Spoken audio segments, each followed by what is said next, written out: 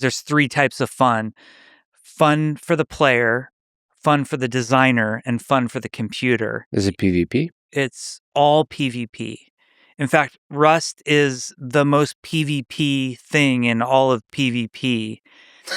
I don't know what that means, but Rust players know what that means. My whole career and my family are thanks to EverQuest, so I think I won the game. And we're idiots. We're reading the forums, and the forums are just flaming us all the time. Like, there's lag on this server and can't log into that server. And that was our perspective of what was happening. And when I showed up at that show, one of the most emotional things in my life, it was nothing but an outpouring of love. I had believed I would never work anyplace but Blizzard. I loved it. It was a part of who I was. And I felt I was a part of it. And I literally thought I would retire from the place. I never thought the day would come. And that was it. How painful was it to say goodbye? It broke me. Now, meanwhile, as far as the outside world is concerned, you've disappeared off the face of the earth, but you were actually working on a game.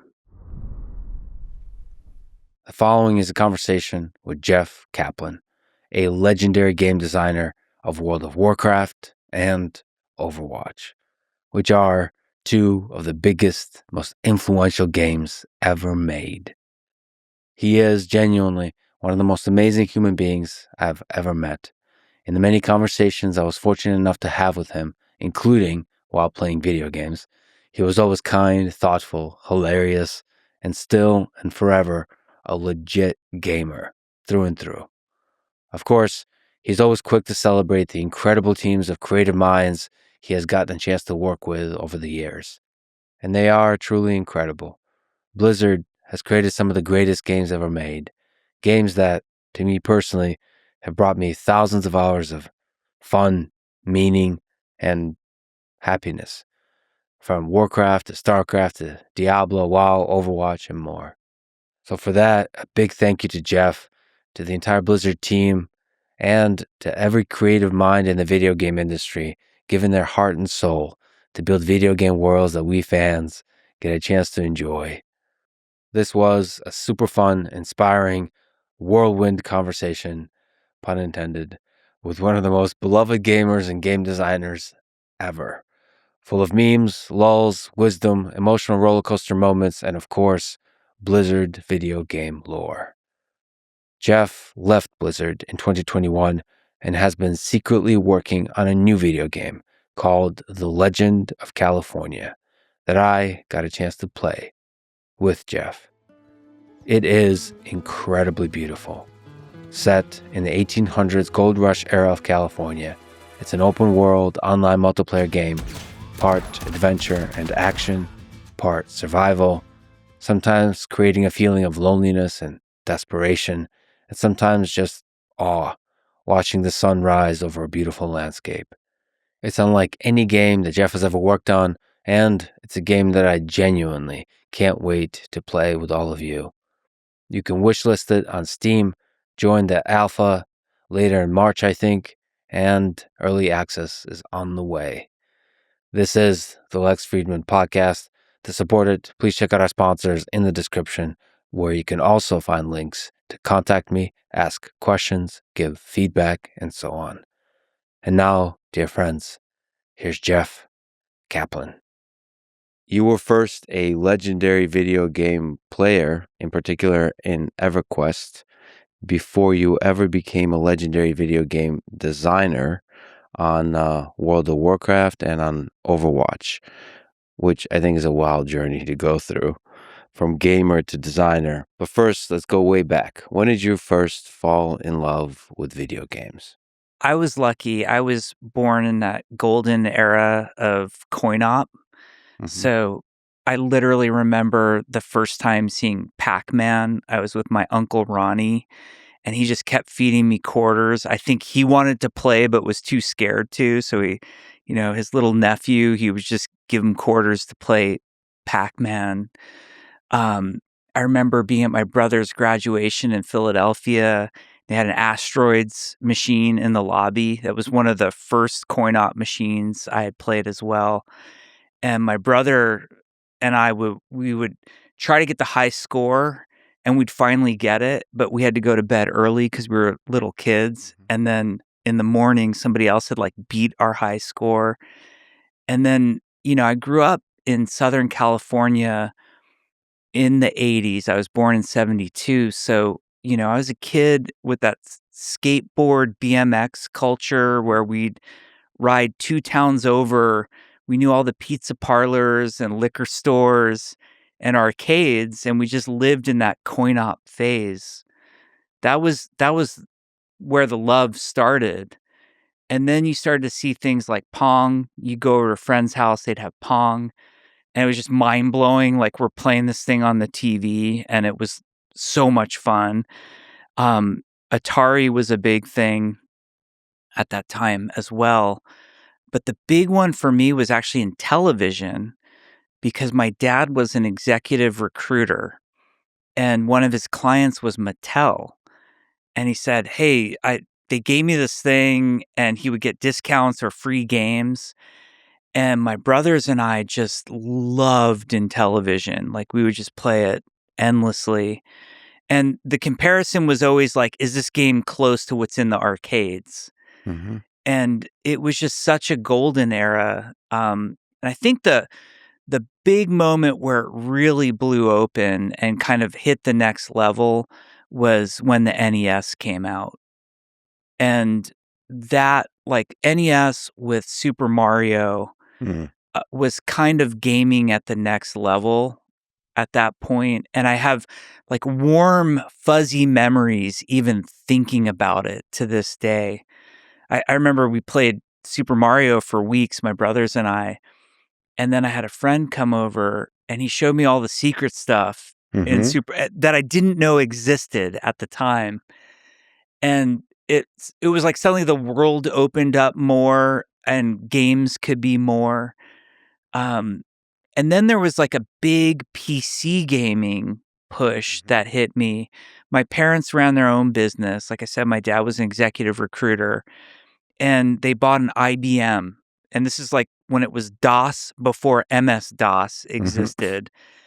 And I was so disappointed because like other kids had the Amiga or the Commodore, Mm-hmm. which, they were better for gaming than the IBM at the time. And my mom, she really encouraged my brother and I. She bought us Zork. It was just Infocom word games and where your imagination would take you. Like, Zork holds a place in my heart I think few games will ever touch. It's a text-based game? Text-based game. You just type in "Go West," "open mailbox," and um but Okay. it's that power of imagination. It's why the book is always better than the movie. Yeah, so you're starting to see these creations of worlds that you can navigate. Yes. You can step into this world and you can lose yourself in that world. Yeah, you're transported. You're living there. Was Zork popular? Zork was insanely popular. And then there was Zork 2 and Zork 3. The trilogy, Zork trilogy. I see it. And it Okay. was weird in like sometime in the 90s, there was this era of what they called CD-ROM games. That's how they branded them. And they made a return to Zork, but it now had graphics. And somehow that just shattered everything because the Zork you knew in your head didn't exist anymore. Yeah, Zork was fantastic. I think it might be open source now, which I think is fabulous. But I highly recommend Zork. There was also in those days on the PC that worked on our IBM was Ultima, which Mm-hmm. was the Richard Garriott series. And he was Lord British. We knew him as Lord British. He put himself in the game. And you want to talk about world building. There was Hugh Forrest and there was all the characters. And the first Ultima I played was Ultima 2 because Ultima 1 was before my time. And that series, it was this RPG group-based PC game, and the worlds were just so rich. Like, you could get on a rocket ship. You're playing in this fantasy world fighting demons, and yet somehow you could get on a rocket ship. And then there was just all of this sort of crazy stuff that would happen in games that are based in the world. Like, there were bouncers in the towns and merchants, but if you really wanted to, you could try to rob these people or kill Lord British. That was Hmm. something that was super hard. And when you're just a jackass kid, you spend your time endlessly trying to do these things over and over. And Ultima was really a profound kind of experience for me. And of course, that led to Ultima Online, which is a legendary game in itself, perhaps connected to EverQuest, sort of Yes. starting to build these worlds that are massively multiplayer online video games. Can you take me to that journey? Like, as you start to get online MMO world, what were influential? What were fun for you? Well, the big one for me was EverQuest. But like you mentioned, Ultima Online sort of was the predecessor. It came before EverQuest. And it was like one of those unfortunate times in my life where I was actually at grad school. You're busy. I was busy and I missed Ultima Online. Like, I would have had that experience. And when you hear the Ultima Online stories, they're some of the craziest, funniest. I knew somebody who they learned how to poison in the game, and then they would poison apples, then leave them on the ground, and somebody else would be adventuring and then feed the apple to their horse and kill their horse. Then they steal all their stuff. And, Ultima Online was it was the earliest grief-based experiment, really, like when you're treating the humans like ants in the ant farm. That was Hmm. kind of Ultima Online. So Yeah. my first, like, what defined online gaming for me was Quake and Doom and Duke Nukem. It started with Doom, and they had it, you could basically LAN. You could network with your friends, or you could connect with a modem and hook up with somebody. And that was like a mind blowing, just seeing another entity in a video game and saying that's a person on the other side of Hmm. that. That was magical. Like, that moment happened, and that person could be in another room or across town from you.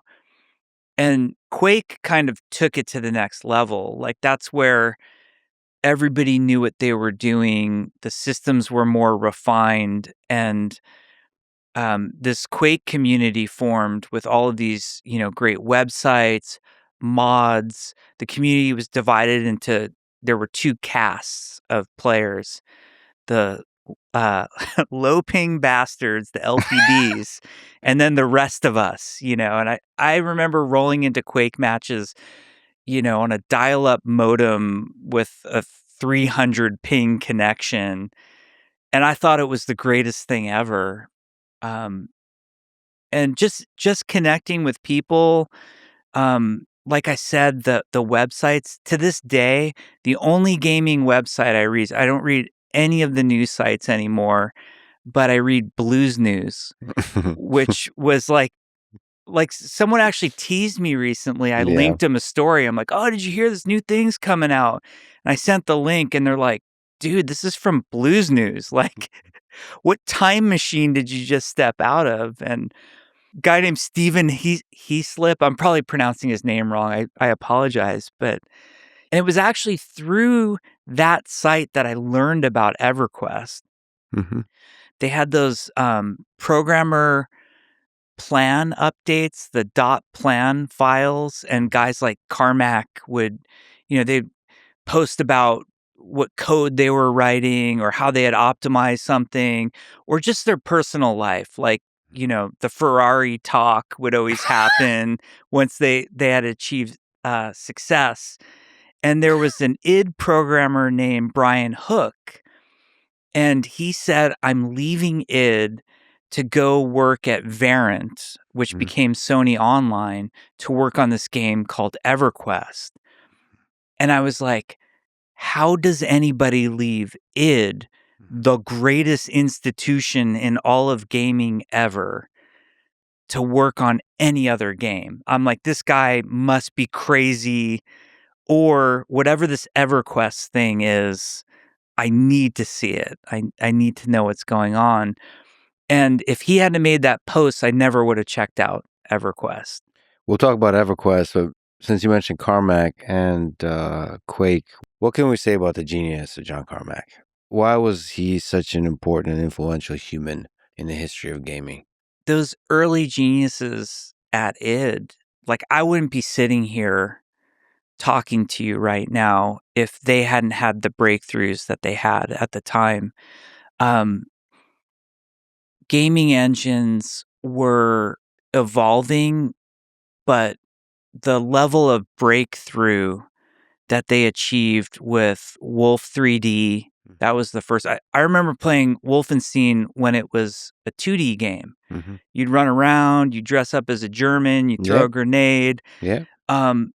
To see it in 3D. And it's funny, you look back at the screenshots or videos of it now, and it seems almost childish, like, oh, why were you so excited about that? And you were transported. There was the intimacy of first person, putting the hands in front of you, holding the gun, being transported to Nazi Germany, but you're the hero fighting the Nazis. And then the evolution, like when Doom came out, I'm a huge Army of Darkness fan, like one of my favorite movies of all time. And I was like, this is Army of Darkness, the video game, like, give me the boomstick. Here we go.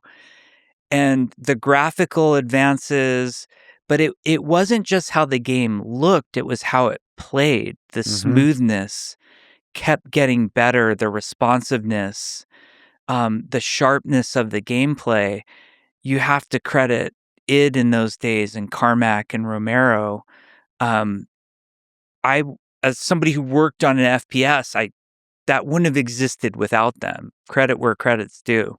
And by the way, we should say as a gamer, your range is incredible. You are a legit first-person shooter gamer, but you're also obviously love the more MMO world-rich, exploratory kind of game.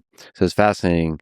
But yeah, there's on the technology stack that brought something like Quake or Wolfenstein 3D to life. There's a threshold which you pass of realism where you can immerse yourself into that world. I had the same exact experience with the Wolfenstein 2D, taking a step to 3D, and it was like tears in my eyes. Like, this is incredible. Like, my memories of Wolfenstein 3D it was like ultra realistic. It's silly to say now, but it Yeah. was a feeling like you're there. Yeah, what an incredible age. And some of that, the storytelling, a lot of that is the technology that brings that kind of 3D world to life. It's incredible. But before we get too far on that tangent, you mentioned grad school. We should mention that you have a master's degree in creative writing from NYU, and you wanted to be a writer. You told me your main influences were Kerouac, but also Hemingway, Salinger, Bukowski, Orwell. What drew you to storytelling in that medium of writing? What aspect of the human experience were you trying to put down on paper?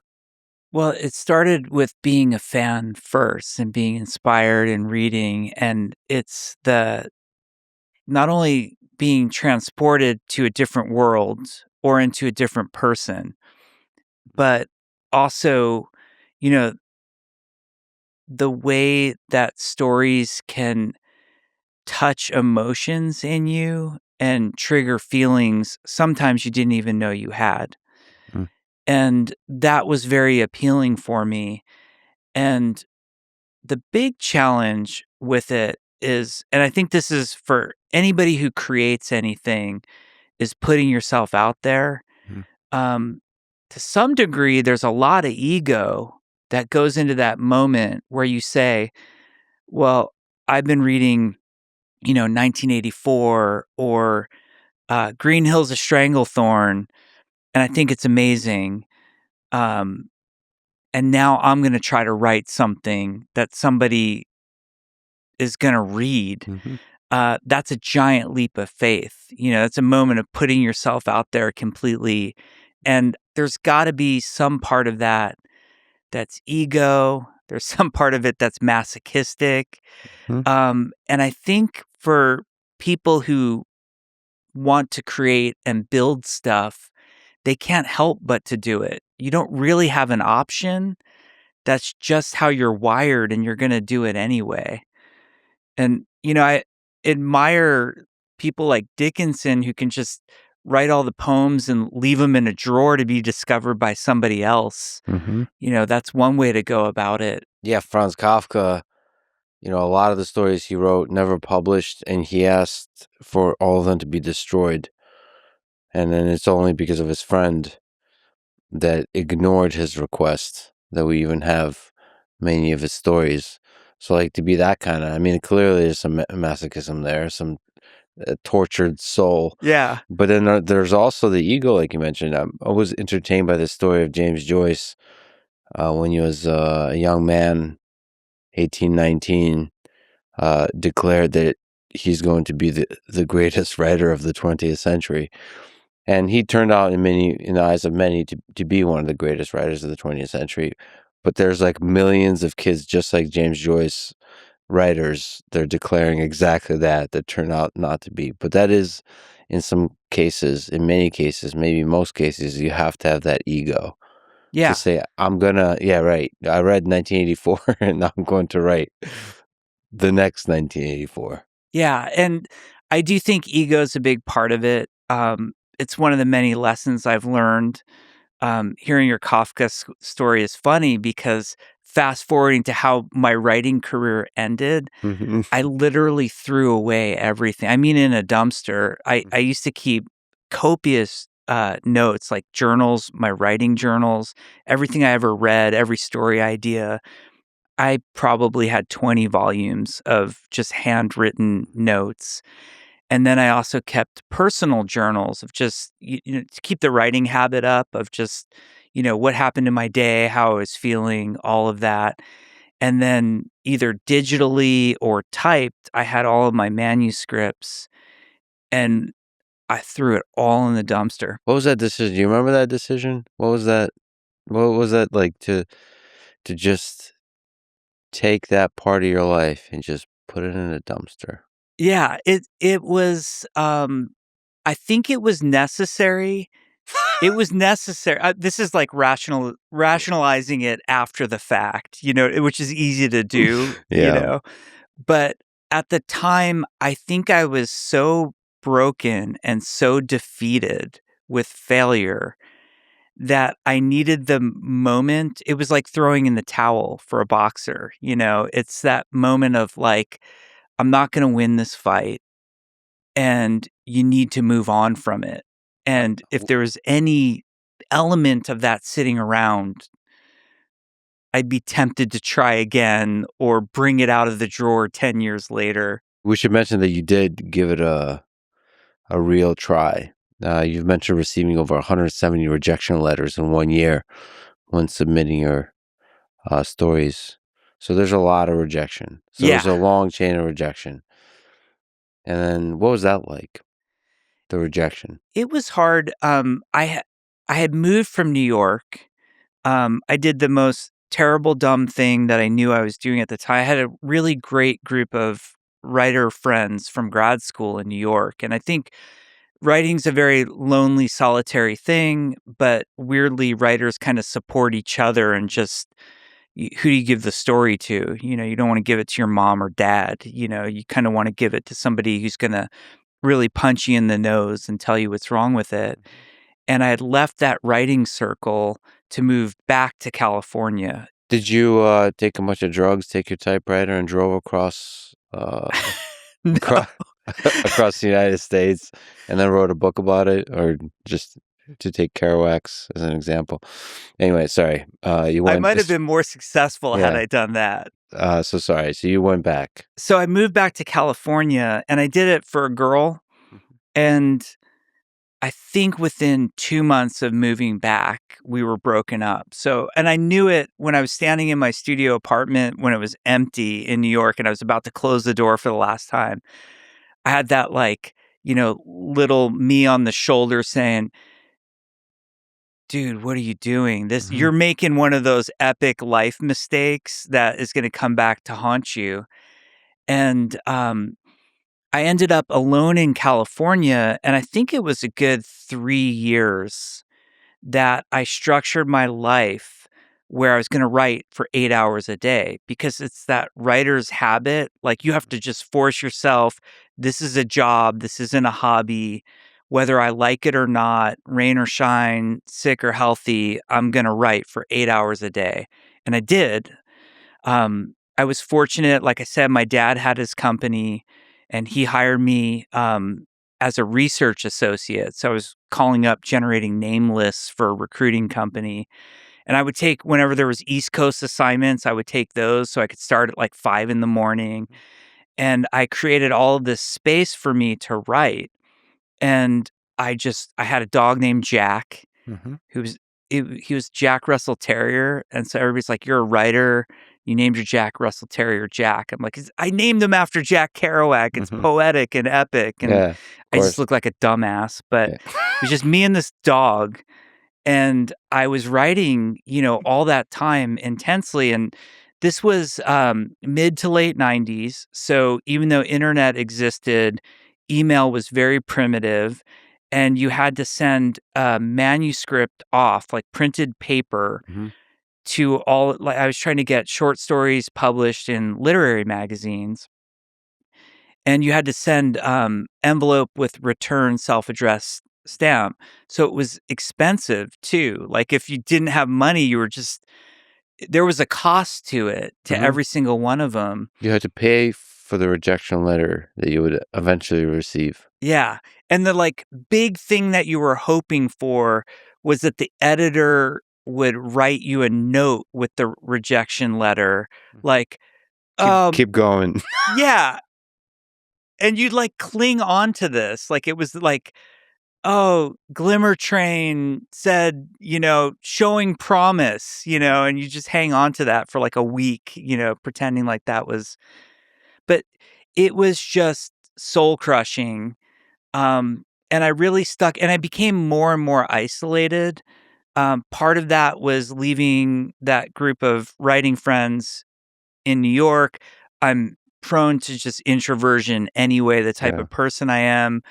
Breaking up with the girlfriend at the time, I just sort of fell into that world of like all I was doing was writing. And it broke me. Like I went into very deep and heavy depression. I drank too much. I really had a problem with alcohol. And all of those things compounded into just deep, deep depression. And there wasn't like a magic rejection that broke me. That would have been epic if Mhm. like someone out there is like the dude who I'm the dude who broke Jeff that one day. But Yeah. I just had a moment where I said, "This is gonna destroy me." Um, and, like, I don't wanna be discouraging to anybody because I really do believe, like, you hear it so much, like, you have to work for your dreams, never give up, like, we're trained this way, like, never give up. The universe actually, maybe not the universe, a group of editors at literary magazines across the United States was telling me it was time to give up as a writer, like, I wasn't cut out for it, and, I stopped. Sometimes, closing a door is required for another door to open. That's one of the Yes. hardest things to do is to walk away. Yeah, and I think rightly so, our parents, our coaches, our mentors train us not to give up, Mhm. and I think a lot of us take pride in that, "I'm never gonna give up, I'm gonna do this, come hell or high water," And sometimes there's that reality, especially when you're now in your mid-20s, where you have that moment of like, am I really going to be this? Like, am I ever going to sort of find the light here? And maybe, and it's so hard to have this moment.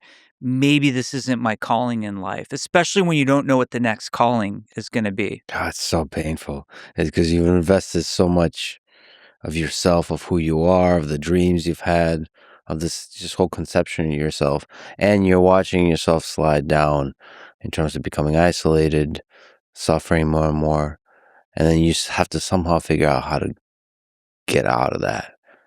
And it is true. In that situation, the way to get out is the dumpster. Is to Yeah. cut it off. Is there advice you can extract from that? There's a lot of young folks who are in that same situation. Yeah, this is one of those hindsight things where, having gone through it and ended up okay on the other side, which you don't know at the time. When you're a young person in your late teens or early 20s, there's so much pressure on you. And I really think adults don't help. Every time you run into the younger nephew or whoever and you start to say things like, "Oh, what's your major? What are you gonna do with that? What do Yeah, you wanna be?" It's such bullshit to do to a human being, yeah. you know? You're so lost in the world. I mean, most of us are lost our entire lives, but especially in your 20s, you're lost. So questions like, yeah, what are you doing? What's your major? What's the career and so on? That's not the point, man. Eh I'm trying to find I'm trying to move through the world. I'm trying to run through the world to find the thing that sparks my heart, to find the passion, to find what I'm meant to be on this earth for. And they're really, I mean, that is a real hero's journey of searching as a young person. That's a real, like, all the adults with their wisdom, they've stopped searching often. They've done the lazy, the comfortable thing. They found their thing, and so now they look back. They don't remember how much suffering and how much uncertainty that young people have to deal with. there's confusion, there's pressure, like, the pressure we exert on younger people for having it figured out it's insane.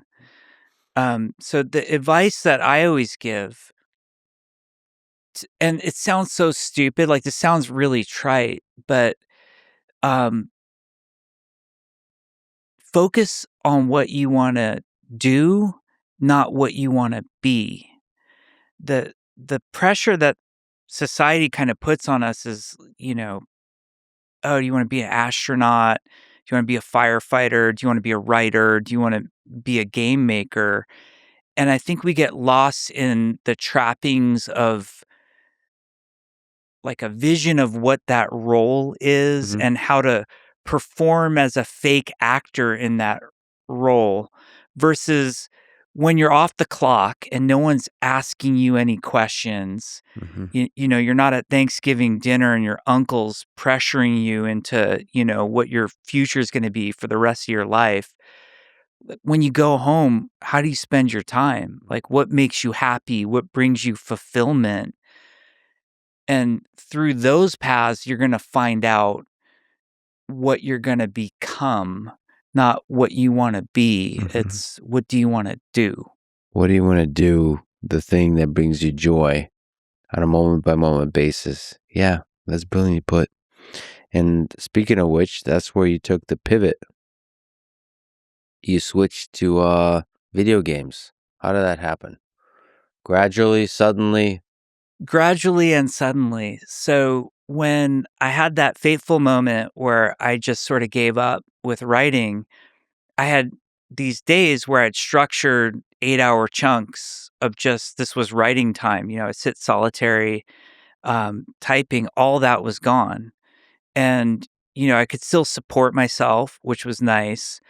And then I had this free time and I wasn't spending it with anybody. I was just alone, me and the dog Jack. Mhm. And I just poured it all into EverQuest. Yeah. You know, it was 1999 when that game came out, and I had a friend, Victor, like kind of a lifelong friend, one of the few friends I had who played computer games, because there was a stigma to that. Mhm. You know, it wasn't you didn't walk around telling people you played games. They thought you waste your time. And my friend Vic had bought EverQuest. I'm like, "That's that game that guy Brian Hook went to work on. Is it good?" And he's like, "Yeah, you gotta play it." And the moment I logged in, I was just transported. It was the world of Norath, and it wasn't just the world itself and how it looked. I thought the game was gorgeous.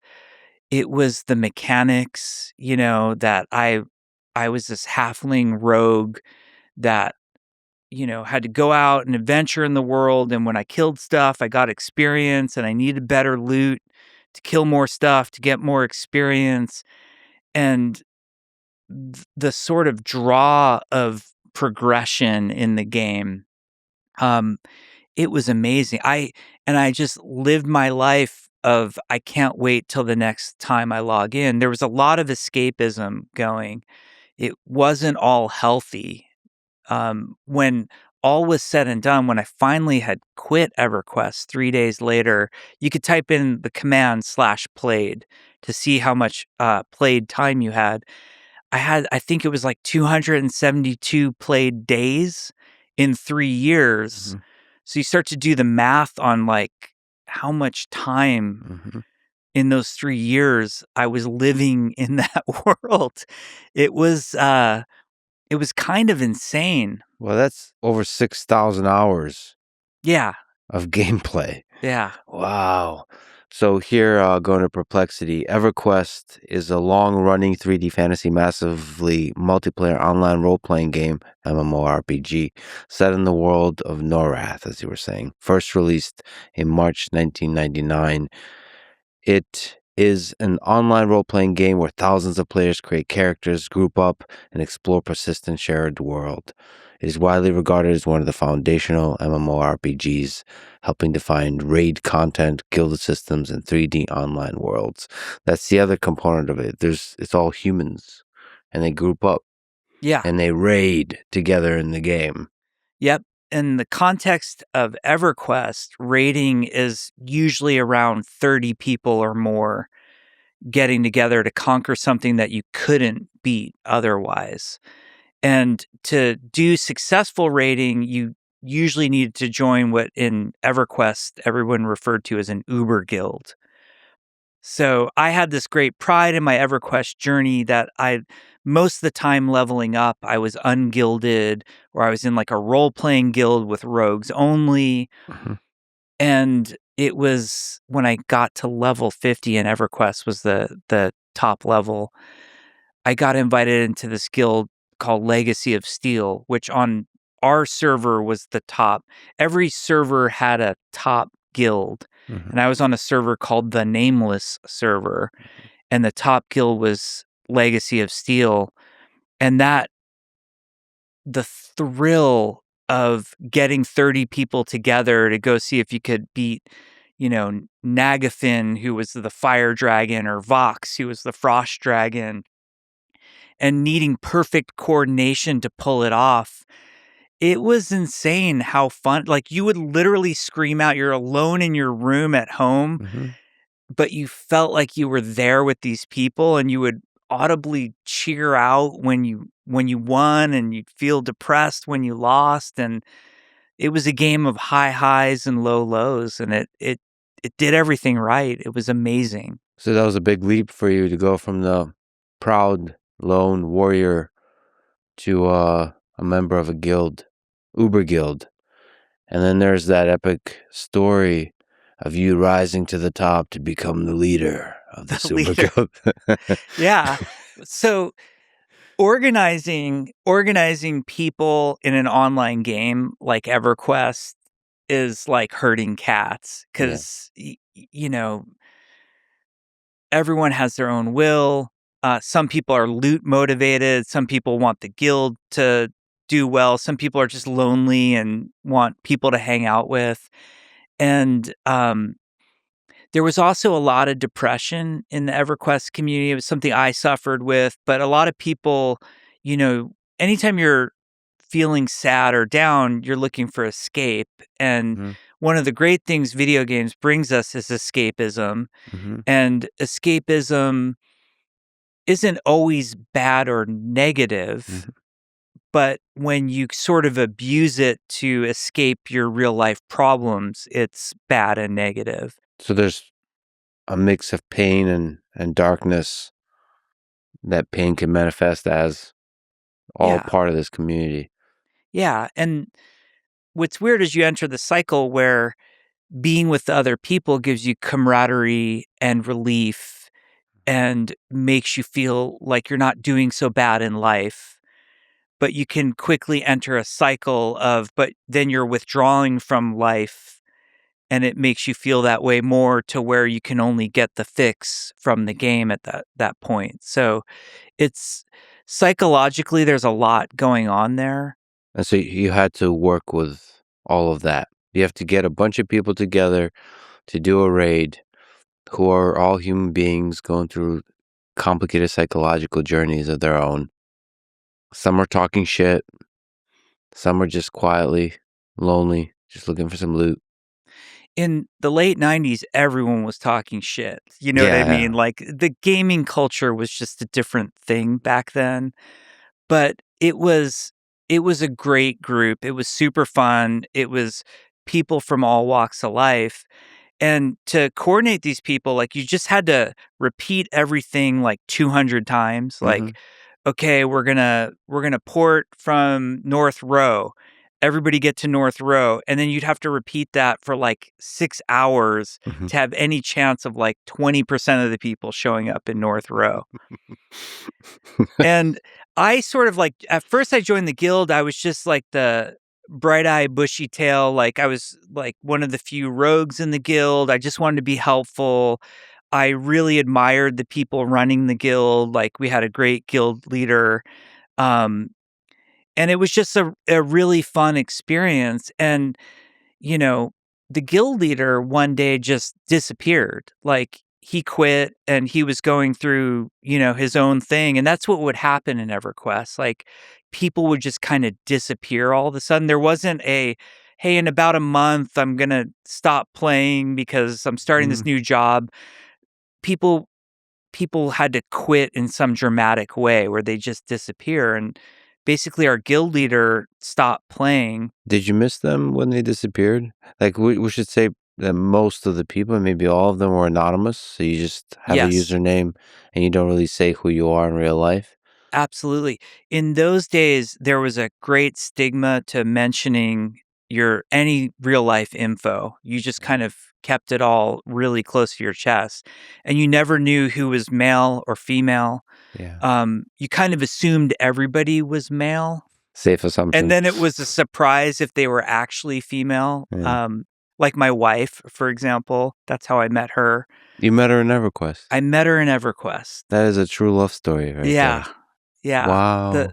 the funny part for me with EverQuest is, you know, you play a game as much as I played EverQuest, and people are like, "You threw years of your life away, like, you can't win a game like that." And I'm like, "I don't know, like, sitting here today, my whole career and my family are thanks to EverQuest, so I think I won the game." Yeah, you're like the well actually guy. Well, Well, yeah, your life exactly. it will be on a Wikipedia page somewhere that says, "Well, here's an example of somebody Yeah, why video games are awesome." Yeah, I mean, some of the, I should mention as an aside for me and many people I know. Yes, it's hundreds of hours, but some of the happiest hours and days of my life. Like looking back, it all worked out. During it, you are pretty low and you think, what am I doing with my life? All that kind of stuff.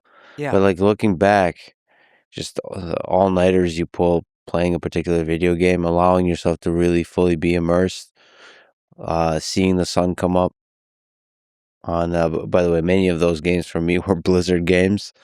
It's an incredible thing that video games have been able to do. I think, it used to be, and still somewhat the case that books do that kind of same thing. They Yeah. take you on a journey. But video games for a long time, you're right, they had a stigma.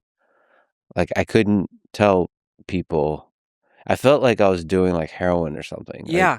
I felt like I was doing this secret dark thing. It's usually in the it usually is in the dark. There's just this secretive nature to it. Like I'm doing something really dark and shady. It wasn't mainstream. It wasn't. It wasn't there was a stigma to it, and one of the weirdest parts of that is, I mentioned, like, you could type in the /played in EverQuest. Well, if you did the /played on how much TV people watch, what would that look like? It would blow Yeah. 6,000 hours out of the water easily. Well, it in 20 years ago, it would have, not today. Now it's the phone. Yeah. Yeah. But then it is hard to say goodbye to that world. Yeah, Those are also really painful times. How hard is it to say goodbye for you? to EverQuest, it was really hard. And there were times where you try to quit. Oh, you took a break sometimes? Yeah, you think you're quitting for good. You'd have those moments of like, I'm doing this too much. I need to move on in life. I'm going to put it down and walk away and hopefully not come back. And there were times where you did come back. When I finally did leave EverQuest, it was actually extremely easy because I was psychologically done with the game at the time. Um, it was not shortly, but not too long after a new expansion had come out. At the time, it was Shadows of Lucklin, Mm-hmm. which didn't speak to me like the expansions before. Like the one before that was called Scars of Velios, which was an amazing expansion. And I had gotten the job at Blizzard. And I guess I'm just an obsessive person. So all the time and energy that I had put into EverQuest, the second, the second my first minute started at Blizzard, that was my new obsession. So speaking of which, you have to tell the epic origin story of how you got the job at Blizzard. As we said, you were this legendary gamer and now legendary troll on EverQuest, username to go. You gave a lot of edgy feedback to the devs, telling them in now famous, there's several rants. There's a famous one where you tell many of them to do a bunch of things, including to pull their heads out of their asses. You were loved and respected because you gave a lot of specific ways that the game could be improved. And that's an important thing to say. You weren't just talking shit. You actually really loved and cared for the game, and you gave them, in the language of the time, advice on how to improve their game. And it's funny because, like, you look back to those messages, it's inspiring to me. It should be informative and inspiring to a lot of people because you're really legit full-time talking shit. And now, and always have been, like one of the kindest, most loved human beings in the entire gaming industry. Anyway, how did that lead to you getting a job at Blizzard? So when the first guild leader left Legacy of Steel, the founder, he was a guy named, his online name was Dread. That was his name. He left. And our guild was kind of in this listless spin for a while. And eventually somebody stepped up and took his position as guild leader. And that person's name was Ariel, Mm-hmm. who was this blonde wood elf warrior female who always refused to wear a helmet because thought their character was so pretty, wanted to show their face all the time. So Ariel was a great guild leader for us and made me like a assistant guild leader, raid leader, officer type in the guild.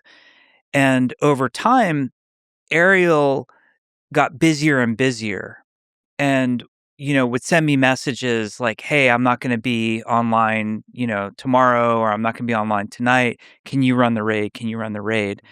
And running the raids was very natural for me.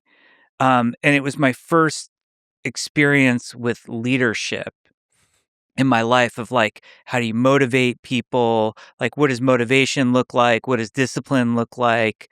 how do you inspire people? When do you force people versus encourage them? So it was a learning experience for me on the fly, and I had the safety net of the real guild leader would log in eventually. I should mention, I'm just now reading about doing a bunch of research on Justinian of the Roman Empire, and he rose from being a peasant to being emperor. So I see a lot of parallels in your life journey from peasant to emperor. But go ahead. I'm sorry. At least EverQuest guild leader. That's as much as I Uber can guild. say. Uber guild leader, best guild on the nameless server.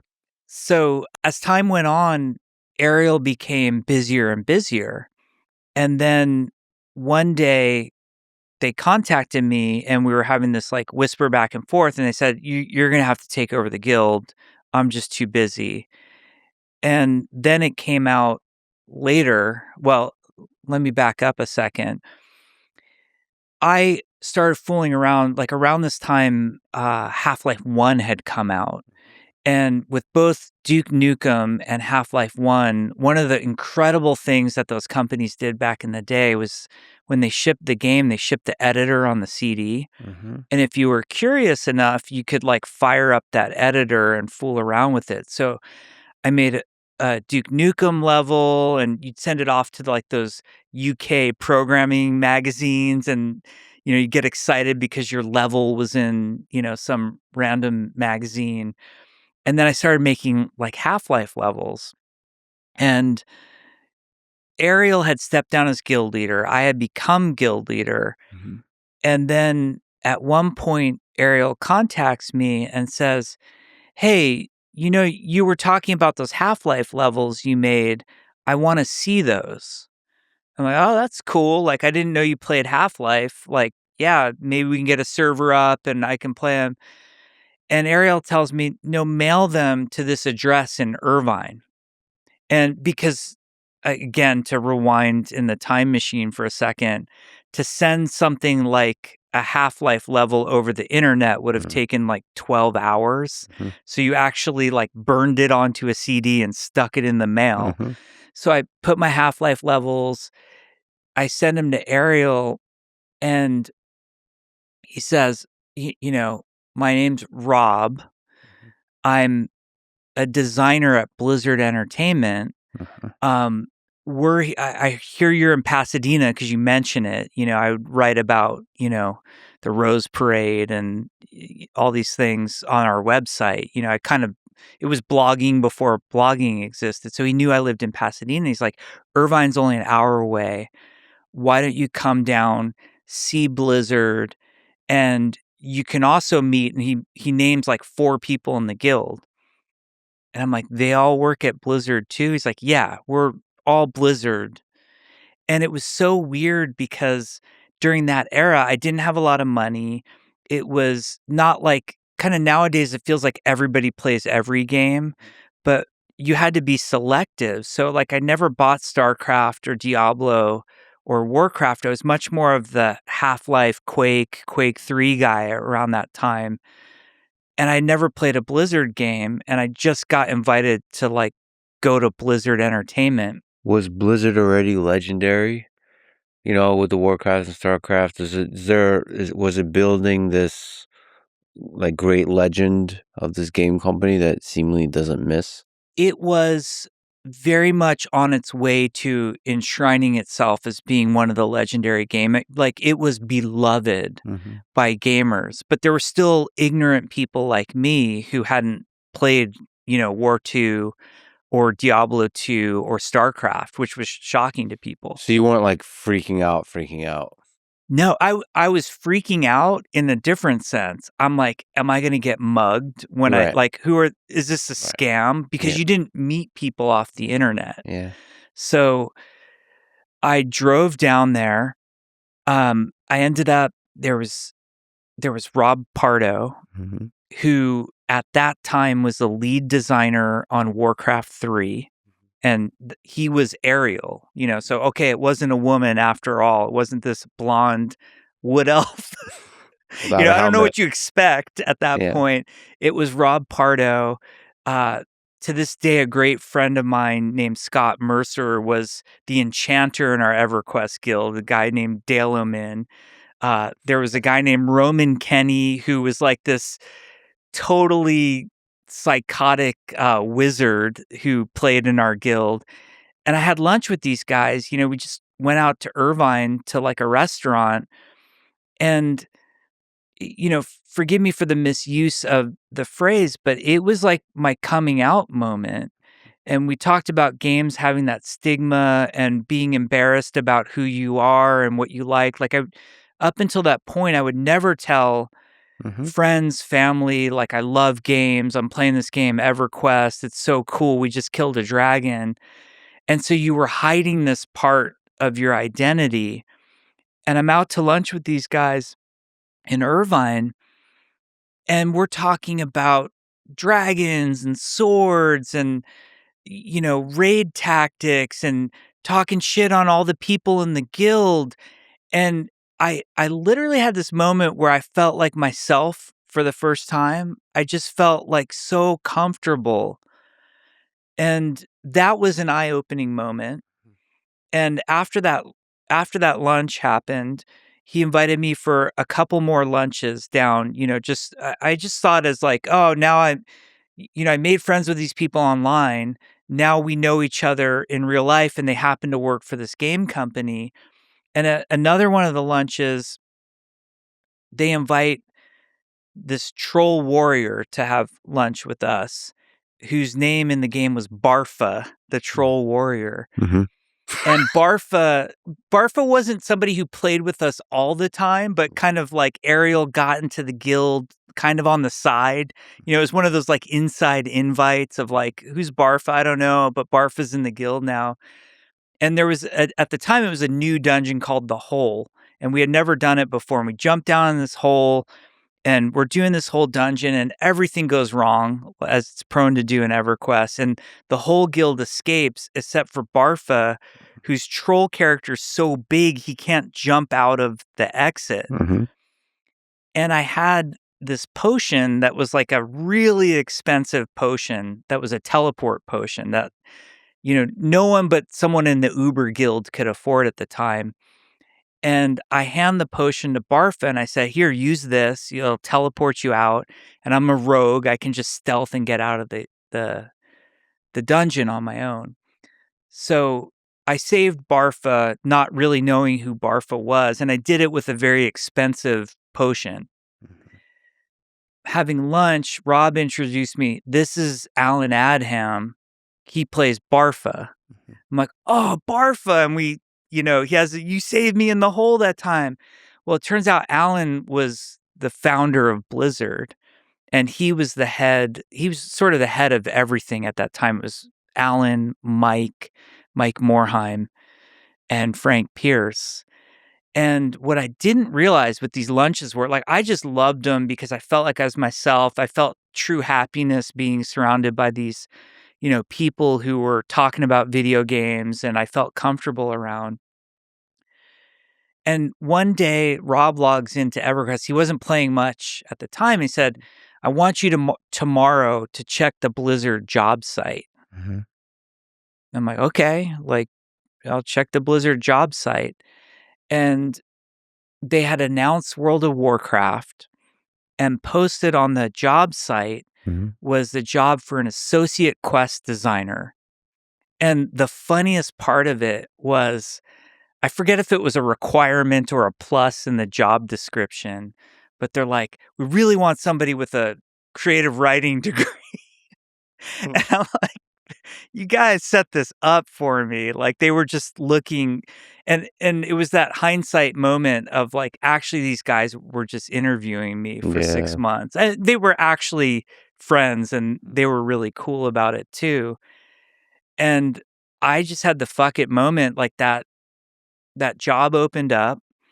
I applied with all my heart, like they had a bunch of quest writing on it. And then I went through like a pretty hardcore 6-month recruiting process because they never hired designers from out of the company. traditionally designers were promoted from within Blizzard. Either they would like transfer out of other disciplines or they would come from quality assurance, tech support. So hiring somebody off the street was kind of a big deal for them.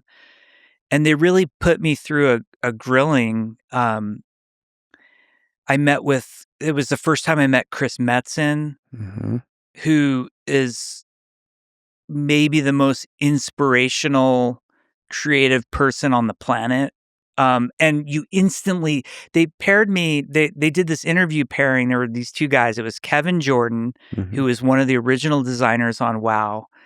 Really, he doesn't get enough credit for his contributions. He was one of the earliest class designers, PvP designers. But he's a really quiet guy. And they paired him with Chris, and Chris just owns the room. You know, Chris, you could just sit and listen to him. He's so creative. He's so passionate. And the way he articulates things, like you just instantly become a fan of Chris when you're around Chris. And Chris, Kevin, and I go to lunch at this Italian place that was across the street from Blizzard. And I remember Chris made a stop to buy cigarettes, on the way to the interview. And then every other word out of Chris's mouth was like, fuck and shit. And I had come from this whole like corporate culture from my dad's recruiting business where I'd never imagined somebody would curse in an interview or stop to buy smokes. And again, it was like, I'm around my people. Like I never smoked, but just, being around people who didn't care about what the corporate norms were was so inspiring. And then my last interview was with Alan and Rob and a great programmer named Bob Fitch. Like, I think he's one of the first 5 developers at Blizzard.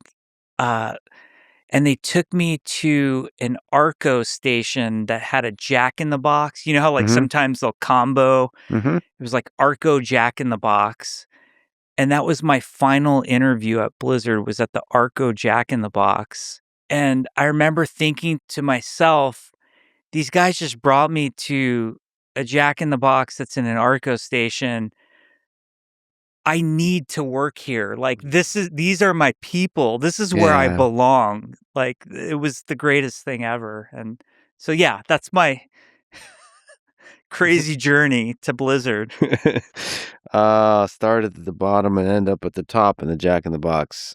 Can you speak to, because you mentioned some of the low points in depression through that journey, how did you find your way out?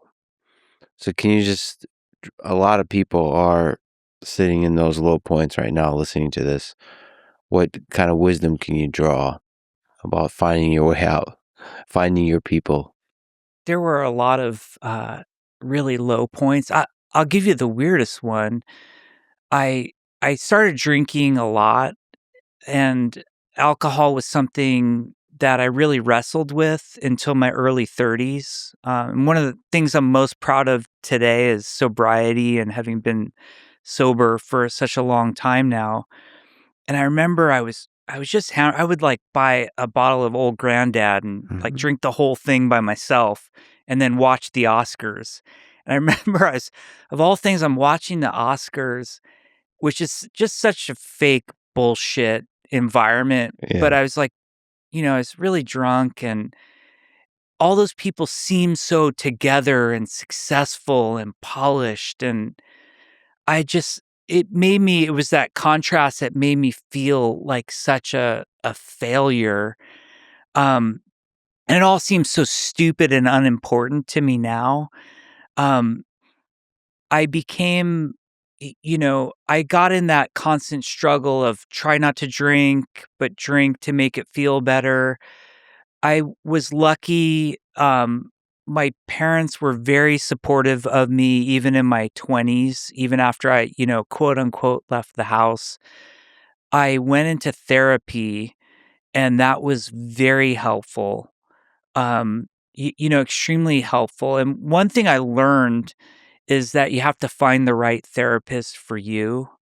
it's not just checking a checkbox of I went to therapy. It's about finding somebody who sort of helps you get out of whatever rut you're in a way that's healthy for you.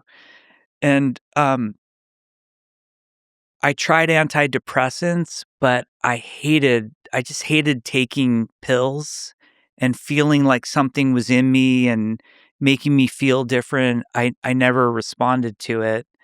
And then the hardest thing, you know, which I've never mentioned to anyone and is hard for me to talk about, but eventually I went through ECT, which is electroconvulsive therapy, shock therapy. And that broke me out. And I would never endorse that as a miracle. That was, I was at such a low point that people were very worried about me and my well being and what was going to happen. And that was sort of an extreme pull the ripcord, like there's nothing else to lose moment. And I think that was the difference maker. That and starting at Blizzard. So there is a deep loneliness there when before you met those guys at lunch, you're alone, like in a really deep fundamental way, like in the way you weren't in New York with the writers group, right? And so that must have been an incredible experience just to see the guild. Yes. It was everything I need.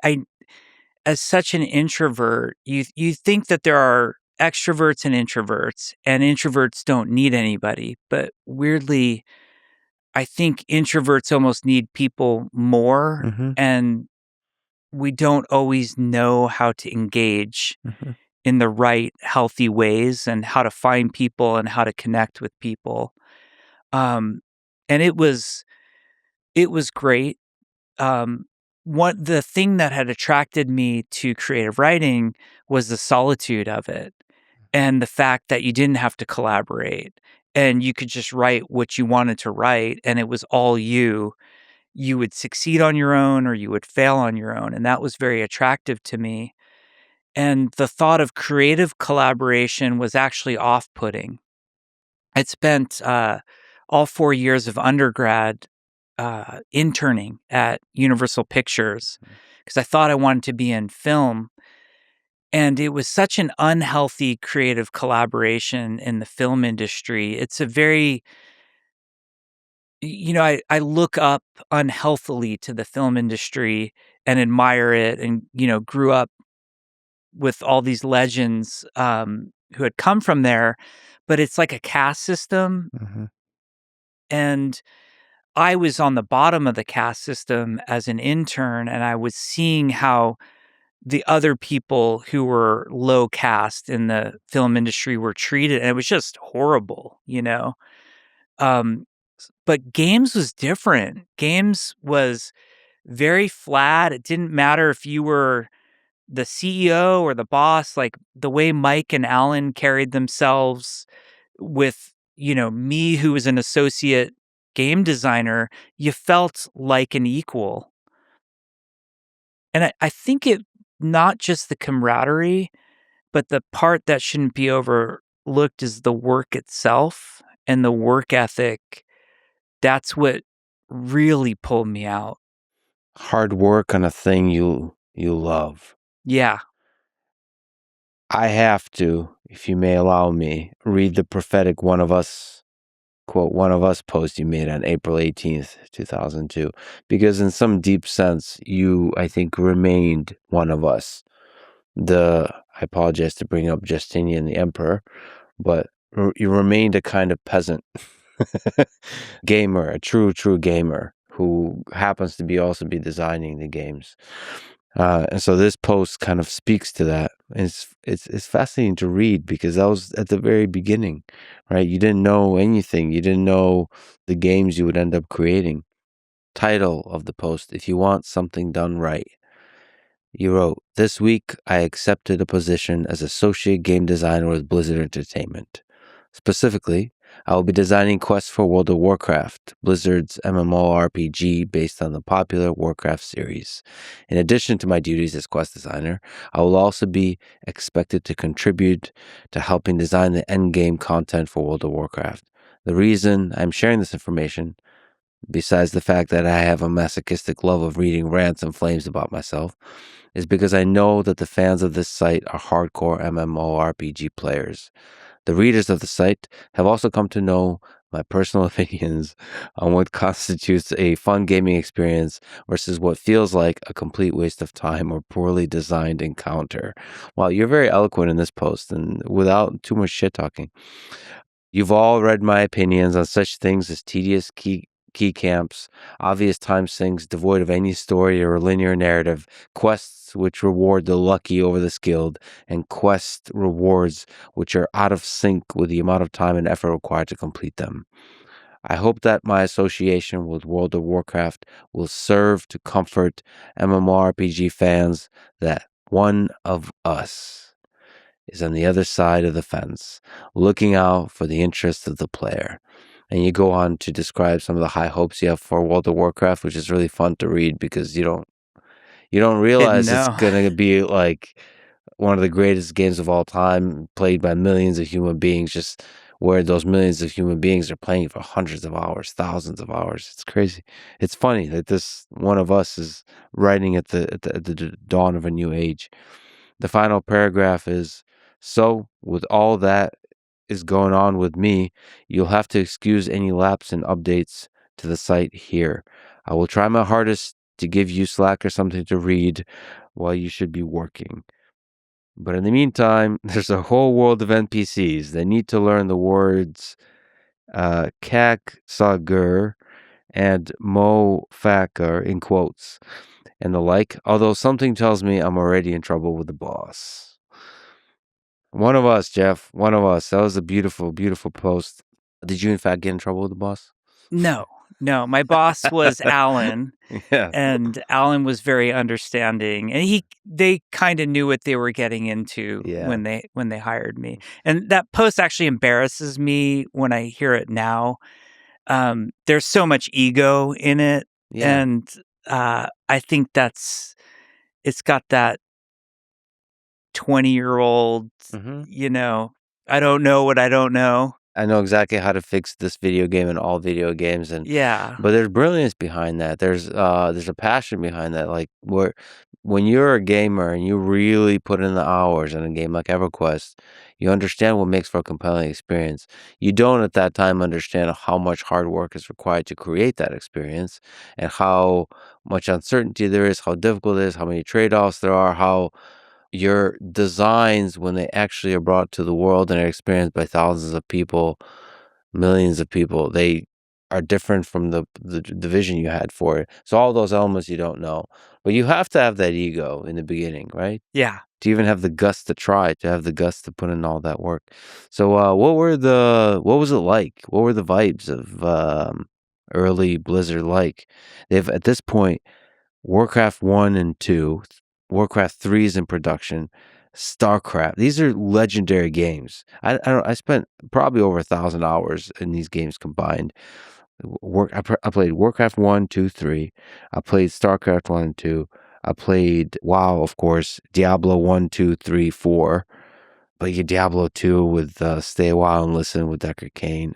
Stay a while and listen. I mean, some of these characters, some of these experiences just will stay with me forever. Anyway, so big thank you to those early Blizzard folks. What was it like? What was the team like? What were the developers like? What was the vibes like in those early days? It was amazing. It was the dream. When I showed up at Blizzard on my first day, the office was on the University of California, Irvine campus at the time. They have this research and development park where if you're like a tech company, you can get office space there. And Blizzard took up, when I joined, it was 3/4 of the building was Blizzard. And there's like a building right next to it that had like Cisco and, it was like all kind of techie places. And it was so funny because you drive up and like everything was very serious and corporate. And then outside of the Blizzard offices, everybody's wearing black t-shirt and shorts and throwing frisbees and playing hacky sack and on scooters and skateboards. And you're like, okay, that's where Blizzard is. So it was that environment. I remember walking in the door and thinking, like, it feels like I'm walking into a dorm room because it was just posters on the wall. And there were actually, like, people would have futons because they'd be sleeping because we would work so much back then. But the vibe it was very small. Like, Blizzard, the day I joined in May of 2002, was fewer than 200 people. And that included, there was a whole group up in San Mateo called Blizzard North. So Blizzard South, the Irvine group, was responsible for StarCraft and Warcraft. And there were two development teams at Blizzard. It was called Team 1 and Team 2 at Blizzard South.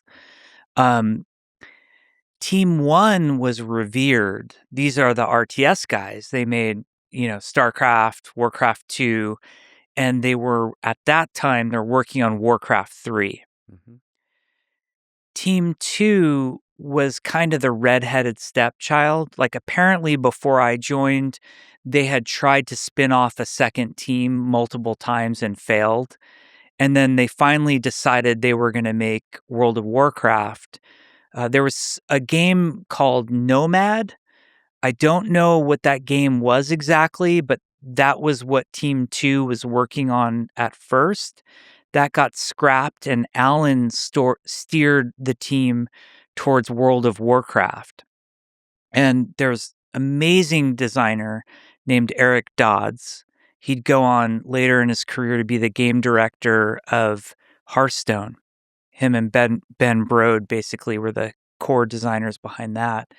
But Eric and Kevin Jordan were these two key designers working on World of Warcraft for Team 2. And then you had this tech group that was headed up by John Cash. And John Cash, the first day that I showed up to work on Team 2, they said, you have to go get your login from John Cash. I'm like, John Cash from id. And, John Cash has a skin. You could be John Cash in Quake 3. So, and then he saw me, and he was a huge EverQuest player. And he was like, you're the guy who runs Legacy of Steel. I'm like, you're John Cash. And we had that moment where we kind of fanboyed out on each other. And it was just, the vibe was so cool there. Like, there were very few producers. So a game team, there are 5 core disciplines that make a video game. You've got engineers or programmers who are writing the code. You've got the art team that's making all the visuals for the game. And that spans everything from like 3D modeling, characters, environments, to also animation, tech art, making it all work. You've got game design, which some companies don't have design. The artists and the engineers do it. Valve famously has very few designers because everybody there is a designer. But in companies where design is a discipline, which it very much is so at Blizzard, game designers are sort of the creating the game experience people, setting up all the systems and content in a way that gets the player to navigate through the game. So that's part of his story, part of this quest design, part of it is like how you move through the game world. Yes. So game designers, there's a spectrum, like same with art, same with engineering, of roles within game design. Some are more heavy on the system side. So like any game that you've played where loot drops, Diablo IV, World of Warcraft, Escape from Tarkov, whatever. If there's loot dropping, a designer has planned out very carefully what drops where and at what percentages. That would be like a systems designer. A content designer is somebody who's going to make quests or write storylines, or there might even be a narrative designer, which is even more focused on story. But designers, run the gambit, and then you've got these jack of all trade designers that can do it all. So that's the design group. There's production, which is project management. And production is different at every game company you go to. So if you talk to someone from EA or Blizzard, production might be very different. They might be the boss. They might actually be a designer, or they might be more of a project manager. And then one of my favorite disciplines on a game team that's often overlooked is sound and, audio, which is comprised of the sound designers and composers. And there are two things, I think there are two things that no one realizes how much they bring to a game until they're missing, and that's audio and lighting. Because most of the time we're playing without these things, and it just feels a little off and wrong. And when you have a great lighting artist or you have a great composer or sound designer, the experience, you're just tapping into these senses that you wouldn't otherwise. But that's who comprises the game team. As the lighting, all the different kinds of graphics, would that be under the art team? Yeah, lighting, you're going to have lighting under the art team, but they're going to be best friends with a graphics programmer. Okay. And, like I mentioned with design, there's this wide spectrum. On the engineering team, you have some guys who are like architectural geniuses who are coming up with, the server client model or the networking or whatever. Others are more like gameplay focus. On Overwatch, we had an audio programmer just doing nothing but audio hooks for the audio team.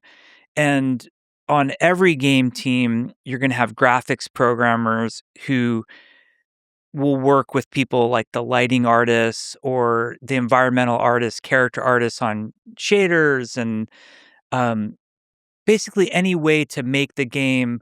They'll always ask, what's your vision? What are you trying to get it to look like? They'll want an illustration of what should the world look like. And they'll be the ones who say, I know how to write code that will let you do that. So you partner a great graphics programmer with a great lighting artist, and that's actually the creative tension behind games. And what makes game teams so unique is if we were to line them up on some crazy spectrum, on one end, you're going to have the artists who they're creative, dare I say, emotional, they are artistes on that end. And on the other end, you have the most logical, brilliant programmers who their minds just work very differently from the most creative art. Like artists could be sitting, you have a meeting with them and they'll just sit illustrating. If there's any piece of paper, they're drawing on it. And programmers, they're just so brilliant and organized in their thinking, and everything's so logical. And then in the middle are people like the sound designers, the game designers, and the producers. They're kind of a little bit in all those fields, but it's the brilliance of taking people who are so vastly different in their interests and talents, but aiming them at that shared goal or that shared vision of the game that really makes something special. And there, you showed me the size of the team for World of Warcraft, but you've also are well known for working on quite small teams to create these incredibly huge games. What is the power of a small team in this kind of context where there's that creative tension? Is it because a small team avoids maybe the compartmentalization, like the modular, where the artists now have their own wing building where they never talk to the engineers, that kind of thing? Absolutely. I mean, you hit the nail on the head. The bigger the team, the more you become a cog in the machine. And on a small team, the way I like to describe it is you get to have a loud voice. If we're a small team, let's say we're going to make a game and it's at sort of the incubation period of a game, and there's only 10 of us. All 10 of us are in the room for every decision. I'm not a server networking guy, but I'm in the room for that discussion. I'm not an illustrator, but I'm going to sit in the room when we decide what the art style looks like. As soon as the team starts to grow, we become compartmentalized. Mhm. It's exactly like you said. And there's a weird thing that happens. This is just kind of a human nature thing. The less you interact with somebody, the more you sort of become alienated from them and vilify their point of view. Mhm. You tend to look at what they do and say with skepticism Mhm. rather than trust and belief in them. And I find on smaller teams where we all know each other's names, I know what everybody's working on every day, they know what I'm working on, everybody can talk to each other. There's none of that stereotyping Mhm. of a discipline. On big unhealthy teams, you start to say things like, well, the artists just don't get it. They Mhm. don't understand what we're trying to make. And when you back up and you think about the statement that you just said, it's like such an asshole statement. Like, really, all the artists don't get it? Like, that's not true. B, that's sort of demeaning to them. Like, they signed up for this is their life's work too. Mhm. This game is going to be as much theirs as it is mine. So who am I to say a statement like that? Yeah, it's harmful to a discipline to think that you understand the world and those silly other folks don't, and you have nothing to learn from them really, and they're deluded in some kind of way. That's so powerful. Fast forwarding a little bit, when we formed Team 4, and which went on to make Titan and ultimately fail, and then that got rebooted as the Overwatch team. The idea that I tried to get through to the team was to make an assumption. And really, like, Blizzard is one of the top game developers in the world. And we were very fortunate when I was there, and I imagine it's this way today, that we could recruit whatever talent we wanted. The best of the best wanted to come work at Blizzard. And if you sort of go through the paces of that and say, okay, when we recruit somebody, let's say we're recruiting an artist to make props, Mhm. boxes, chairs, whatever. That is the best prop artist in the industry. That's who's going to show up on our doorstep. So when they show up here, we should treat them like the best prop artists in the industry instead of starting from a place of doubt and cynicism. So when that person speaks up and says, I think, like with Overwatch, for example, I think we should do this, we should do X instead of Y. Instead of saying, well, I'm a believer in Y. Why are you against my idea X? You should take a moment, have a deep breath, and say, man, the best prop artist in the industry is suggesting something. Why don't I listen to it? I actually do for myself like this kind of thought framework or thought experiment whenever I'm talking to a new person, especially if I feel in myself a little bit tinge of that feeling. Usually it happens with like a really young person, like an undergraduate student or something like this. I pretend that they're the smartest person in the world in my head. And then now, like, it puts me in the mode of like assuming I have a lot to learn from them. And it helps. You actually like really listen. I literally think they're the smartest, wisest human on earth. It helps me. I had that, like, I think, I'm no expert. I'm a game designer, so like as much psychology as I know is how to manipulate people into having fun, hopefully. Like, I don't know. I don't have an important job, but Yeah, right. What's psychologically fun? speaking, I, one thing I think a lot about is ego, and I think about insecurity. And insecurity we all have. Like, all of us as human beings have insecurity. It just manifests itself in different ways. Mhm. And as we kind of go through our life journey, the insecurity also changes. So like some people, for example, use their insecurity to rip other people apart. Some people destroy themselves through their own insecurity. Some people destroy everybody with their insecurity. But I had that moment as a young lead when I first was made a lead on like World of Warcraft, where I felt it was very important to be right and to, be shepherding the correct idea. And I actually got pulled aside. Like Pardo and I had a meeting with a couple people who weren't game designers. And it's always tricky as a game designer because constantly everybody's throwing ideas out on a game team. Like there's no shortage of ideas ever. And we were in some meeting about something, and these people kind of threw out these ideas.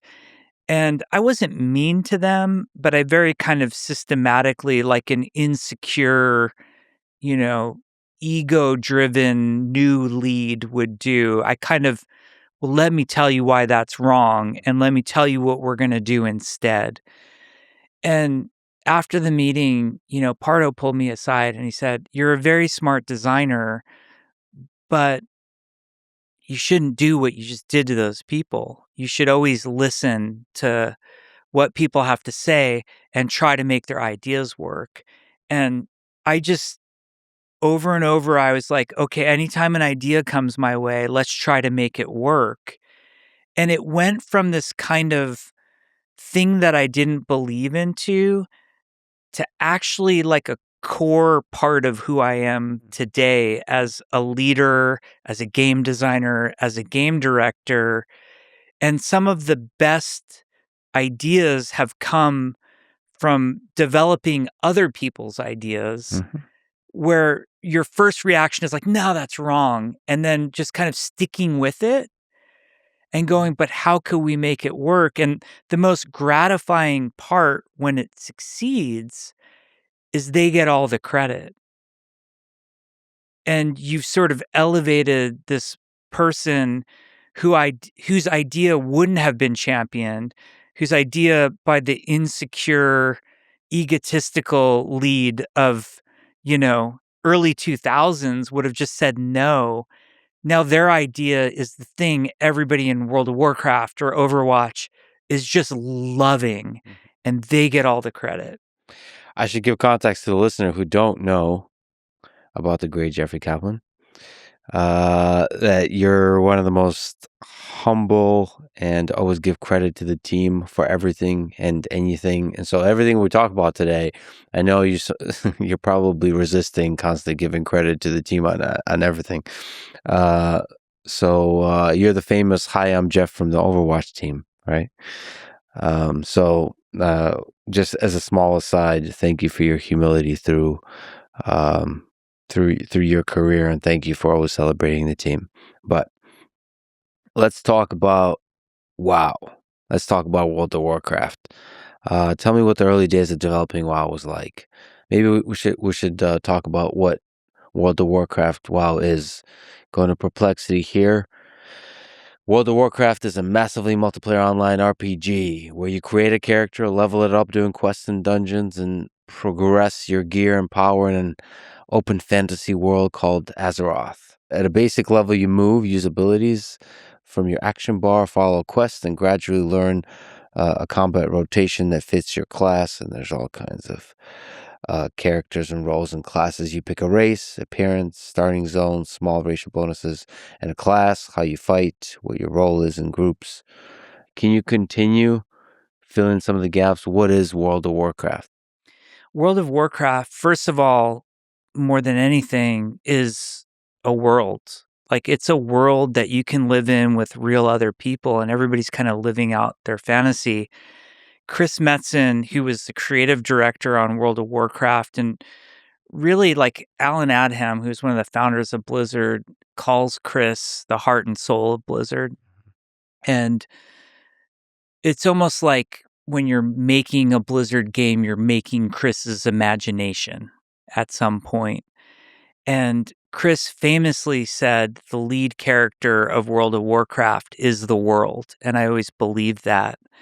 So you're trying to create this place that's exciting and dangerous, but comfortable, but uncomfortable, and gorgeous. And, it should feel massive. And it really is.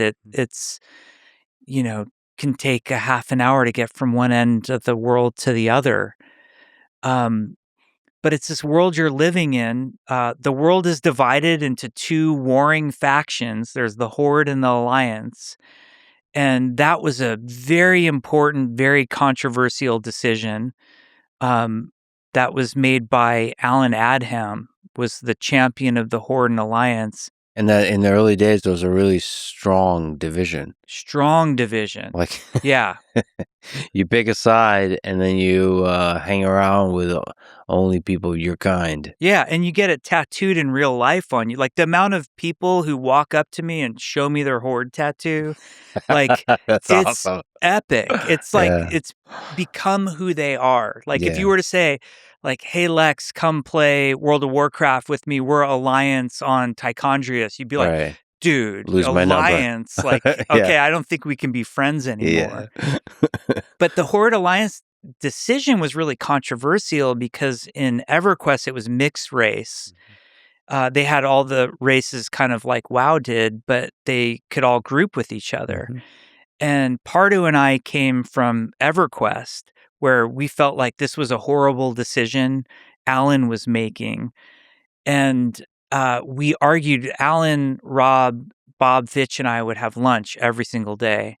And we would just talk about WoW and the core design of WoW. Rob wasn't even on WoW at that time. He Mhm. was finishing Warcraft 3. And we would fight over the Horde Alliance split if it was a good idea or not. And Alan he came from more of the Dark Age of Camelot community, which was another massively multiplayer online game that was more PvP based. Mhm. And he said the magic of that game was they had 3 factions, and he liked the fact that you were instantly on a team. You weren't a loner in the world. And whether you liked it or not, you had people on your side. And Rob and I just argued and argued against it. And then sometime before beta, Alan retired. He went on to run a hedge fund of all things, like got super into poker, got super into finance, left and retires like, I think it was 9 months to a year before WoW shipped, which is kind of nuts. And Rob takes over as lead designer in Alan's stead. And to Rob's credit, the first thing he did was go, speaking to what we were speaking about earlier, he said, Alan's a smart guy. The fact that he was fighting so hard for Horde Alliance, we got to do it. And Rob and I sort of changed our point of view and got on board with Horde Alliance and went all in. And so, the early days of WoW it was a great team. It was a mix of these veterans that we all looked up to. We had Mark Kern running the team. Shane DeBeery was, legendary Blizzard developer. Bill Petrus was the art director. And then we had Metzen, who was sort of like, Metzen was the cool big brother we all, aspired to be. I'm older than Metzen, but I looked up to him like a big brother. And then there were a lot of us who had never done it before, or they had also pulled a lot of people from other teams and other game types. Like, for example, the guys building the dungeons, they hired out of the Quake community. And because they didn't have any hardcore MMO designer on the staff at that time, it was, Kevin and Eric and Alan were sort of the only designers. They started building Quake dungeons as like Quake levels as the dungeons. At one point, WoW was even made in QE Radiant, which was the Quake engine. And then they later, retooled to where they were using a proprietary engine. So we were like this hodgepodge, like the Bad News Bears is how I would describe the WoW team, of this mix of veterans and then people like me. Like, I'm just some fucking idiot, who played a lot of EverQuest. Yeah. And I end up Designing Blizzard. quests. Yeah, like, okay, we're gonna design World of Warcraft now. And I've said this later with hindsight. I think a huge part of WoW's success especially with the early WoW team, Team 2 in its earliest formation, was that we didn't know what we were doing. You kind of like it's that Titan was the example for me. Titan was the attempt at making an MMO after World of Warcraft at Blizzard, and we failed horribly, and we had the best of the best on that team. And it's because everybody was too much of an expert on how to make a groundbreaking phenomenon MMO. World of Warcraft was a bunch of people like a very successful, sure of itself company who had made StarCraft, Diablo, Warcraft with a bunch of yahoos, basically, who was like, yeah, we can compete with Sony Online. Yeah. At the time, they were making EverQuest 2. Like, if we go back in the time machine, EverQuest 2 had been announced, and EverQuest fans, we were just drooling for EverQuest 2. It wasn't, oh, cool, World of Warcraft. It was EQ2 was going to take, the chalice and run with it. And then, of all things, they announced Star Wars Galaxies. And they had a brilliant designer on that, a guy named Raph Koster, who had come from that Ultima Online. And he's just a really smart game designer. If you can ever watch one of his lectures, like he lectured a lot at GDC. And, we're like, oh my God, they're making EverQuest 2 and Star Wars Galaxies, and they have the Star Wars intellectual property. We're fucked. Like, how are we going to compete? And everybody had seen the success of EQ, EverQuest, and everybody was going to make an MMO. And it was just a question of who was going to win. So you're feeling this immense pressure. You have this small team of just this hodgepodge of this unlikely team that kind of looks fast forward into Overwatch, the heroes in Overwatch, but working extremely hard. Now, you told me about crazy work hours, and not because you were forced to, but because you wanted to, because your heart was in it, because you're like, this is everything. Like, you loved it. Yeah, the games industry has a terrible reputation for insane amounts of overtime. It's just called crunch. Like, do you crunch or not? These days, crunch is not allowed, not permitted, heavily frowned upon. If we were to work overtime, somebody write an article about it next week and say how horrible we are for working overtime. Back then, we worked insane, and I mean insane hours. The longest shift I ever worked straight was 30 hours. That's when we were gold mastering Warcraft 3. This was in I think, War 3 shipped on July 3rd, 2002. So this would have been like late June, early July, probably late June.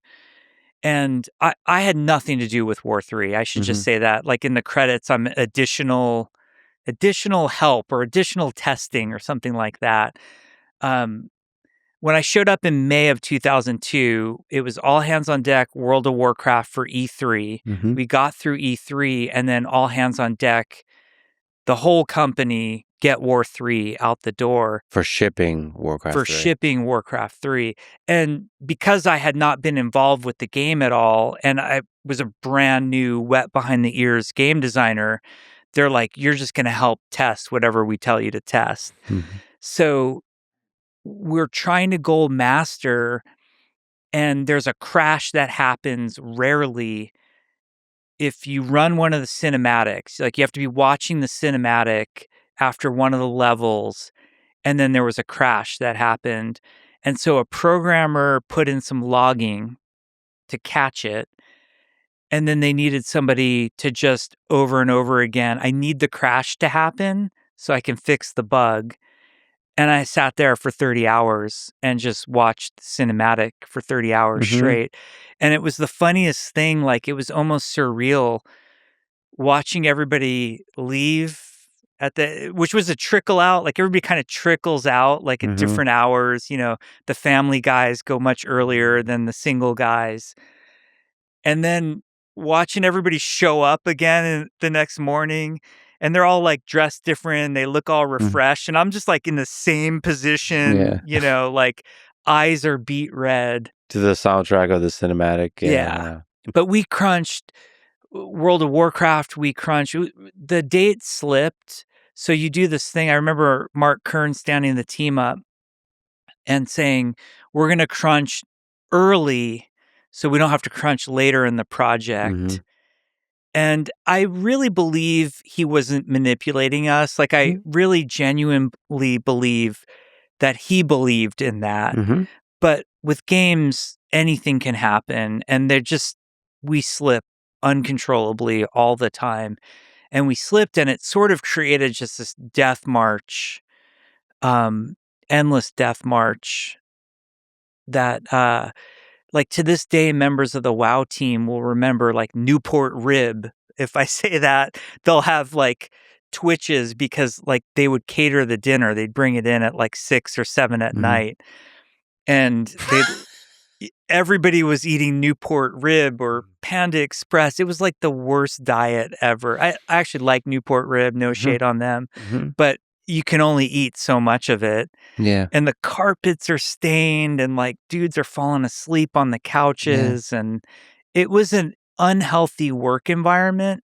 It gets pinned on, 'cause at a lot of places it is executive driven, and it is mandated from the top, but the hours that I worked, I never blamed on anyone but myself. I just wanted to. I remember, coming in on Memorial Day, like, with sand from the beach on my feet because I really wanted to get some work done that day and working through Christmas. And those were things I wanted to do. I never felt like somebody, held my feet to the coals. Yeah, it's such a complicated thing because, okay, you could say that's unhealthy, but I know a large number of people, especially in their 20s, but actually throughout their career, that have been at companies that do crunch for a thing they believe in, for a thing they love, and it's some of the most fulfilling years of their life, months and years of their life. And they also, it's not just fulfilling,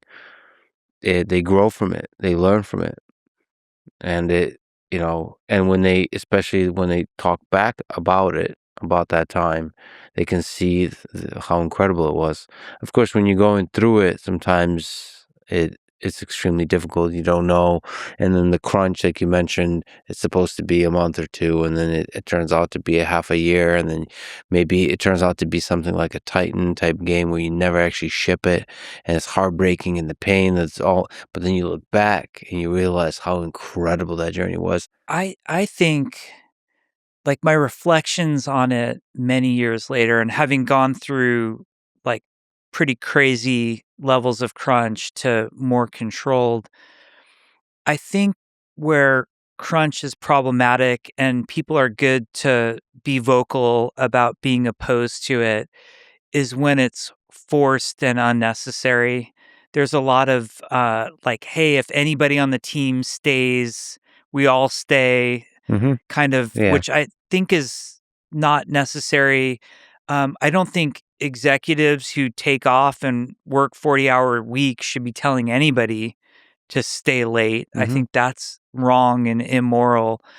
But to me, as an individual, as long as I'm not telling other people to do it, my life's work is my passion. And I want to do it as much as possible. I find myself, I don't think I've ever worked less than 10 hours in a day. Like, that 10 hours is like a normalish day to me. Yeah. And I enjoy lots of weekends working because I enjoy it. It brings me pleasure and fulfillment. And all of that said from a place of caution, especially in this era when people are very touchy about it. I don't try to impose that on anybody else. I don't want anybody to feel like they're obligated to, but please understand it's what makes me who I am, that work ethic. I enjoy it. Some of my fondest memories are from those WoW crunches. And then looking back and reading some of these stories is pretty cool because me as a fan on the receiving end of some of those video games, you bring joy to millions of people. It's awesome. Let me ask you about quests, but first, quick bathroom break, if it's okay. Yeah. Quick 30-second thank you to our sponsors. Check them out in the description. It really is the best way to support this podcast. Go to lexfriedman.com/sponsors. We got Finn for customer service AI agents, Blitzy for code generation in large code bases, BetterHelp for mental health, Shopify for selling stuff online, CodeRabbit for AI-powered code review, and Perplexity for curiosity-driven knowledge exploration. Choose wisely, my friends. And now, back to my conversation with Jeff Kaplan. Okay, we're back. So I think it's fair to say that before WoW, MMO leveling, like in EverQuest, consisted of, maybe that's simplifying it a bit, but standing in one spot and killing monsters for hours. You helped develop with WoW, I would say, a revolutionary idea of quest-driven leveling, where there's a story-driven, quest-driven guide through the world, and it so happens that as part of doing that, you're also leveling the character. So the leveling is both fun and is the engine that drives the story that then also immerses you into the world and then pulls you in more and more and more and more. So take me through this process of developing that idea of quest-driven design. Sure. Yeah. There were actually a lot of people involved in it, and they all kind of contributed in their own unique ways. Alan Adham was the lead designer on WoW when we first sort of decided we were going to have a quest-based game. We used to joke that like EverQuest barely had any quests in it. Yeah. It did have quests. They weren't really in front of the player in an obvious way. You kind of had to seek them out on a website. And Alan knew that he wanted quests to be a big part of World of Warcraft. And so he hired me. That was my entry-level position at Blizzard. And on the same day, he hired a guy named Pat Nagel, which was hilarious to me because Pat was he had this funny title of HR and facilities at Blizzard because it was such a small company. So like if you sent an application in, Pat would deal with the application, or if the toilet overflowed, Pat would have to deal with it. And so the whole time I was applying at Blizzard, I was going through Pat. And then on my first day, they put Pat and I in an office together. And he's like, yeah, they hired me also as the quest designer. And so Pat, and he was the most wonderful guy. We had so much fun. So Pat and I kind of designed the quest system. It was Alan's idea to have it in the first place. And then there was that great designer I mentioned, Eric Dodds, who helped a lot with the interface of it all. And the idea was, at first, we actually, on a whiteboard in Alan's office, we estimated how many quests we thought EverQuest had to date. And EverQuest had, I think 4 or 3 expansions at that point in time. And we're like, wow, we have to make all of these quests like EverQuest has. It's going to be a lot of quests. And it's kind of up to me and Pat to do it all. And we believed all we had to do was match that EverQuest number. And Pat and I started working on like the design of the system and how it would interact. And Eric Dodds was really involved in how the interface, like how you were going to interact with the NPCs and all of that. And we split up the world into like 2 zones. He was going to take Elwyn Forest, which was the starting area for the humans, and I was going to take Westfall, which was the sophomore zone after Elwyn for the humans. Pat and I would meet with Chris Metzen, and those were the funnest meetings ever because Chris just has stories in his head and visions. Chris is like artist, storyteller, world builder extraordinaire. And he sort of described what he wanted going on in those zones. You want the gameplay to follow the flow of what was going on with the stories of those areas. So we finished Elwyn and Westfall, and we did like a team play test. And our assumption was because of the way EverQuest worked, players just wanted to level up. It was a level-based game.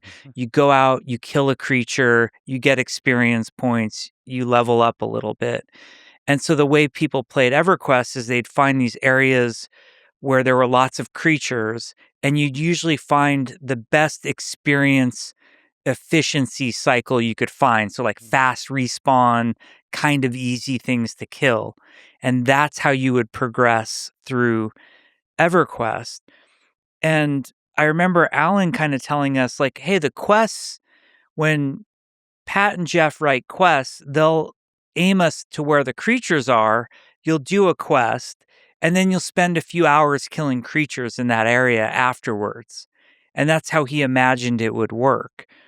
So we kind of set up the world that way. Pat probably did a dozen, maybe 20 quests in Elwyn. I do a dozen, 20 quests in Westfall, and we do this team play test.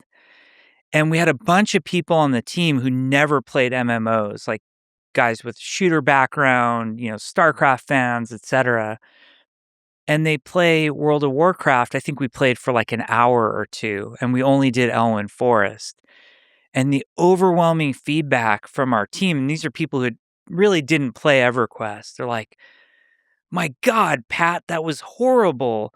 I ran out of quests like right away. And we're like, wait a second, you expect to just have quests just keep going? And they're like, yeah, we expect to have quests just keep going the whole way. And we kind of had an oh shit moment right after that Elwyn Forest playtest where we realized like we had vastly underestimated the number of quests we were going to need.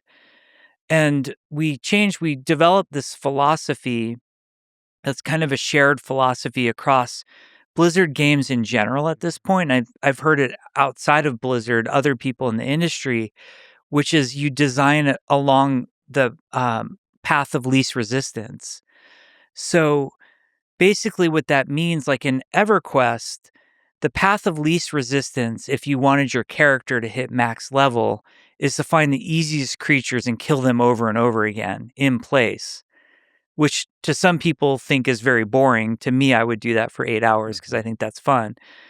But we decided in World of Warcraft, we said, why don't we make the path of least resistance? So in this case, the way to get the best experience, the fastest, not to be killing creatures in one place, but we'll overload the experience into the quests themselves. And then that will move you through the world, which will get you to see everything. It will enable us to tell these awesome storylines. It sort of did a lot for the game. And I think it was like a fundamental change in the genre. Like if you look at the things that EverQuest was very popular and very successful, and it was hitting like hundreds of thousands of players. And WoW blew the doors open and was tens of millions of players. And I think the fundamental difference there was that WoW allowed you to play as a single player. And what makes an MMO, massively multiplayer online game, massive is having the other people there. Mm-hmm. And they're so important, or else the world feels kind of wrong and dead. But the concept that we have to force you to interact with them to do anything is very off-putting to a lot of people. And the fact that people could come into WoW and just kind of the game design way of describing it is directed gameplay. Mm-hmm. And some games have extremely tight directed gameplay. Like, for example, if you were to play a single player game like Last of Us, you'll have those moments where they'll be like, you'll come up to a log and press triangle to duck, or whatever the duck button is, left stick to duck to go under. And that's like the ultimate in directed gameplay. Like they're telling you exactly what to do. On the other end of the spectrum is a game like Minecraft, like vanilla Minecraft, where you'll find it's very divisive amongst gamers who love Minecraft or hate it. The ones who hate it are like, I don't know what I'm supposed to do. Like, you drop me in this world, I'm supposed to dig or something. And that's the type of player that needs directed gameplay, or they're going to cycle out. Not all players need it. And what WoW did, that it doesn't seem like an innovation, it doesn't seem like revolutionary, but it sort of created this directed gameplay that felt optional, but really wasn't. I mean, I think it's absolutely revolutionary. It basically changed gaming. It changed the way we see games. And it was so successful in part because it became a mechanism by which you could spend hundreds of hours, thousands of hours in the game. I mean, it's kind of obviously, it's one of those, all these great ideas are always like this, right? In retrospect, you're like, well, obviously, if you make the path of least resistance quest-driven gameplay, then it's going to be the reason that most people play. But it is true that I'm with you on, I both like the quests and cow level. Yeah. I guess you have to design for everybody. That's the tricky thing. Like, how do you fine tune this? If you think of it as a loop of like accept quest, kill 10 rats, turn in quest, ding, level up, that loop, like how do you fine tune that so it's maximum fun, or fun for the maximum number of people? Is it, how difficult is that? It's extremely difficult, and not everybody's good at doing that. We all, to some degree, lack the self-awareness of how we tick. So we're all different types of gamers, but if you ask me to describe the type of gamer I am, I might actually be giving more of a picture of the type of gamer I wish I was, or the type of gamer I want you to think I am versus the type of gamer I actually am. Mm-hmm. By playing lots of games, you cannot be an exceptional game designer without playing the shit out of as much as you can and understanding it on a deep level. And the weirdest part about it is you're not just looking for the greatest hits. You learn just as much from a shitty game that you do from an amazing game. And also, like, a lousy game can have a great system that was tuned wrong, or lacked the correct interface, or they didn't put the right visceral polish on it. There's an executional aspect to all of it. When I'm playing, I'm not only like thinking about what makes this fun, I'm thinking about what makes this not fun, but I'm also watching everyone around me. My wife plays games, my kids play games, and understanding, like, well, what do they do and how are they different to me? Why are they finding enjoyment in this? Why are they not? What's frustrating? What did they miss? And being raw honest with exactly what you're saying. I mean, I if I were to analyze the kind of gamer I am, why do I enjoy cow level, and why above that, why do I enjoy loot? Why is loot so fun?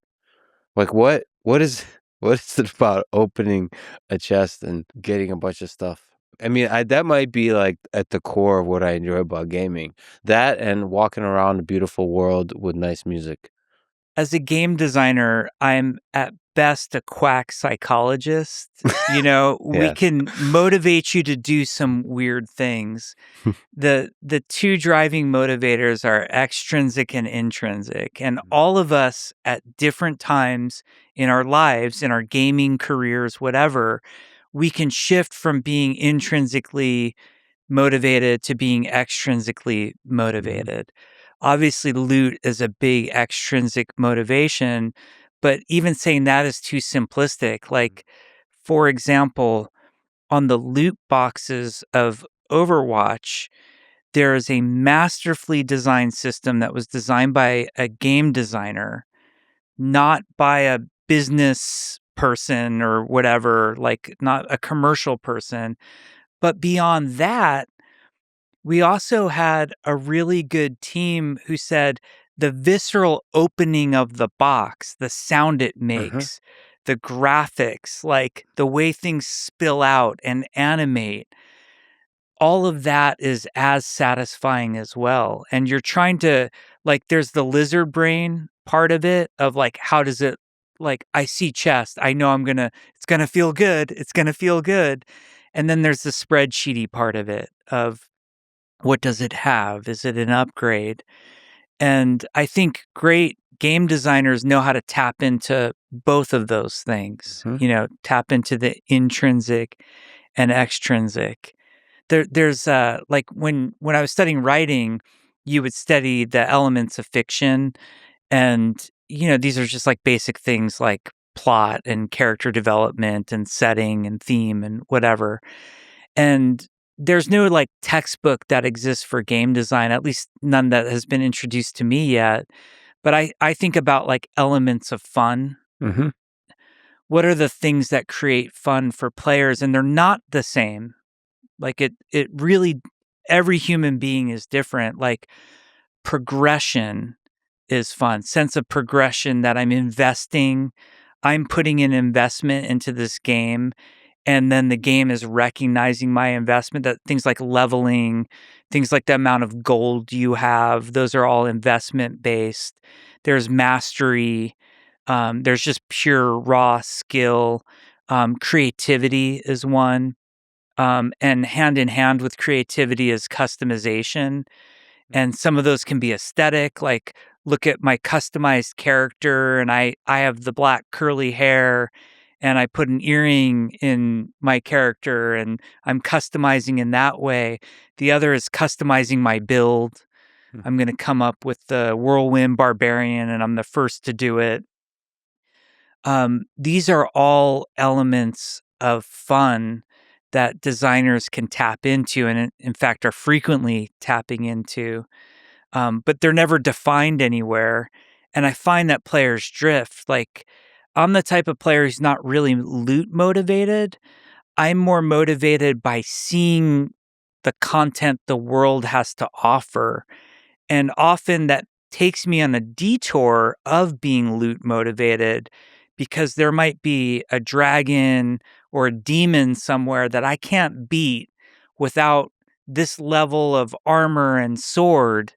So now I'm loot motivated for some period of time to get back to being content motivated. Or if I'm having trouble defeating a boss, I might have to go back and look at the skills and abilities that my character's using, and I have to go into creativity mode. Oh, he has that one AE area of effect, where he puts a curse on me. And, if I had this counter ability to the curse, I could beat the boss to get the loot, to get to the next boss. These are all cycles that are tapping into all those different elements of fun. And ultimately enjoying and discovering what the world gives you, has to offer to you. And you have a lot of hats as a gamer. So you love the RPG, MMORPG world, but you're also a big shooter guy. Can you explain to me what fun in a shooter context is? And we'll talk about Overwatch as a specific kind of fun. Maybe you're also a huge fan of the ultra realistic shooters, Call of Duty. What is the definition of fun there? There's a lot of skill and mastery.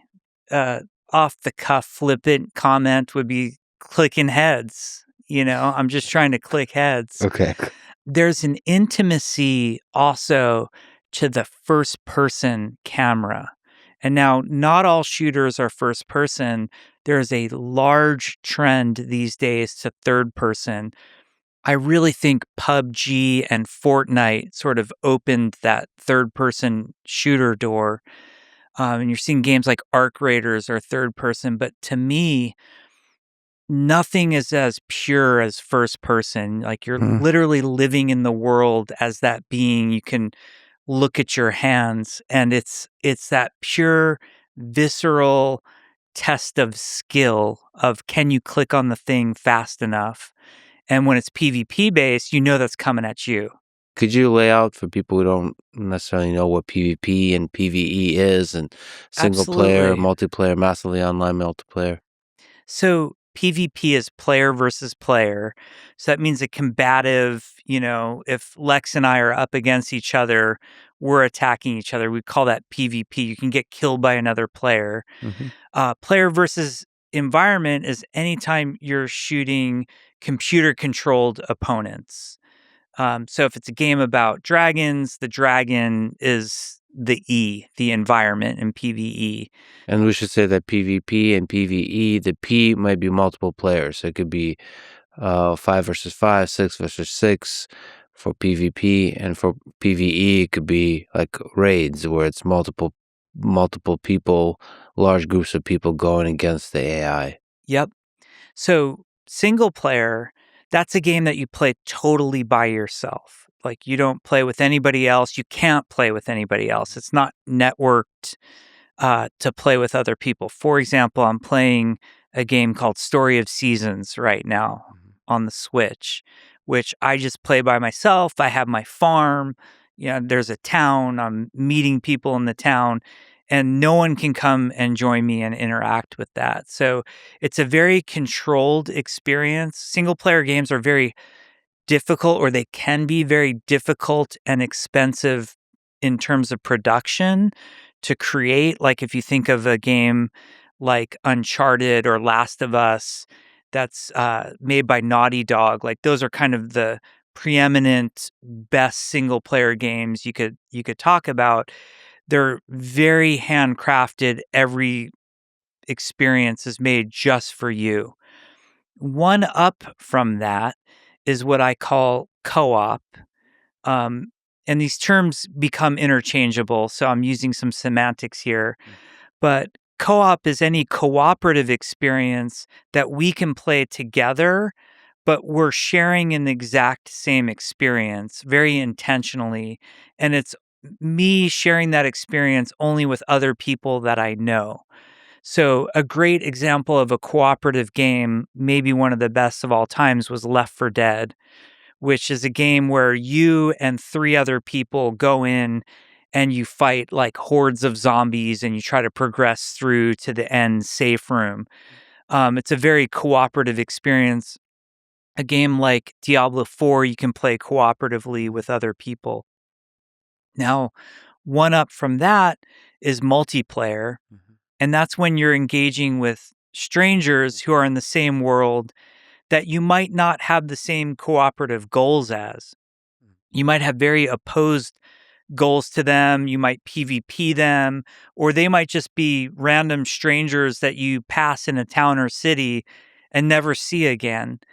And then massively multiplayer, which is what the MMO online sort of stands for, massively multiplayer online game. That's when you're breaking into thousands of players. And the world's become really, really big at that point. And by the way, we should say that the co-op could be remote connection, but there's also what would you call that? Couch co-op, where you have two people. Some games really designed well for the experience of two humans sitting together and playing the game together, Yep. which is a really tricky thing to design for. But if it's done well, it's a really fulfilling experience. Like with a friend, with a loved one, you can like play a game together. And Diablo IV, I should say, is an example of a game that does that really well. They do couch co-op, like two people can play Diablo sitting together, and there's a real intimate experience in that. It's funny because it actually like predates the couch. Even some of those old arcade games, Yeah. like would have 2 joysticks on them, and then you could play with somebody else. Or there's famous game Gauntlet had 4 joysticks and 4 people playing together. And then anybody who grew up in that early console era, like, NES, Sega Genesis was a legendary one. We would sit and we play NHL 93 on the couch, and anybody who lost, you'd lose the controller. And you could play that with up to 4 people playing. I remember one of the big games that came out was Mortal Kombat. And we would play Mortal Kombat on the Sega Genesis.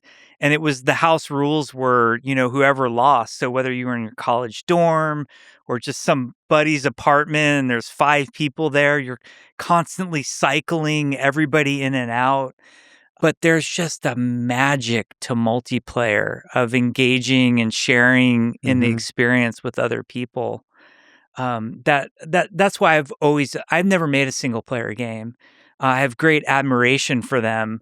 I don't know if I could do it. The challenge, the reason I love multiplayer so much, the way I describe being a game director or game designer on a multiplayer game, it's like, imagine if you were going to be a movie director and you were going to have all these actors and set designers and props and, writers and scripts and all of this stuff. And your goal was to get a certain movie made. But we're going to ask you, the director, you're going to leave the room. You can set it all up ahead of time. And then you're not allowed to be there or talk to anybody involved in it. And now you need the actors to have an experience. And it's just kind of the wildest, funnest experiment. Like, from a designer creator perspective, because you don't know what the players will create. So that's fun to see. You lay out the chessboard, you lay out the world, and then you get to watch what they create together. That's true. I struggle because sometimes people call me the anti-story guy in games. And that really hurts me because, like, I actually love story in games. And I counter that I'm the anti-shitty story guy. And what I mean by that is, like, the most magical stories that I've ever heard come out of video games are player stories about, the time I gave Barfa a potion and then I met him in real life. Like, that's better than any video game writing that I've heard in a long while. The player story is so much more interesting. Lex, why do you like the cow level so much? And tell me about some goofy time, like a loot goblin drew you into the most danger, but there was another player there. And then, like, those are the stories that I think are more interesting from games. There are some exceptional writers in video games and some exceptional games at story. I've mentioned Naughty Dog, like they're kind of on another level, but Valve has amazing writing. The writing behind Half-Life 2, Mark Laidlaw, the writing behind Portal and Portal 2, I think it was Eric Wolpaw, who's hilarious, just amazing, and Rockstar. Red Dead Redemption 2 is one of my favorite games of all time. And that's a game where you can see the expertise and mastery of the game design and the narrative design, and the fact that you can have those player stories of just the goofy shit. Like, I remember, because the controls are a little awkward in Red Dead for a PC player who's playing on console. Like, I always get confused about, like, taking out my gun and putting it away and what's, the L1 and L2. Like, as a PC gamer, I'm just like, let me bind this stuff to where I want it. And so, like, a guy in town rides by and he's like, howdy, partner. And I go to, like, give him the Arthur Morgan, hey, what's up, back. And I just whip out my sawed-off shotgun and, like, blow his fucking head off. And then the whole town is like, suddenly I'm like, I'm wanted and I'm being chased. And then there's a train that, like, takes out the posse. And it's like those stories. And the fact that Red Dead can have, this, like, touching, heartbreaking story of Arthur Morgan and his journey, but you can also have, the player story of blowing off the poor guy. And that's a combination. Yeah. And then Rockstar does a really good job with, even in Grand Theft Auto with the radio, it could be kind of a side aspect of the game. That great writing there can create help create the world Yeah. with humor, with color, with depth, with heartbreak, all that kind of stuff. There was a moment in Red Dead where there's the Daniel Lanois song, Hmm. That's the Way It Is. I love Daniel Lanois, so the fact that somehow Rockstar landed him and, like, was able to get that song out of him, and there's this moment where you're, like, riding back and they start that Mm, song, and yeah. everything up to then had been, and gorgeous, like, more of a score. There's Woody Jackson, who's, like, a really amazing game composer. He had done, the score for that, and so nothing had been, like, lyrical with words, and then they play the Daniel Lanois song, and there's, like, the quotes are coming back from, Hmm. like, Dutch and Arthur Morgan, and I I'm just like, "God damn, this is art," This is like I know it's supposed to be entertainment, I know it's a business, but the top of the pyramid is art, and it just hit me emotionally.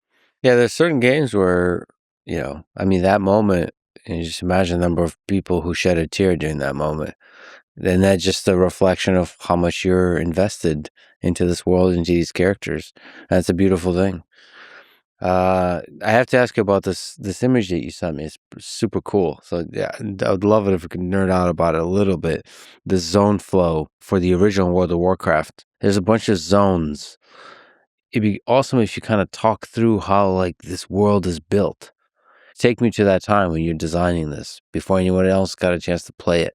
All WoW stuff, it would start from that inspiration of Chris and the world, and it's so fun hanging out with Chris because we had whiteboards all over the place. And, hey, Chris, we should make Eastern Kingdoms. What do you think it should be? And he would just tell you the story of each of these as he's just drawing. And Chris is a really talented artist. So the map would be gorgeous. I have lots of like photographs of Chris maps that he would just kind of whiteboard up. He's like, here's the dwarven lands. There's wetlands with Cosmodon up there, and that's where this tribe of dwarves were from. And then the humans are going to be down with Elwyn Forest, and in Westfall, there's this group called the Defias Brotherhood, and they have a place called Dead Mines. So I would talk to Chris because you want to capture the spirit. Like as a game designer, you want to capture the experience that's in people's heads. So, like, take Burning Steps, for example, supposed to be Hmm. one of the scariest places with lava and dragons and, all this kind of stuff. That doesn't feel like where you want to start. It feels like where you want to end. So you kind of work the world flow in a way that puts that at the end. But there was also kind of some magic to the original starting areas where we gave the dwarves and the humans a free flight path between the dwarf hometown was called Ironforge, the human hometown was called Stormwind, Hmm. and we allowed you to fly for free. So like these little newbies who were level 5 or something. If you played a dwarf and I played a human, I'm like, "Oh, Lex, don't worry, I'll come. I'll come to Ironforge and we'll hook up and I'll just fly out to you," which is the magic of World of Warcraft. You have to fly over Burning Steps and Searing Gorge, and you look down and you're like, "Holy shit, that looks scary and dangerous," and it plants that seed of things to come. So you've designed some incredible quests. Is there any that stand out that you're proud of, ashamed of? I mean, you are famously have designed the Green Hills of Stranglethorn quest, one of the most infamous quests in the history of WoW of gaming, where you had to collect a bunch of pages of Yeah. Green Yeah. Hills of Stranglethorn. Maybe can you comment on that one or any quest that you just springs to mind? Green Hills of Stranglethorn holds a lot of emotional value for me because amongst WoW players back in the day, it was unanimously hated as Hmm. one of the shittiest, most annoying quests. But it holds a really special place in my heart. First of all, it's one of the few times that I just like wrote a short story that's actually in the game. It's me paying homage to Hemingway. And the guy who gives you the quest, his name is Hemet Nessingwary, which is just me rearranging the letters of Hemingway.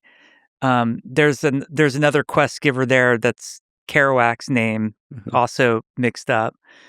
And then it was the typical hubris of a junior game designer who thinks he's clever but is actually a dipshit. That's the Green Hills of Stranglethorn, like, summed up. So, like, I wrote the story over, like, it was, I think, winter break, like, everybody was gone, and I just was so happy to be in the office. I'm at Blizzard by myself, writing late at night.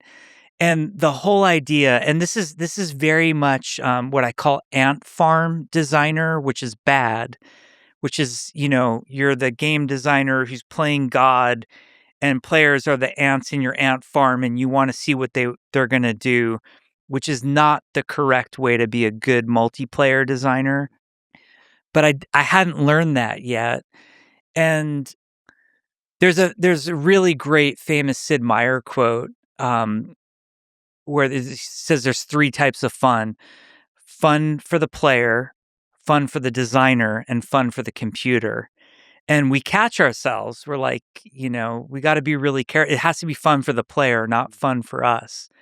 So this Green Hills of Stranglethorn quest was like an ant farm design of, I'm going to write this, honestly, probably pretty shitty story. I haven't read it since 2003, so God only knows if it's any good.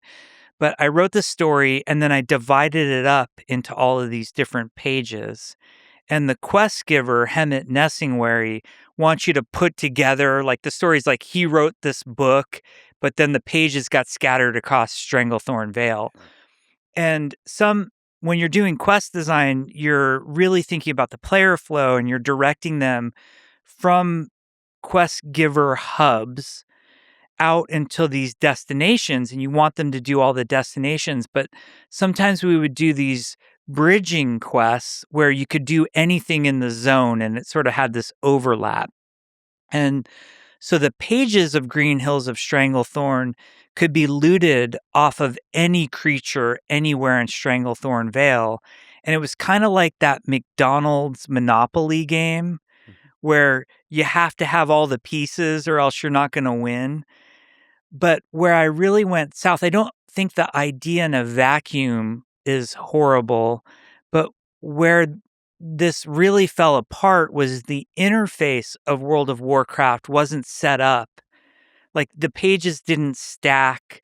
There wasn't a dedicated container to put all the pages in. So players had very limited bag space.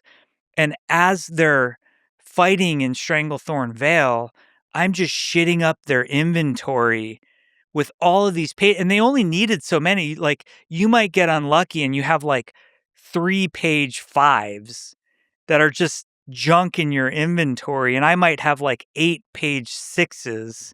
And then everybody, and this was the goal, like the designer trying to puppeteer everybody in Stranglethorn chat is like, hey, I'm looking for a page 6. Anyone got a page 3? And that was like my fantasy as a designer of like, and then they're going to be social and meet each other, and players are going to be appreciative for each other. But really all everybody did was just eventually no one did the quest. They just were super annoyed where they went to the auction house. So the quest is famous in that it was so aggravating and annoying.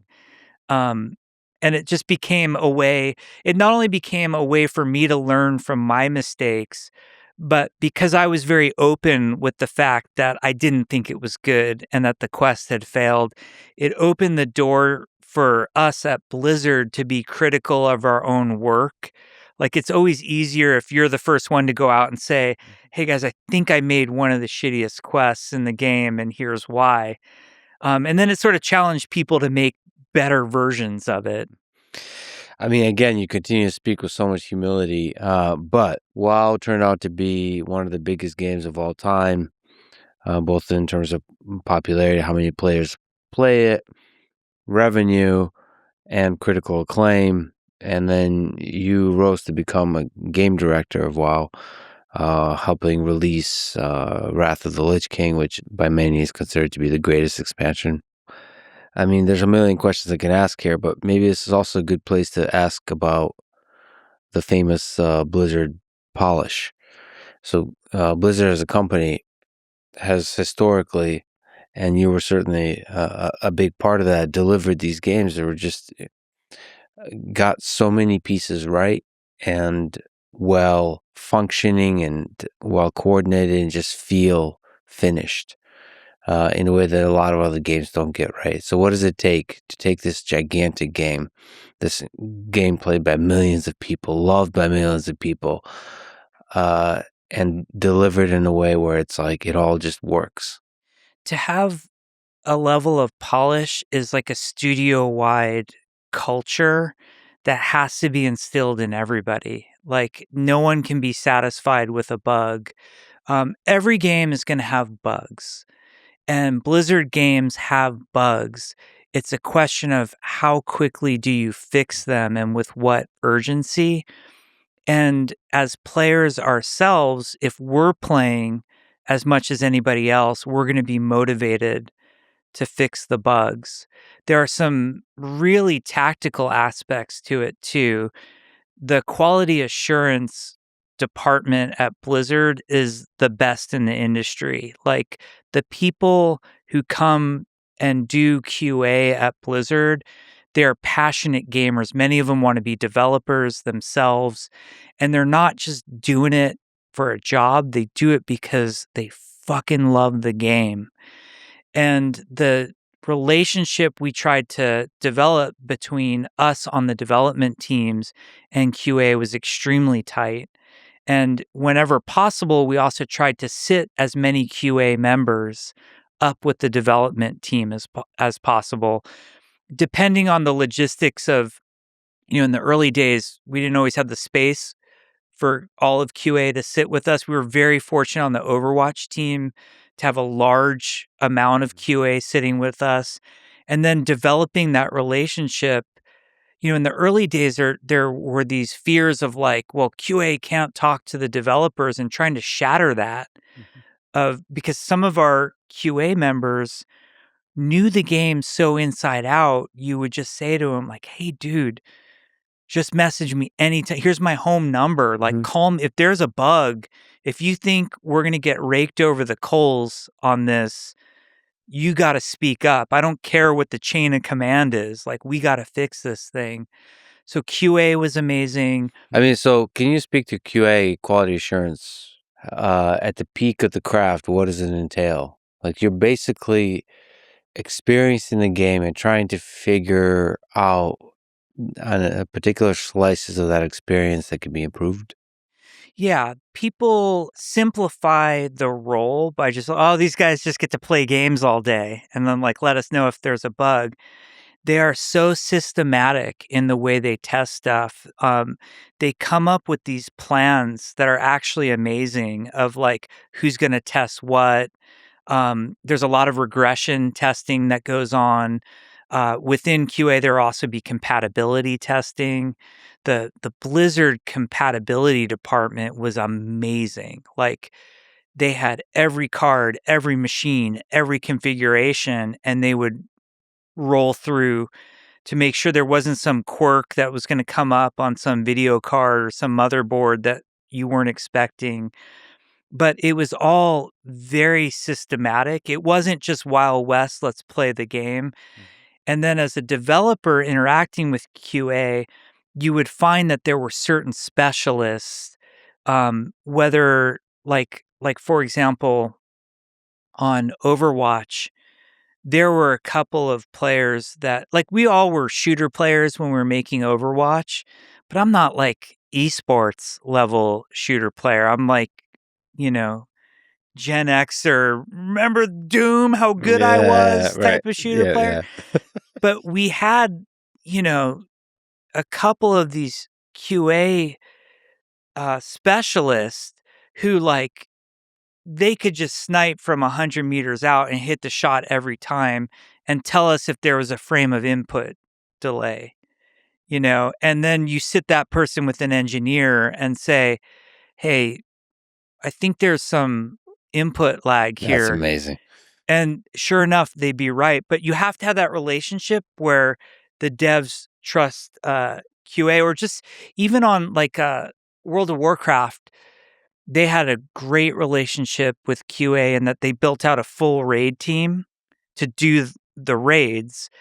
And then you're not only looking for bugs, like, hey, the dragon was supposed to fly and instead it just sunk through the world and the game crashed, which would happen.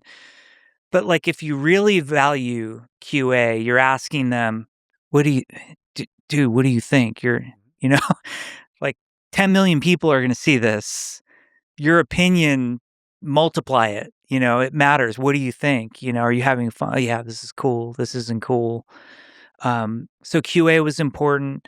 The other thing that was important is the Blizzard engineering, which you have to architect your game to be hot fixable. And what a hot fix is, games, there's a couple ways to fix them. The way most of us know, because all the software we have gets a patch. You have to update it. You have to download a new version of it. Windows, you get that annoying message, like there's a new version of Windows and it takes, a few minutes and you update it. Obviously we patch our games and that's where we fix a lot of bugs. But if you really want to run a game like Overwatch or World of Warcraft successfully, you need master level engineers who have architected the client and server in such a way that you can hot fix the game on a dime. And what a hot fix is a server patch that no one's client has to go down for. Mm-hmm. It's because you're dealing with a huge number of players and you discover an issue and you want to respond to that issue really quickly. Yeah, there's emergency issues like something's crashing. Like the worst case scenario is anytime the server's crashing. Or in Overwatch, like a really catastrophic bug would be something where you have to disable a hero. Like someone found an exploit and you have to disable a hero from the lineup. You want to turn around that hotfix, if you can, in half an hour, get that hero back live. You might have somebody who only plays that hero, and the only reason they're going to play Overwatch is because that hero is active. You don't want to wait for patches, and you want to hotfix as fast as you can. And then also to improve the game quickly, to just even subtle stuff. Players feel it. That's where there's this idea of the love and the craftsmanship of the developer that you can feel. Like any product, your iPhone or Android or any computer consumer product, you can feel when there are people who loved it behind it and aren't just putting it out on a shelf. And games have that as well, where you can feel the heart and soul of the developer in the thing. And some of that's the joy and delight of that there's a cow level, right? That's you can feel the humanity of the development team through that. But another part of that is do they clean up their fucking yard? Does this game work? Is it? And it's not just the bugs and the crashes. It's when balance gets wacky and stupid and, suddenly everybody's a barbarian and whirlwinding and no one else will play anything else. You're we should probably fix that, Ah, those were the days. I sadly was the barbarian whirlwind guy. One-handed. It brought so much joy. So a lot of people modern day think of you as Jeff from the Overwatch team. My name is Jeff from the Overwatch team. I'm Jeff from the Overwatch team. I'm Jeff from the Overwatch team. But y'all must have forgot. You were the game director of WoW in an era when WoW was one of the biggest games in the world. Just, looking back, what wisdom can you draw from that time when you got to experience this era of gaming that changed gaming forever, where it's millions of people playing this video game? It was my first game I worked on. And I joined it as this entry-level dude. Yeah. I still have my offer letter from Blizzard, which was for $35K a year. That's what I was making. And very shortly after WoW shipped, Alan left his lead before the beta, or like right around the beta. And then Rob took over as the lead designer. And then he left the team very shortly after WoW shipped to go start StarCraft 2. And he put myself and Tom Chilton in charge. Tom is a designer he was a great partner of mine and a great leader. And he actually came from Ultima Online. And so I always looked up to Tom because he had a lot more experience than I did. And this is like early 2005. The world was on fire. The servers were barely running. WoW had taken off like gangbusters. And they basically put me and Tom in charge of WoW. And at the time they promoted me, my title, I didn't even have a lead title. My title was senior game designer. And Tom and I were running the design of WoW at that time. So I thought it was totally normal. And I thought what we were experiencing with WoW was just normal for making a video game because it was the first video game that I had worked on. I thought it was the funnest joyride because we were working on WoW. We were still working insane hours. And then I'd get home, eat dinner, and then me and my wife would log in and play WoW, for 4 hours. And then I'd go in the next day and I'd work. And it was just my whole life was World of Warcraft. And I loved it. Like I loved everything from, the creative meetings with Chris Metzen and just what an inspiration and muse he was, down to the simplest, dumbest design stuff that like we as game designers, like you want to talk about why a button is in the lower left versus lower right and what does that mean? That's like 2 hours of discussion. And is there a better way? Like the 10,000 minutia problems were thrilling to me. And then also the big disasters, like I had, in the early days of WoW, we didn't really have all the processes in place for like how to deal with being a successful online game. And I literally had GMs, like game masters, these are customer support guys, calling my home phone at 3 a.m. Like I remember this one time there was some faction token in Stranglethorn Vale, and they figured out a way to exploit it. And this GM calls me panicked. It's 3 a.m. He's like, I'm just spawning, what did we call them? Guardians of Blizzard. They were these giant infernals that we just made that instantly death touched anything.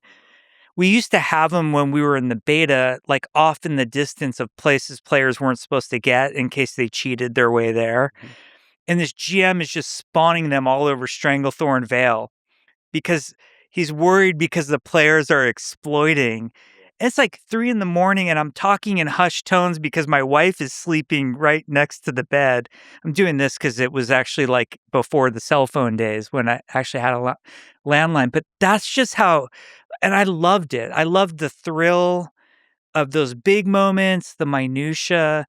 And I felt like through the running WoW Live, which was me and Tom together with an amazing team, we kind of learned how to be the WoW team.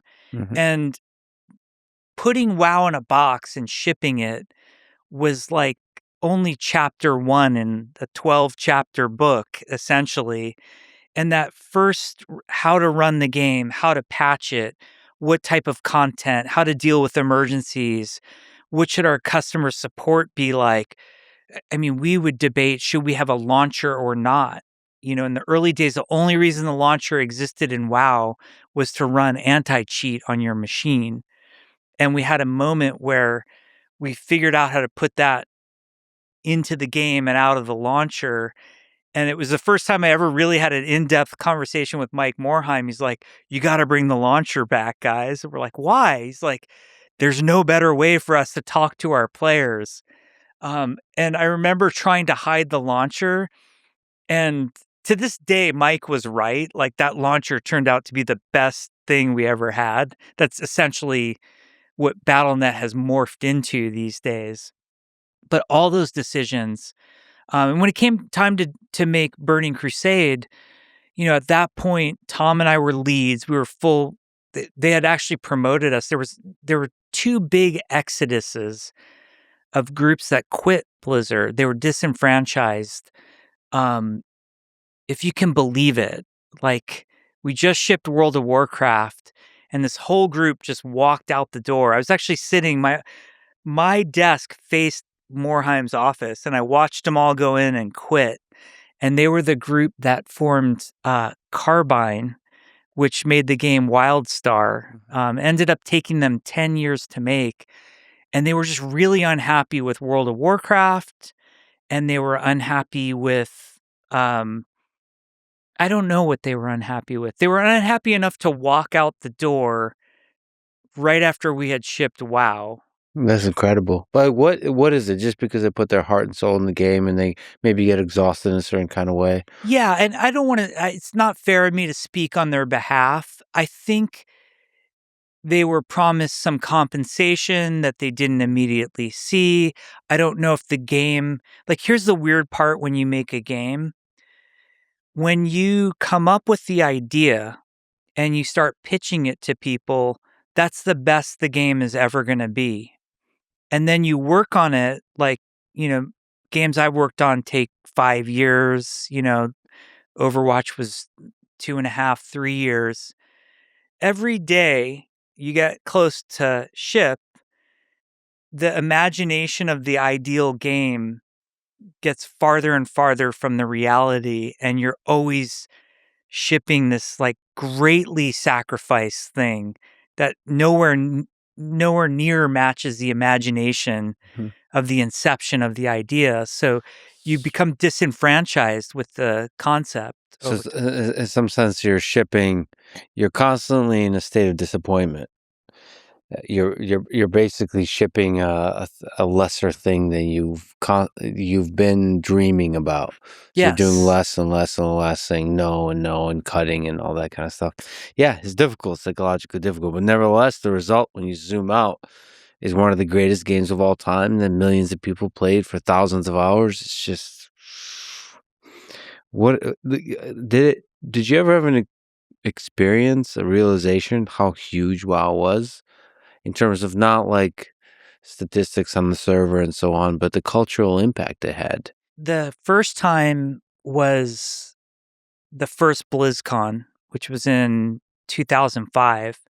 So when WoW shipped, and this is so weird to tell people, but on the team, uh, not everyone, but a lot of us were very demoralized after WoW shipped.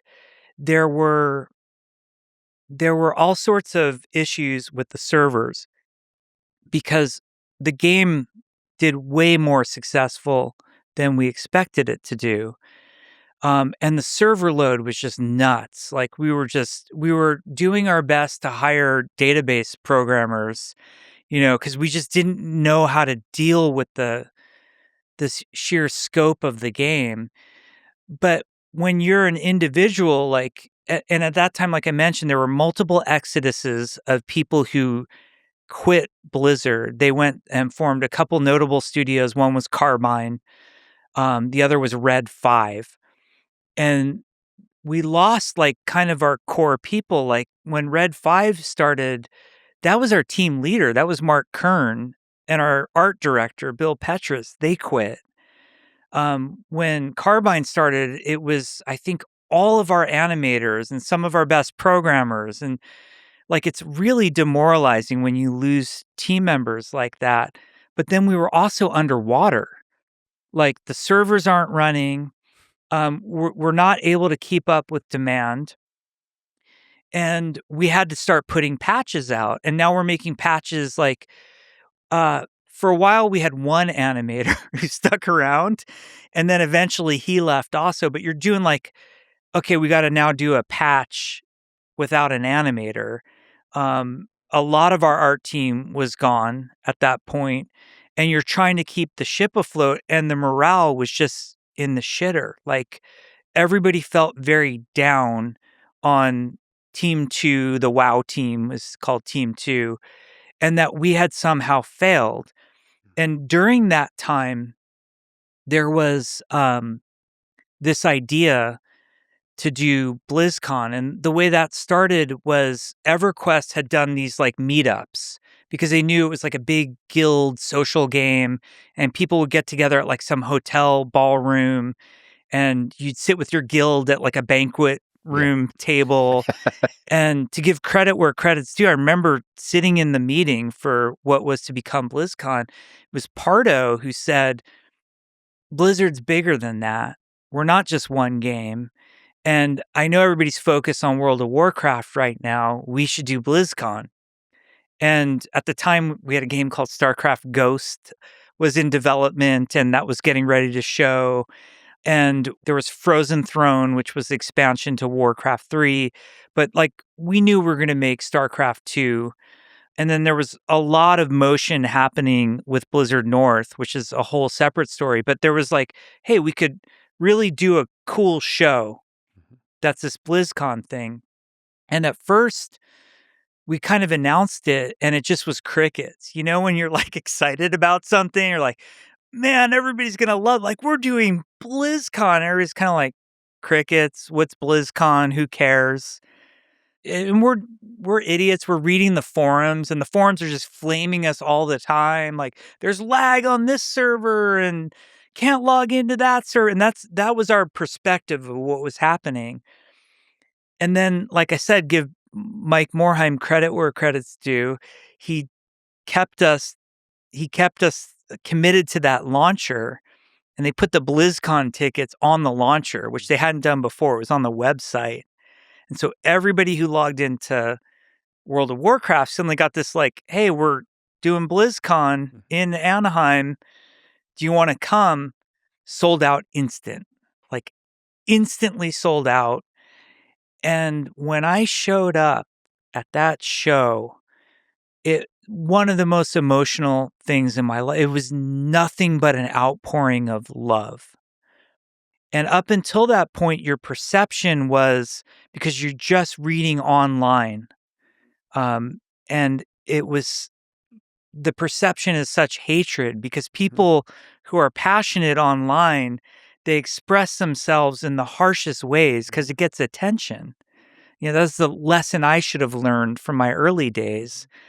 And it's such an unfortunate thing because then you met these people in person and they loved World of Warcraft. And all they wanted to do was talk about World of Warcraft and hear about what was coming next and be around other people who loved World of Warcraft. And It's incredible. It's a fascinating thing to me about human nature, and it's absolutely true. And I wish it was a thing that could be solved, but then again, maybe not. Maybe that's just the way it is. But in person, all of the people that are passionate about a particular topic, and whatever that topic is, it could be games, it could be the conferences, technical conferences.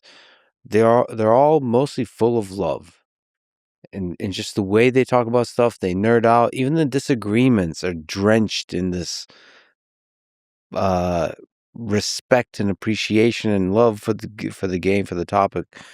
And online, you're right. I don't know if it's because of popularity or clicks or so on, but it's just the way of speaking on the internet is more mockery. And cynical. if you say, I love this thing, here's an apple. I love apples. I love bananas. I love fruit. Like, I love X, whatever. You just get made fun of. Yeah. And then, so what the lesson you learn from that is, well, I'm just not going to speak up when I love something. I'm going to instead speak up when maybe how much I hate another thing that's similar to it, or maybe join in when we're making fun of a particular quirky thing about don't you hate it when bananas are too ripe or too versus like not saying calling out the elephant in the room is we're all gathered here today because we love the thing. Yeah. It's interesting. It's an aspect of the internet that I think is jarring to a lot of people, depending on the game. But if you go to Discord or Reddit or so on, in the communities that love a particular video game, if you're not used to it, and I don't often go, so when I go, it's like, wow, there's a lot of like pretty intense kind of mockery and derision and so on. But you get used to it pretty quick and you understand it. I wish there was more love. I feel bad because I played a role in the earliest development of some of that online culture. It really was social media before it was called social media. I I had this reputation for being edgier than I really was. Mm-hmm. There were a couple notable posts that survived 30 years that people like to look back on, but they don't look back on the ones where I'm just being chill, and that's unfortunate. I think a lot as a game designer about the design of social media, and unfortunately, social media in general is designed in such a way where the maximum hyperbole works, and that's how you get the most points is by being max hyperbolic. Mm-hmm. And usually, unfortunately, it's more in the negative direction than the positive direction. If I say that's a pretty nice mug, I've seen nicer, but I like this one. No one's interested in that. I have to either love this thing or better, this thing's a crime against humanity Yep. in some way. And it's very self-reinforcing, and everybody sort of feeds into it. And Especially when you're young, I got to see this kind of interesting thing. So I was I spent, as we were talking about, you're from Pasadena. I've been spending a lot of time in Caltech and working on robots. And we get to see students come in from high school, undergraduates come in and like a tour, hang out with the robots. In middle school also. And the interesting thing you see, the younger they are, the more prevalent this effect, which is all of them are kind of afraid to show that they think a thing is awesome. You could just feel they're checking, is it okay? yeah, So they're kind of like the default mode is whatever. Everything is stupid. This is stupid. That because that's the safe place to be. It's a real act of vulnerability. I would say it's an act of courage, especially for a young person, to be like, holy shit, that's awesome. Like, if I think this is awesome, I'm going to be the nerd. I'm going to take the risk and be made fun of for saying, I love this. In that case, I love this robot. So that's a actual psychological effect that also young people are dealing with in person also. So I just want to say for young people listening to this, be vulnerable, be courageous, and say you love a thing if you love a thing, and do more of that on the internet. I think people make up the internet. People build the internet, and young people more than anybody else define the future of the internet. So put more love out there in the world. If you love a video game, if you love Overwatch, say you love it.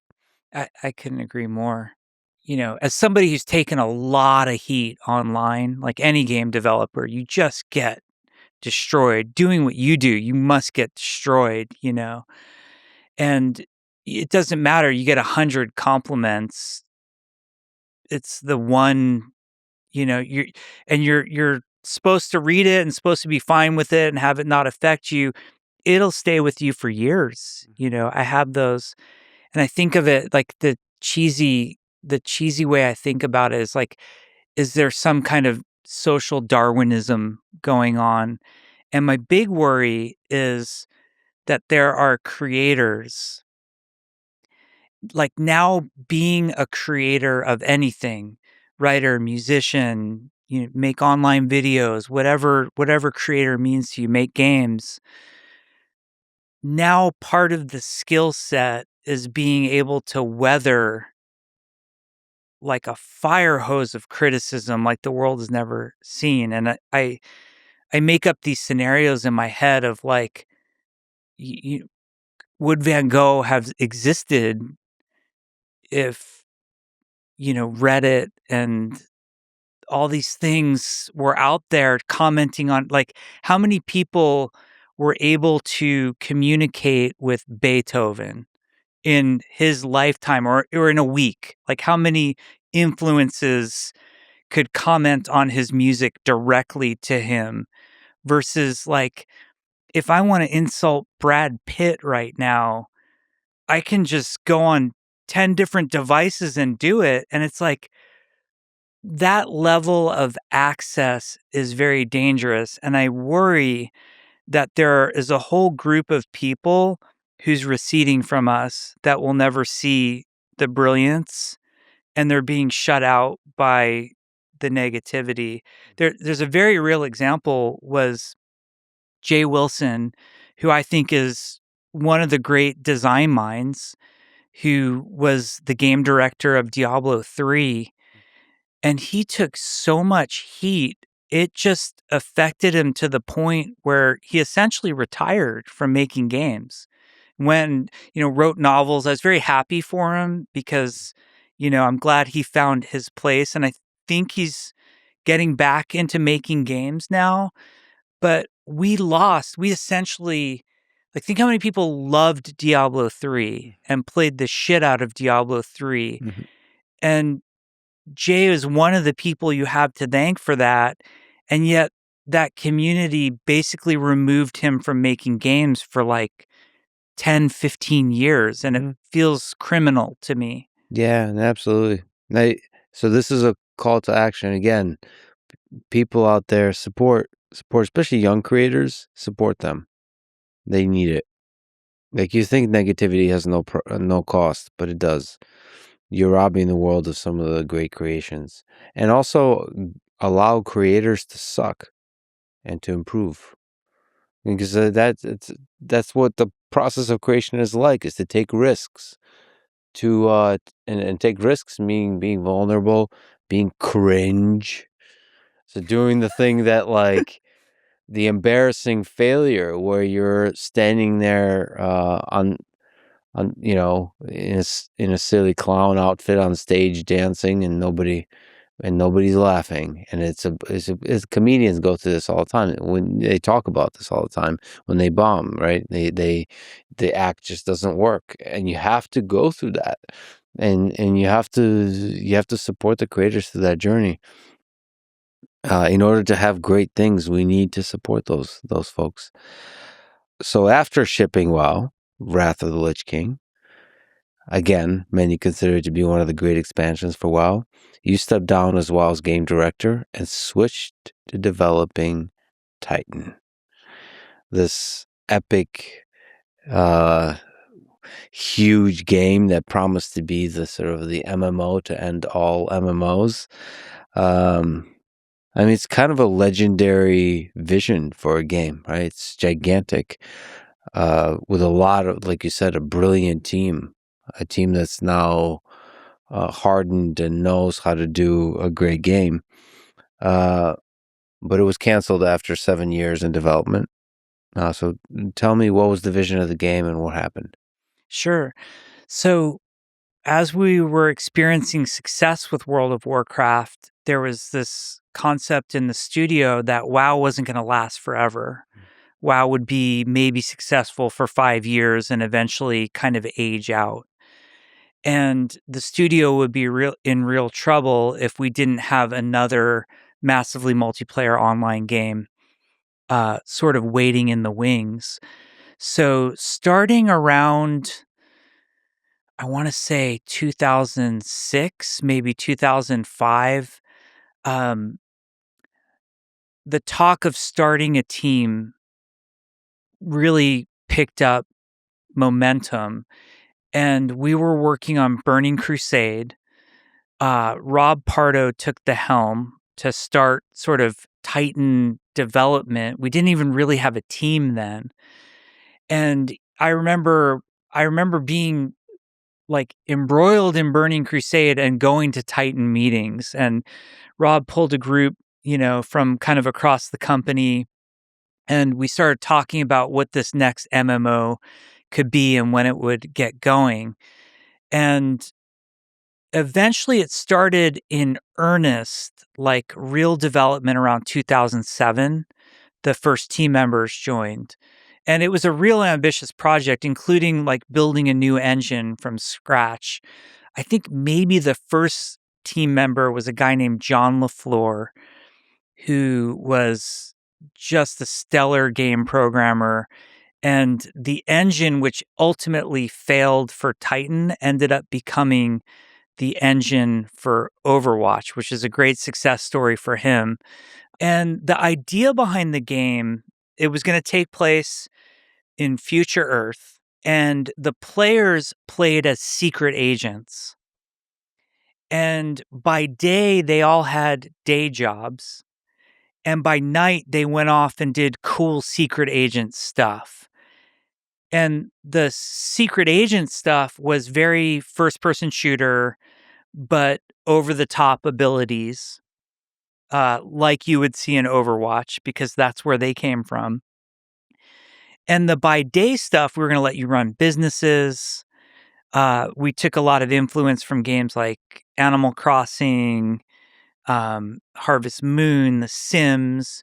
We had a brilliant game designer and game director named Matt Brown, who was the creative director on The Sims. He came over. And so we had this vision that there was going to be all this like daytime business house stuff. You could build a house, you could live in a neighborhood. And beyond that, there was also a vision on the technical side, game design and technical side, that unlike World of Warcraft, which the modern day term for is that it's sharded. Mm-hmm. So meaning people play on different realms or servers. And a WoW server, I haven't been on that team in a very long time, but back in the day, you might have 5,000 people on a WoW server before they'd have to spin up another WoW server. The big idea behind Titan is that everybody would play on one server. It was a one server, one world game.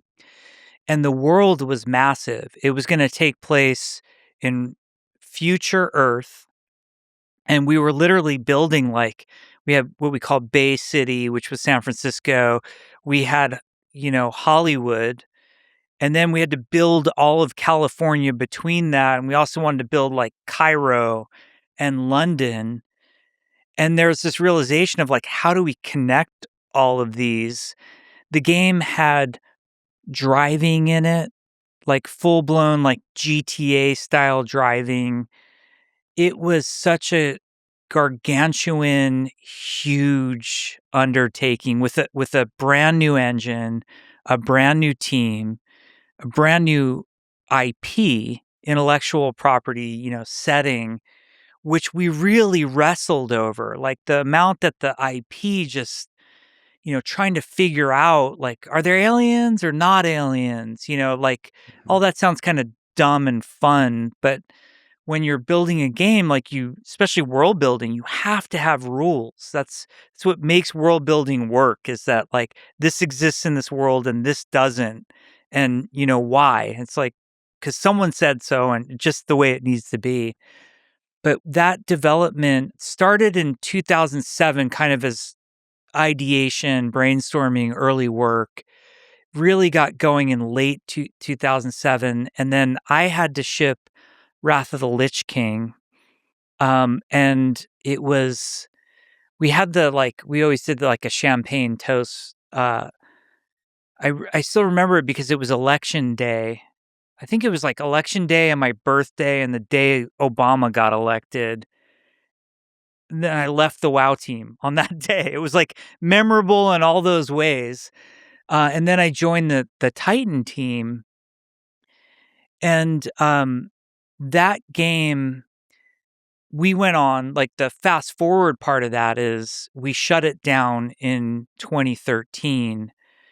That was one of the most painful development processes that I've ever been a part of. And probably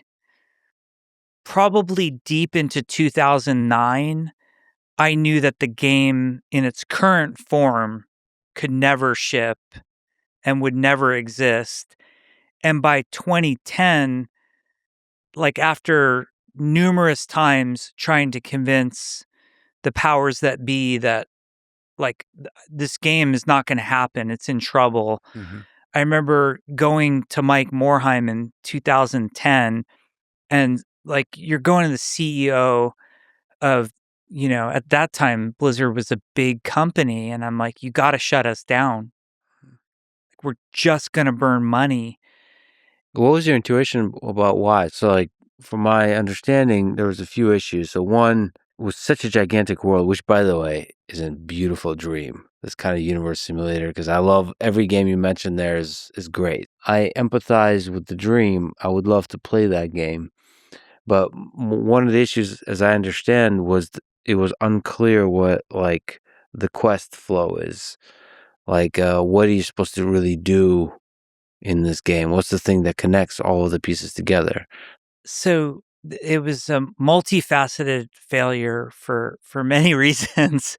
Um, Ultimately, the failure of Titan lies with leadership, team leadership, myself included. Like, there's just no getting around that. And then on top of that, like, a lot of games you can point to as being like an engineering failure, like the servers didn't work, or like an art failure, like no one responded to the look of the game, or design failure, like it's just not fun or it's tuned poorly. We failed on art, engineering, and design. And I'm cautious about calling out art because some of the best art ever made at Blizzard was made for Titan. My criticism isn't of the art that was created. My criticism is that we never had any art cohesion. So the art looked like it could have come from 10 different games. And we should say it cost $83 million across those years. So, large team doing a lot of stuff, but not converging towards a game that can actually ship. Correct. As like a game designer, I use semantics a lot, and I like to define my semantics so people know where I'm coming from. Talking about ideas versus vision for a second. Ideas are easy. Ideas, I can have 10 in 10 seconds. Let's make a 2D platformer about a mouse, whatever. Like, you can cut. I want a secret agent by day is, doing all this cool shooting stuff. By night is running a flower shop. Ideas are just infinite.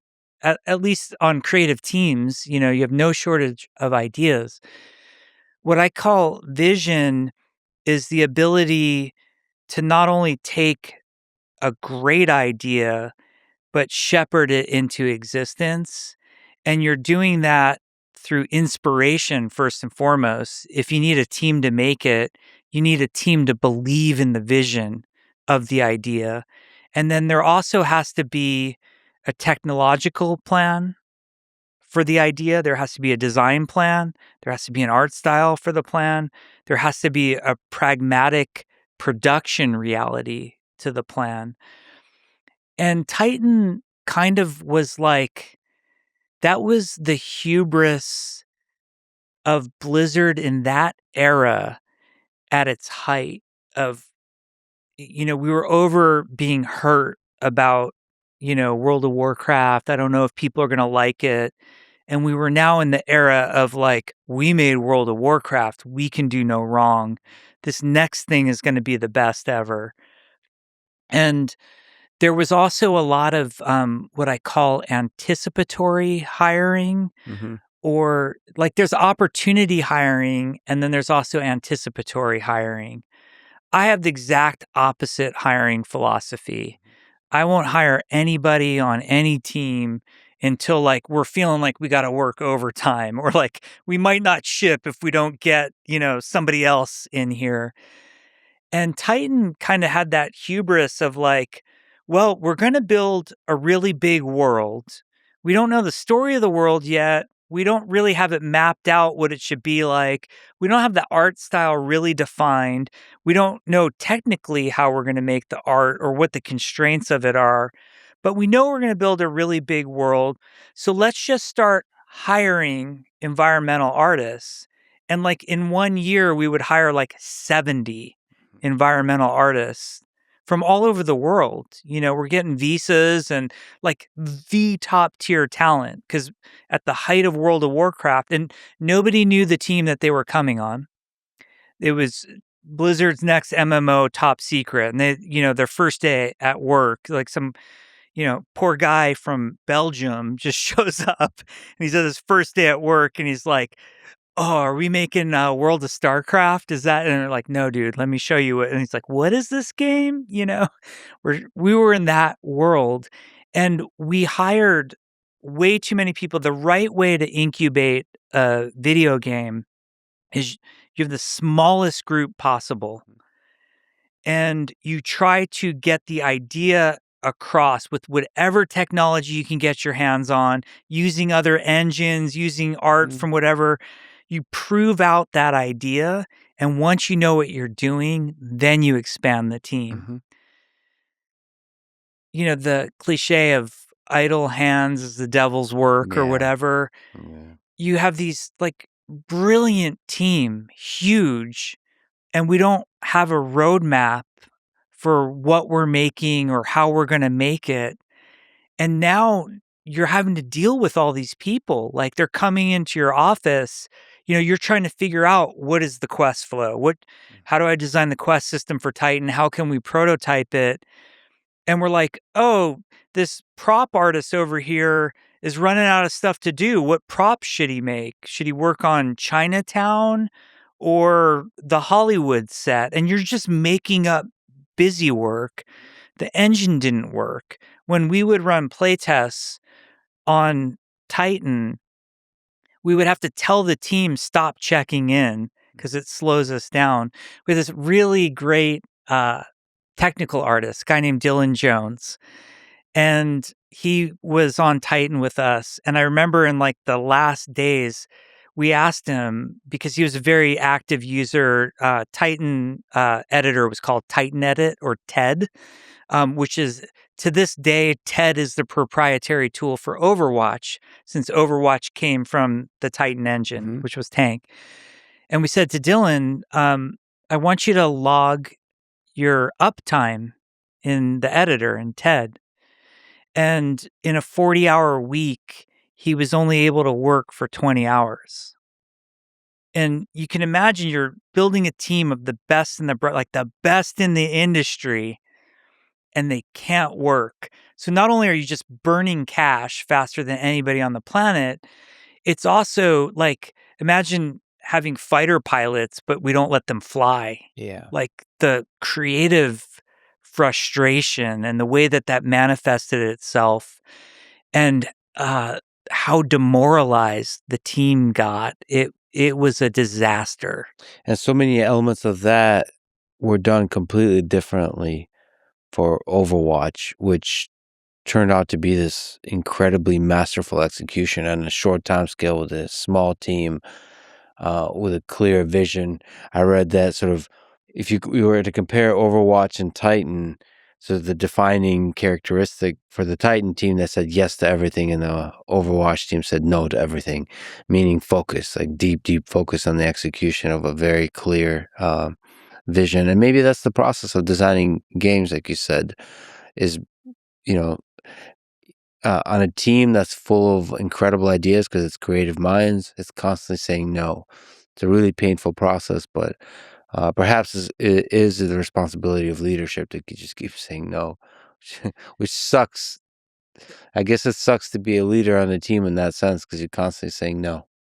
Being a creative leader, you're in two modes. You're pushing or you're pulling. and whatever mode you're in is the exact opposite of the team. Mm-hmm. When they're not thinking outside the box enough or like elevating the vision enough, that's when you're pushing them. Like, come on, guys, don't worry about the schedule. We got, capture hearts and minds, inspire people. And when they're going a little crazy and endless source of great ideas and really fun development, that's when you got to pull and say, guys, we need to ship this. The best feature we can add for the player is shipping. That was a common phrase that we had. So when Titan was canceled, I mean, that must have been a gigantic heartbreak for everybody. And there was this moment when the plan was for the Titan team to be disbanded and moved elsewhere, but you fought for keeping some part of the Titan team, the core of the team, together. And Mike Morheim gave you 6 weeks to come up with a pitch for a new game. And you've talked about this process. And you've mentioned that there are 3 possible ideas, directions. You're thinking about a StarCraft MMO, maybe an MMO in a new IP called Crossworlds. And then the third idea was Overwatch. Can you take me through those 6 weeks? Yeah, the 6 weeks, it was supposed to be the greatest time ever, if you think about it, because you're a game developer at Blizzard and you get to come up with a new idea. Mm-hmm. So that sounds awesome. Like, to everybody at Blizzard, to all game developers, it sounds great.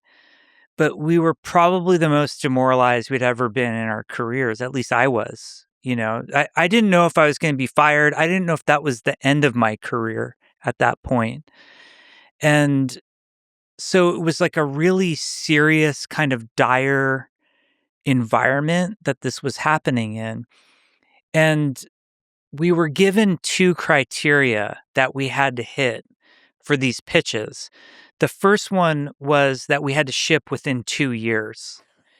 And that is a very ambitious time frame for crazy. any game. That's crazy. But for a Blizzard game, it's kind of insane. Yeah. And then the second, okay, the second is even more ambitious and crazy, was whatever we made, whatever we pitched, had to have the potential to have World of Warcraft like revenue. Yeah. Right. And to date, at that point, there was one game that had World of Warcraft like revenue, which was World of Warcraft. So immediately I just threw out the revenue thing because it's all fucking monopoly money to me. Yeah. Like, this game money it's insane, and I just don't think about it. That's someone else's problem. But I did want to be as realistic as I could about the schedule part of it. So most of our team, the Titan team, was 140 some people.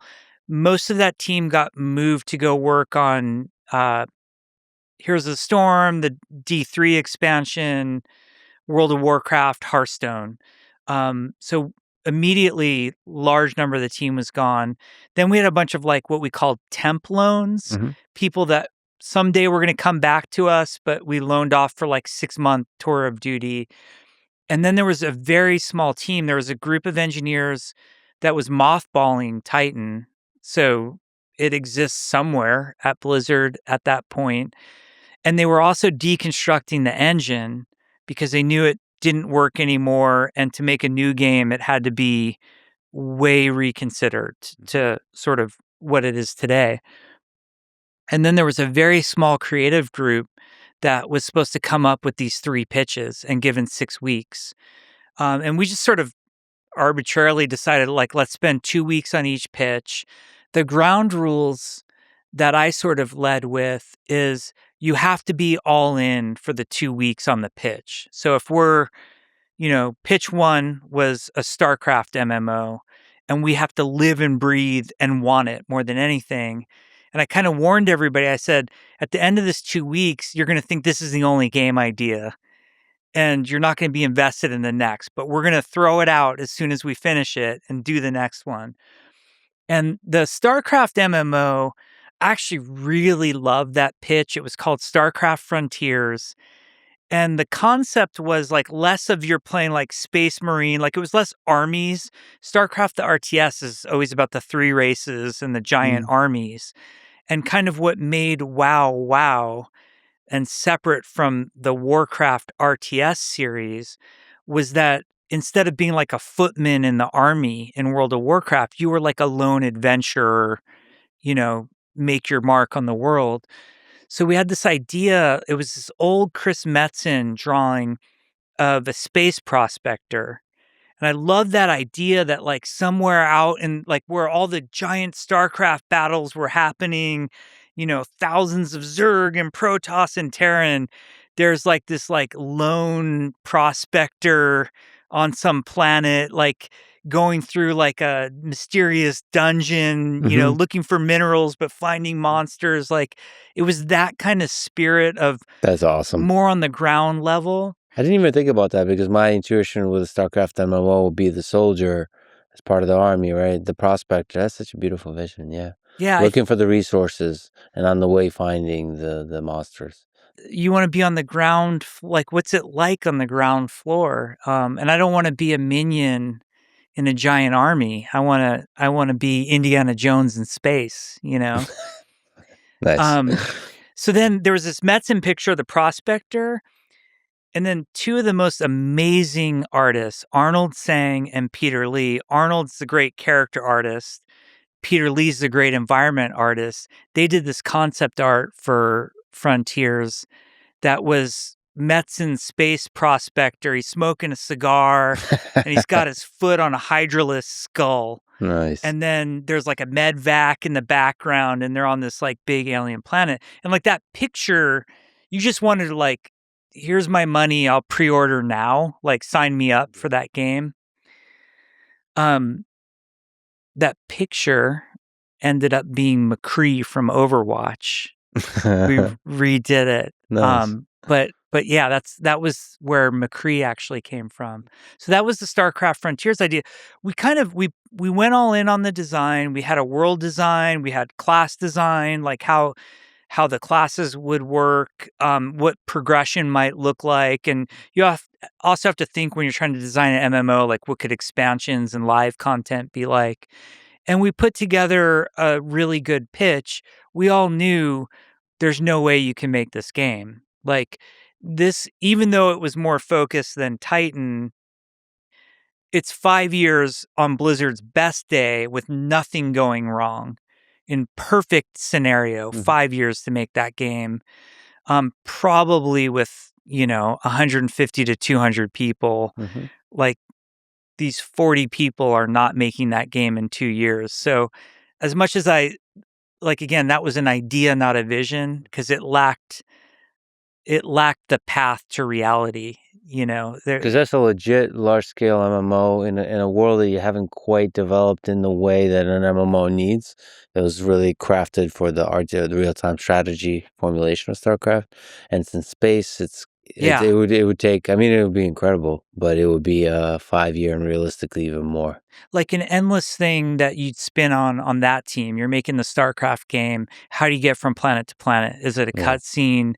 No one's going to want a cutscene, but we should probably make it a cutscene because that's easy. But we got to have space flight. That you're adding like 3 years just by saying we got to have space flight. You are, yeah. And then how do you make a space game without space flight? We've all played them. We know those games. So are you essentially, when you're brainstorming like that, and by the way, it's such an incredible thing, for 2 weeks, you're just really falling in love with the game altogether and trying to figure out if it's actually possible.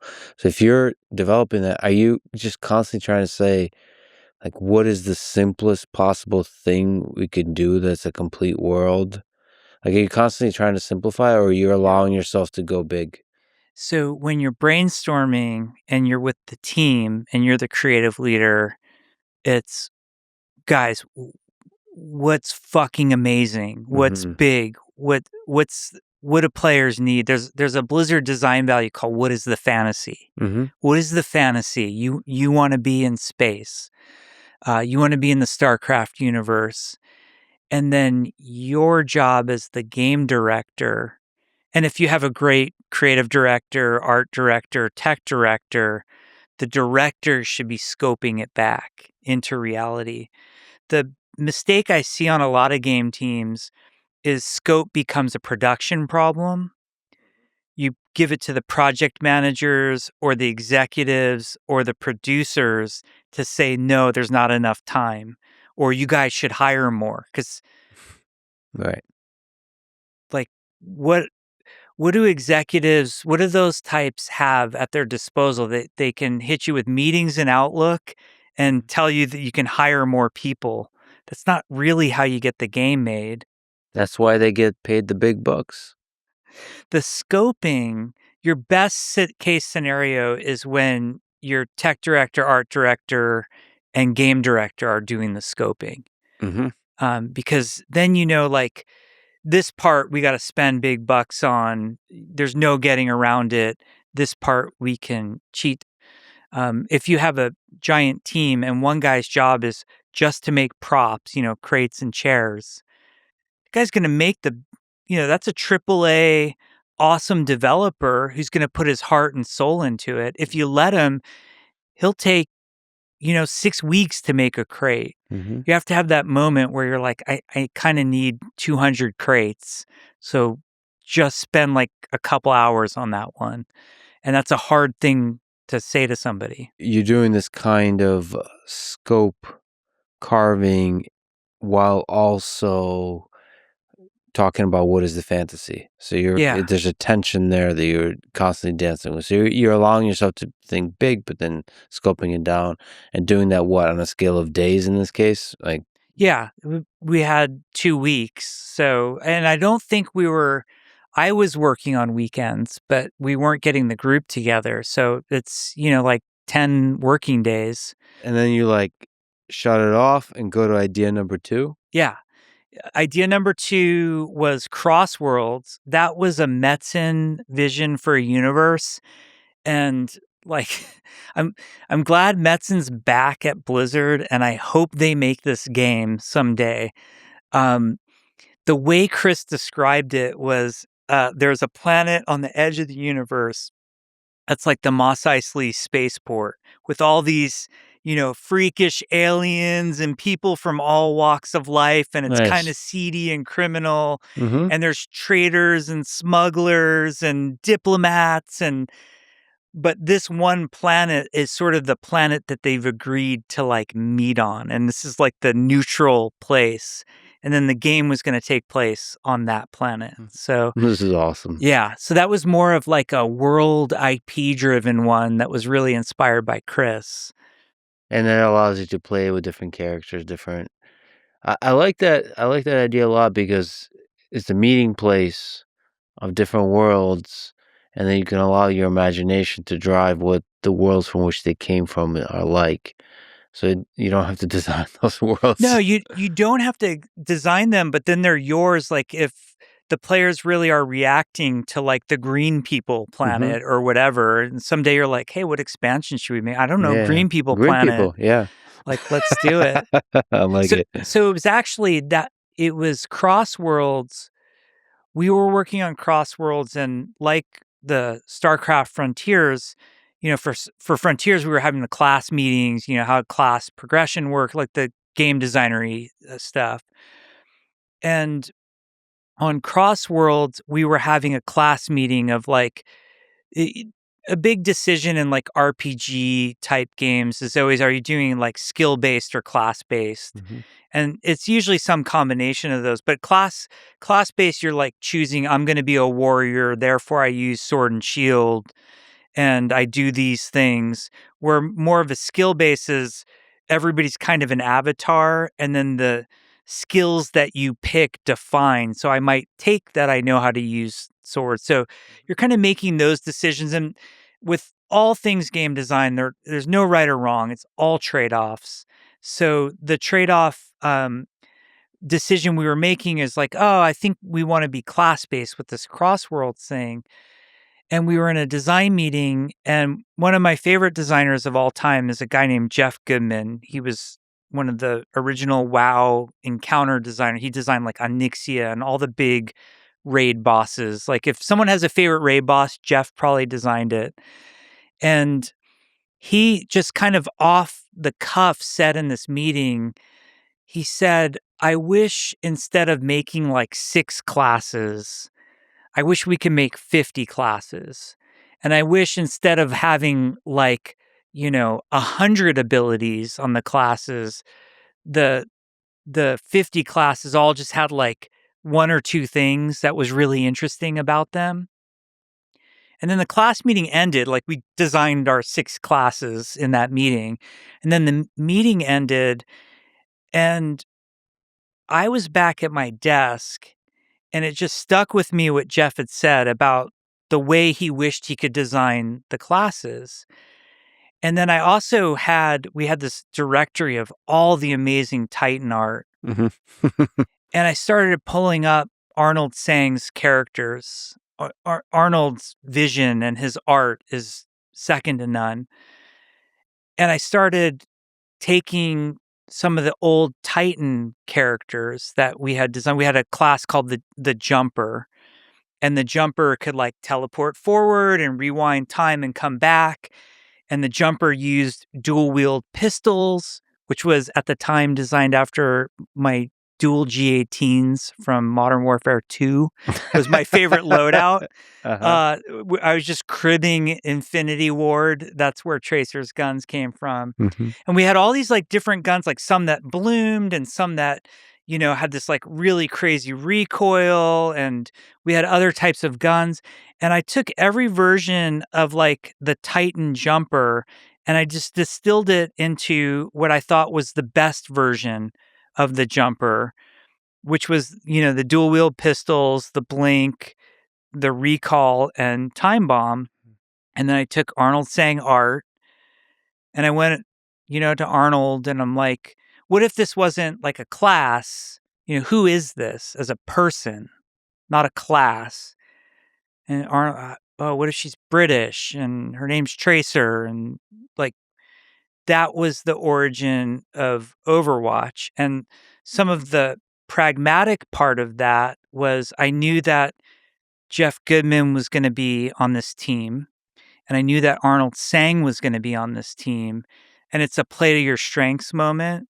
Like, what could we make in 2 years with the talent we have? And what is realistic? Like, what could we realistically make? Mm-hmm. And so then I just sat there and I sort of, I went through a bunch of Titan classes with a guy named the Gun Jack who became Reaper. We had actually the Ranger got split out and became 76 and became Bastion of all things. You're describing the game of Overwatch where exactly that vision from that meeting came to life for you, as opposed to having a small number of classes with a large number of skills. You have a large number of heroes with each their distinct look, distinct set of skills. Yeah, and the personality was a big part of it, like capturing this isn't some generic the Jumper, it's this person, Lena Oxton, Mm-hmm. and she has a life and we're going to, make you interested in her. Yeah, there's like a deep backstory. And that's also what's interesting about Overwatch is that backstory is not like revealed in a direct way. It's like seeps in indirectly throughout the game. So the backstory is implied almost, and it's told not directly. So there's a lot of ideas like this, and so this is the thing that the team converged to. Yeah, well, and it was funny because like we're having these cross-world, like people are, writing design docs and doing concept art for cross-world, and we'd have some brainstorm meetings every day. And I put together, it was a 7-page deck, Overwatch deck. And it was called Monetized Shooter at the time. Yeah. And it just said Monetized Shooter. And then the first slide was League of Legends plus Team Fortress 2 logos. Yeah. And then I had like 6 heroes like sloppily designed. And as everybody was working on Crossworlds, there were 2, co-leaders of team 4, there was, Chris Metzen was there and Ray Gresco. And I remember Ray coming over. Ray is like a phenomenal game developer of all time. He like wrote the Dark Forces engine, was the production director on Diablo 3. He and I killed Titan. And then he's at my desk looking over my shoulder and he's like, "Well, what are you working on? Is this the Crossworlds pitch?" And I'm like, "No, this is like another idea that I'm just working on the side." And I show him the 7 slides and he just looks at me and he says, "Go show Metzen this. This is what we should make instead." And then I went and I showed Metzen like, hey, this is just an idea. And then Metzen was like, yes, like this is what we should make. And I showed Arnold and it was Arnold's art. And then Ray tells me, he's like, because every morning we get the team together because we were in this like dire straits and we're midway through at that point. And Ray and a producer named Matt Hawley said, tomorrow morning at the meeting, you're going to pitch this monetized shooter idea. It was called monetized shooter because originally when I pitched it, it was free to play and you had to buy the heroes, which is fucking terrible. But at the time, I actually thought that was a good idea. Mm-hmm. And I'm walking down the hall with Matt Hawley to go like pitch this to this group. We're supposed to be working on Crossworlds, and they're like, you got to pitch this idea to them. And Matt Hawley stops me in the hall and says, Jeff, you cannot go into that meeting.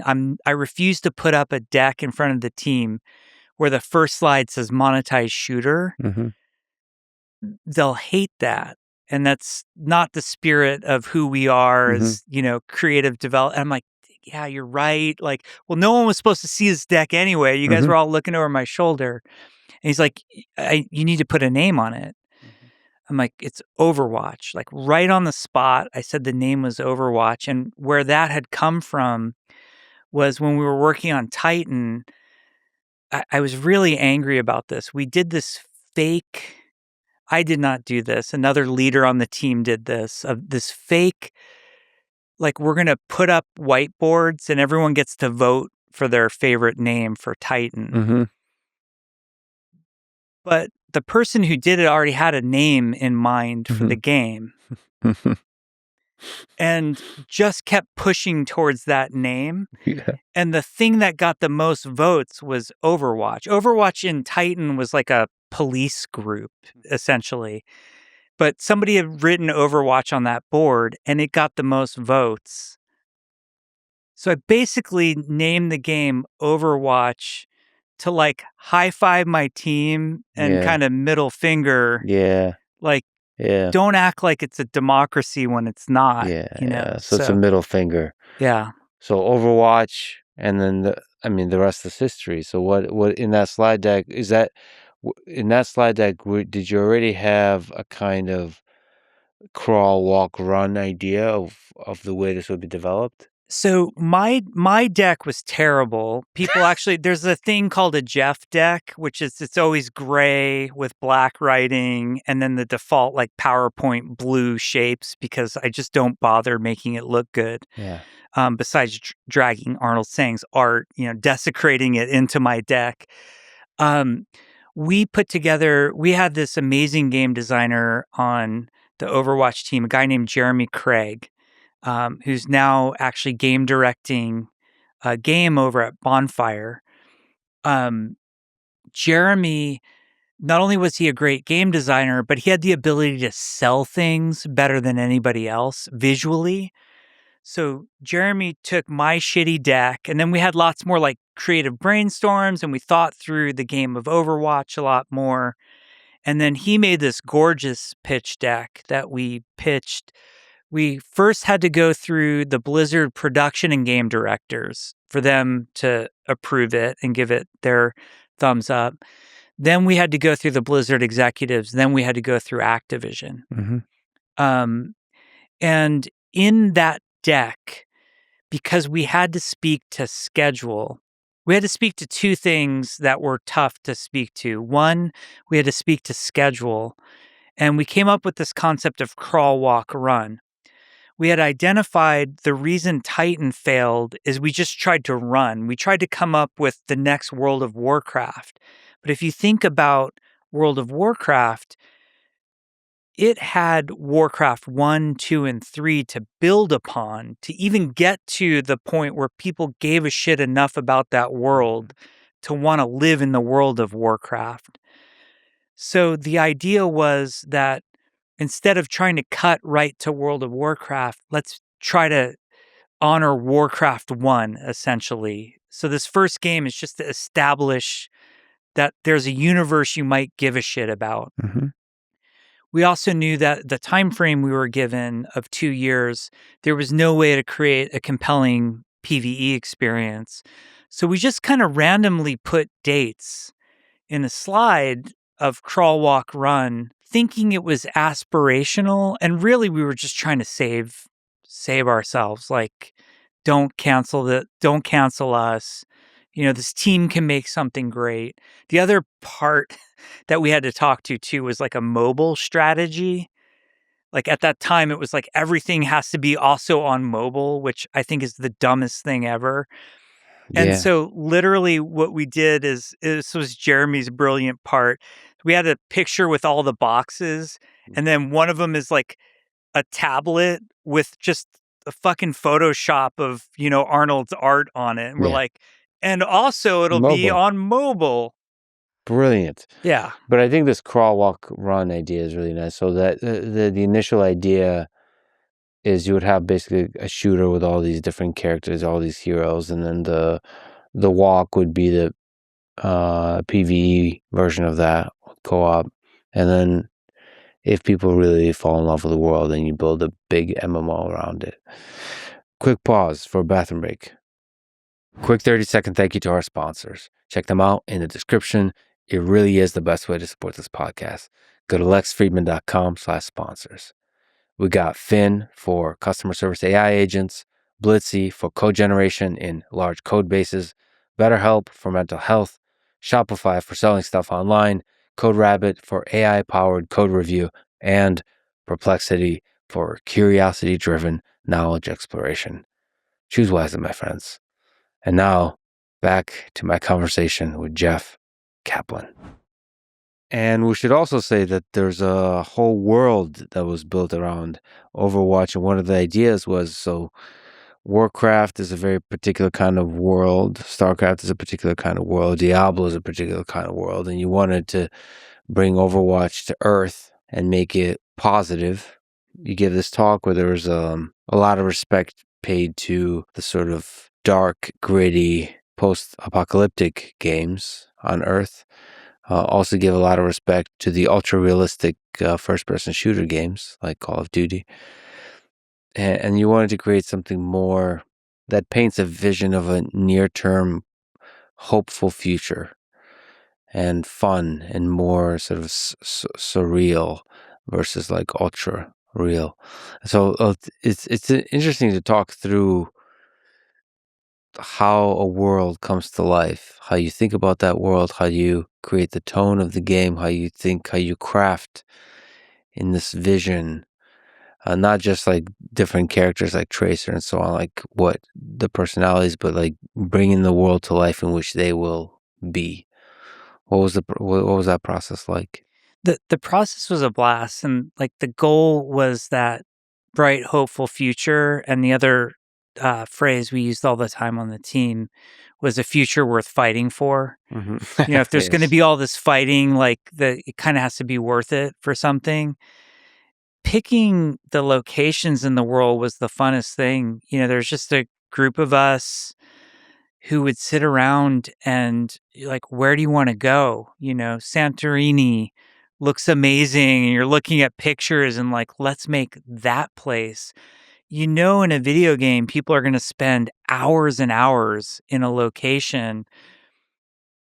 Resist the urge to do the common, I call them the cargo container mazes that you see in every game. And I know why they exist. They're easy to make, but we kind of wanted Overwatch to be this world tour of great places that you'd want to go to. Mm-hmm.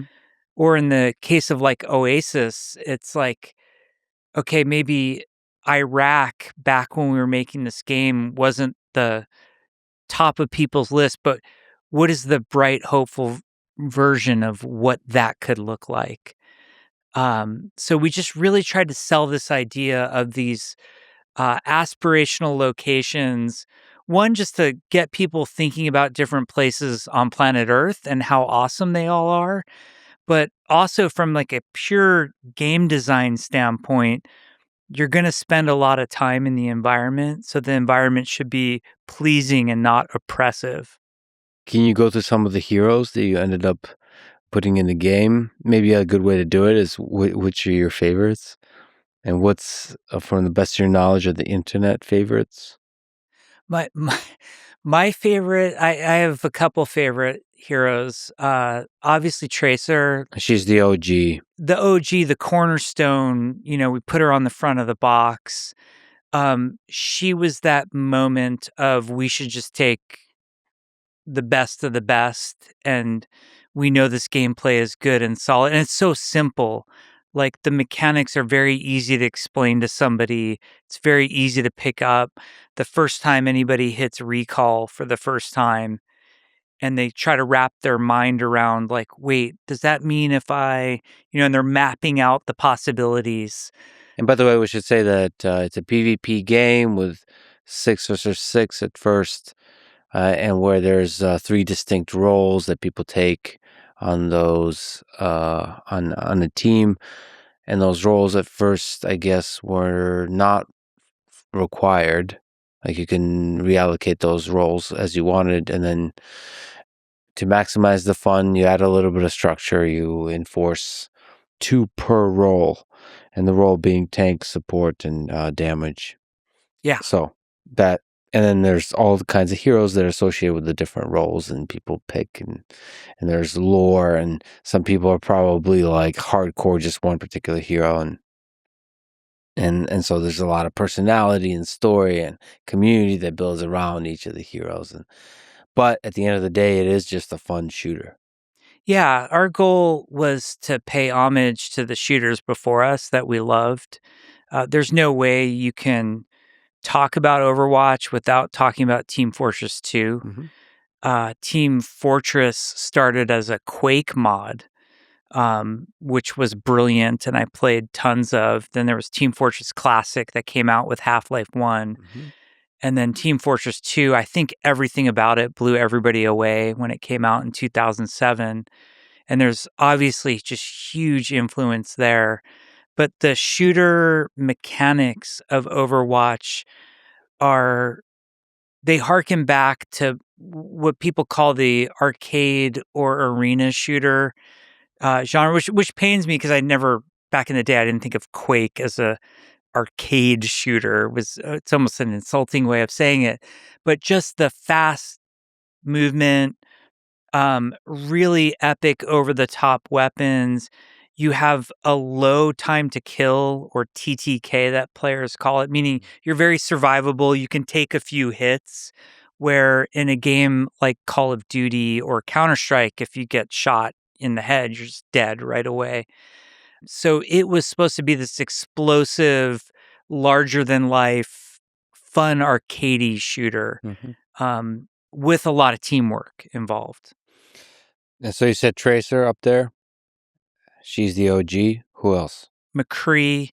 McCree is another, like, I'm somebody who's attracted to the simplicity in design, and I did not design McCree's 6-shooter. The way that gun feels is phenomenal. And to capture the spirit of that, we had a designer named Mike Heiberg designed the High Noon Ultimate. And then just all the care and love the team put in. Like, when he does the ultimate, we roll a tumbleweed across the screen, like, every time. It's a very simple hero, but the simplicity is what I like best in design. I'm not a fan of when somebody starts explaining, in any of these games, whether they're MOBAs or hero shooters, and they start like, this guy throws orbs and he throws 3 orbs and then he runs out of his orb bank and then he can call the orbs back or he can cash the orbs. And I'm just, my head is spinning and I'm like, just give me a fucking good gun, Yeah. and I'm done. Simplicity is everything. Yeah. What about Reinhardt, the tank? Reinhardt was actually my main. So I played the most of Reinhardt. That was another amazing Jeff Goodman design of this guy who just has a shield. As soon as you give somebody a shield, they know what to do. They go into protector mode. The shield was designed to shoot through. The shield has since been copied by like every hero shooter since, and even non-hero shooters. And then he just has a giant rocket hammer. And he does a charge ability. It's really interesting where the charge ability came from. I was playing a ton of Left 4 Dead 2, and you could play in versus mode where you could be the enemy zombie guys, and there was an enemy boss zombie called the Charger who had that charge ability. And I thought the reason that ability was so cool is because it's a commit. Once you press the button, you're a runaway train. And watching Reinhardt's charge to their deaths is kind of hilarious. And it's what separates a great Rein from a shitty one. You've explained that the Overwatch matchmaker process is designed to keep players at a 50% win rate. I think it's just a fascinating topic. Not to get too philosophical, but you can't have the up without the down.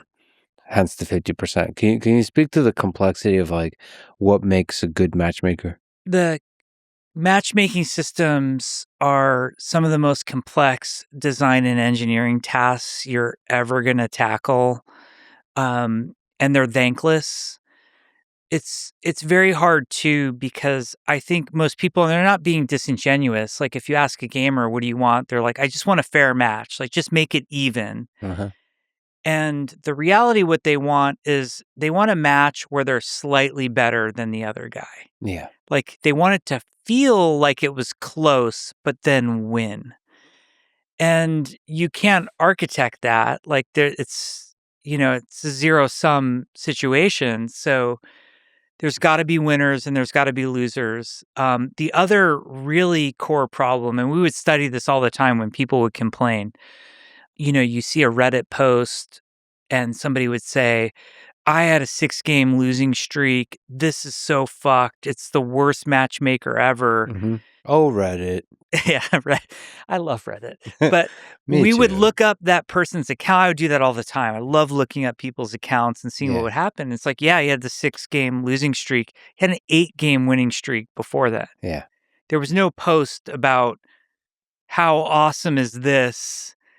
And the human psychology doesn't allow for that. One of my hindsight regrets about Overwatch, and this is, I think we did the right thing in the moment. It's, like I wouldn't go back and redo it. But if I was making a hero shooter from scratch today, I would make it less team focused. And we put all of our eggs in you noticing if the team won or lost.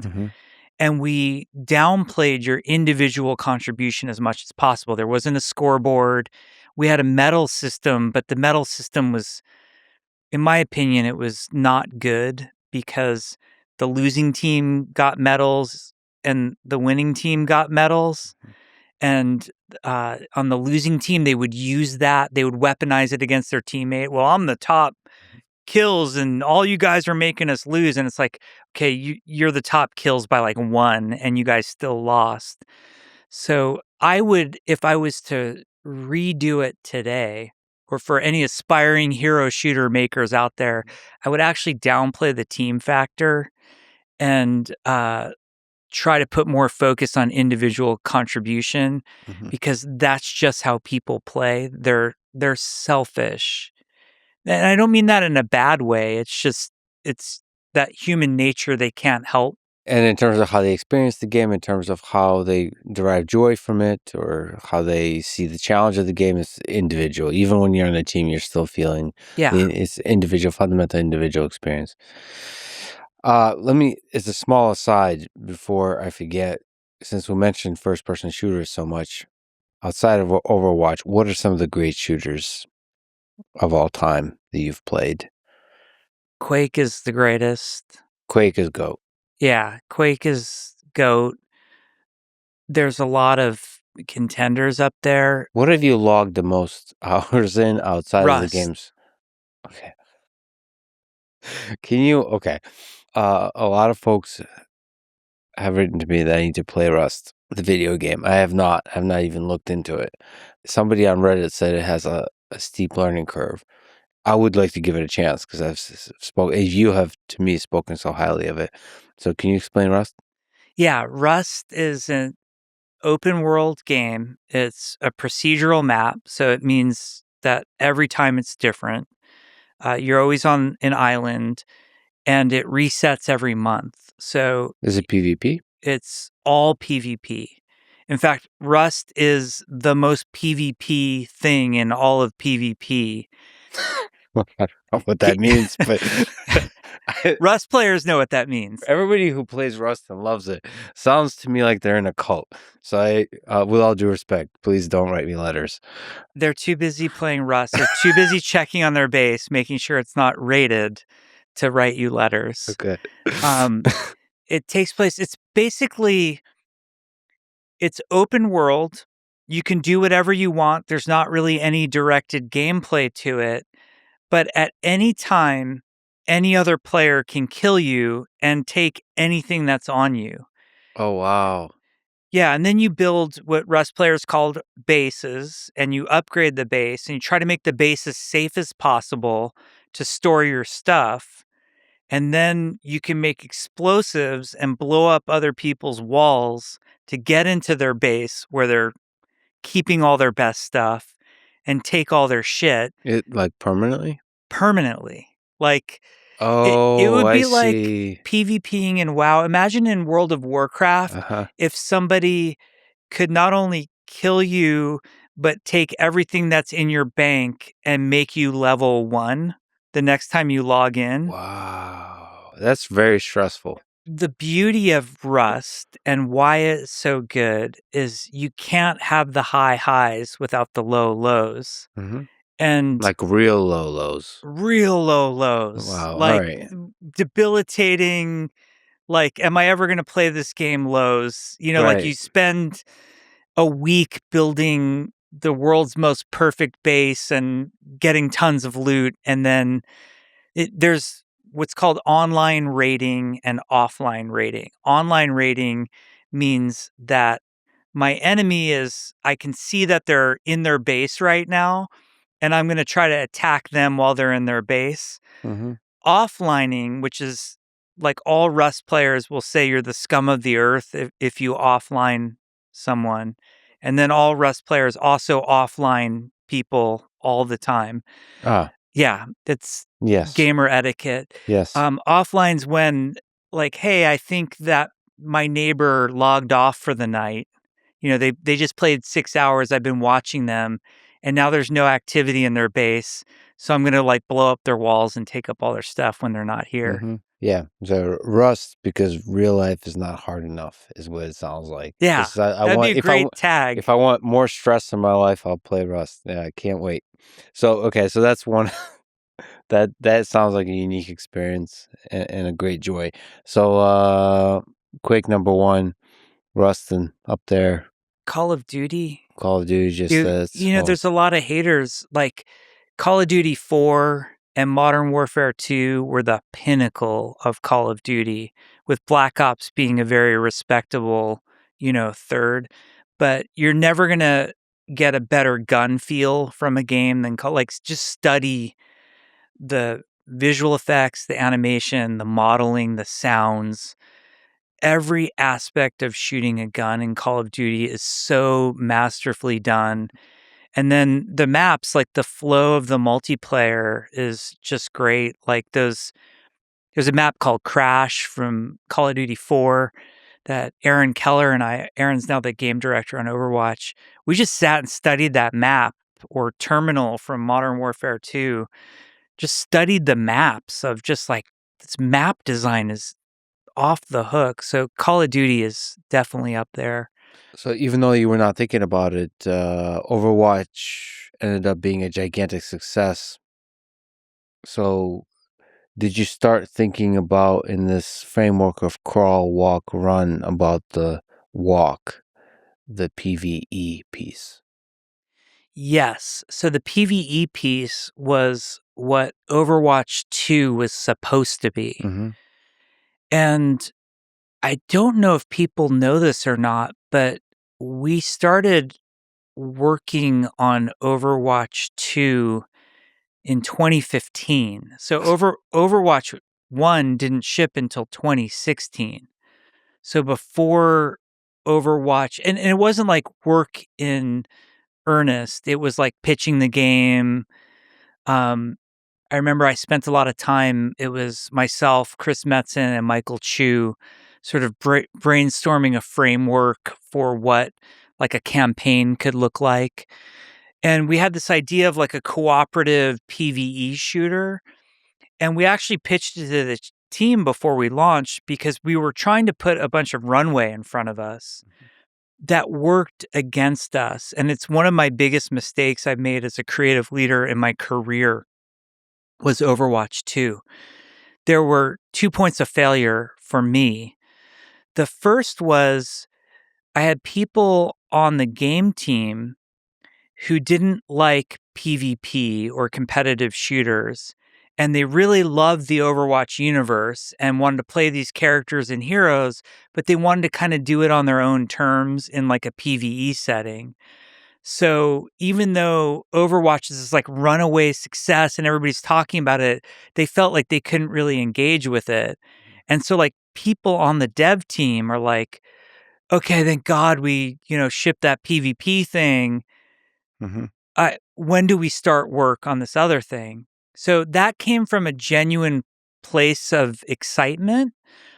And then the other point of pressure was from the executive team. And this was both the Blizzard and more so the Activision executive teams.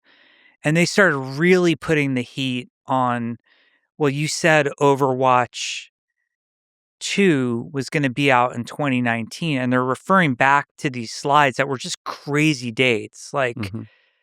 it was, you never want to put a PowerPoint deck in front of a corporate executive. Like, you might as well etch it in stone and come down from the mountain on it. So you just threw some dates because the layout looked good. Yeah, this is just all bullshit. This is just in the same way we put like the tablet, we just put Yeah. Overwatch, like put Tracer on a tablet and say we have a mobile strategy. So the executives started getting really angry at us that Overwatch 2 was slipping. And so when Overwatch 1 took off, I remember very early, we were in like May of 2016. And that year, the Olympics were going to be in Rio, I think. And, I always like to pay respects to like when a big event is happening. I'm like, hey, we should do like an event for the Olympics. You can't call it the Olympics or else they sue you. So you just, even though you're advertising for them to a bunch of kids who want to play video games and not watch the Olympics. But we also had like these two developers, Mike Heiberg and Dave Adams, like worked on this quirky, like they made soccer in Overwatch. We called it Lucio Ball. Like they Mm-hmm. made a map and they made these mechanics. We're like, yeah, let's do an event called the Summer Games. Mm-hmm. And we do a live patch that's the Summer Games. It's extremely successful. And then after that, we're like, yeah, let's do Halloween's coming up. Let's do a Halloween event. How cool will that be? And our fans just loved these events, but there were two groups that were struggling with it. One was that group I told you on the dev team who was like, oh my God, you guys are overscoping the patches. Why are we doing this Halloween event? We should start work on Overwatch 2. We shouldn't be this focused on the live game, which was fucking nuts. Like, that was just crazy. There's this phrase of catch the wave, ride the wave. Most games fall off the back of the wave. They don't catch the wave. No one plays it or plays it for 2 weeks. If you're lucky enough to have caught the wave, ride it till the end. And my instincts at that point were like, let's just keep, how many more of these live events can we do? So now there's this wave and the live game and events, but the pressure on creating Overwatch 2 was building. Yeah, we had a coalition on the team that was really wanted Overwatch 2 built instead of the live events, and then the executive pressure became monumental. And what would have been correct was to do more world events, like keep it going. But the major derail was Overwatch League. And we really like the weirdest part about Overwatch League is I believe in it. You know, I helped pitch it along with some other people. We thought it was like the future of esports and doing regional based teams, ensuring minimum player salaries and player protections. Like, there was a lot of very good about Overwatch League. And there'd be teams associated with particular cities. And it'd be Yes. international, it'd be real competition. So the dream, the ambition was really huge there.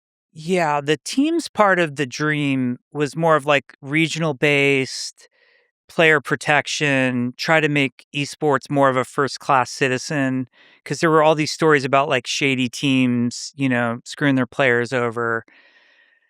Where it got away from us was there was a lot of excitement about Overwatch League, like too much so, and then it got over marketed to the people buying the teams. They went on this road show where they had a deck basically, and like you can put anything in a deck and sell anything. And they were pretty much selling the Brooklyn Bridge that Overwatch League was going to be more popular than the NFL. And we got a bunch of billionaire investors in these teams. And when 2018 started, like, for example, the day I got back, they said we signed this huge deal with Twitch for streaming of Overwatch League, like a media rights deal. And that means that here's all these commitments we made for Overwatch League of like in-game stuff that had to exist. Like, a lot of it was integration with Twitch and camera control and that kind of stuff. The other part of it was a bunch of skins and you know, uniforms for all the teams, which was not just getting the art in the game, but there was huge technical challenges to like how all that worked and was efficient and hit the right, you know, memory footprint and all of that kind of stuff. And so all of your plans at that point kind of go out the window. Like, you're not going to work on new world events. You're not really even focused on Overwatch 2. You're just kind of treading water. There was a lot of talk of like, oh God, you know, the deal, like, the deal didn't go well and we've got to do make goods to make the deal better for them. I'm like, just give them some money back, you know? Like, if the deal isn't what people wanted, like, putting it on us, the Overwatch team, to like support this beast. Yeah. And it was a great idea that the wrong instincts and sort of, I don't know how to phrase this in a way that's not damning, but there was too much focus on let's make lots of money really fast. And a lot of people got dragged into it. And while Overwatch League was great for Overwatch in terms of the players that it brought in, like, and the Overwatch League players, they were awesome. I love them. The Overwatch League staff at Blizzard, some of the nicest, most motivated, great creative people. Like, all of these organizations got built and they were all great, but it was a house of cards waiting to fall. And became more about the money versus the quality of the experience of the different teams playing together and actually building this ecosystem of esports. The financial reality kicked in. where these teams now, we didn't just have, executives at Activision and Blizzard who cared about the bottom line of Overwatch. We had all these people who basically invested in the game, and then they started to express their opinions. Originally, the business model was going to be that they were going to do in-person events, and there's going to be big ticket sales and then merch, and all of that. And I think really quickly everybody learned, like, yeah, we can't do in-game events when you have a London team and a Shanghai team, and like, how does this work? So that fell apart super quickly. The merch was good, but it wasn't going to be making NFL level money, whatever insanity anybody thought that was going to be. So everybody quickly defaulted back to, hey, didn't Overwatch make like $500 million just in the live game last year? What can we sell and what can you give us? That pressure comes onto the team.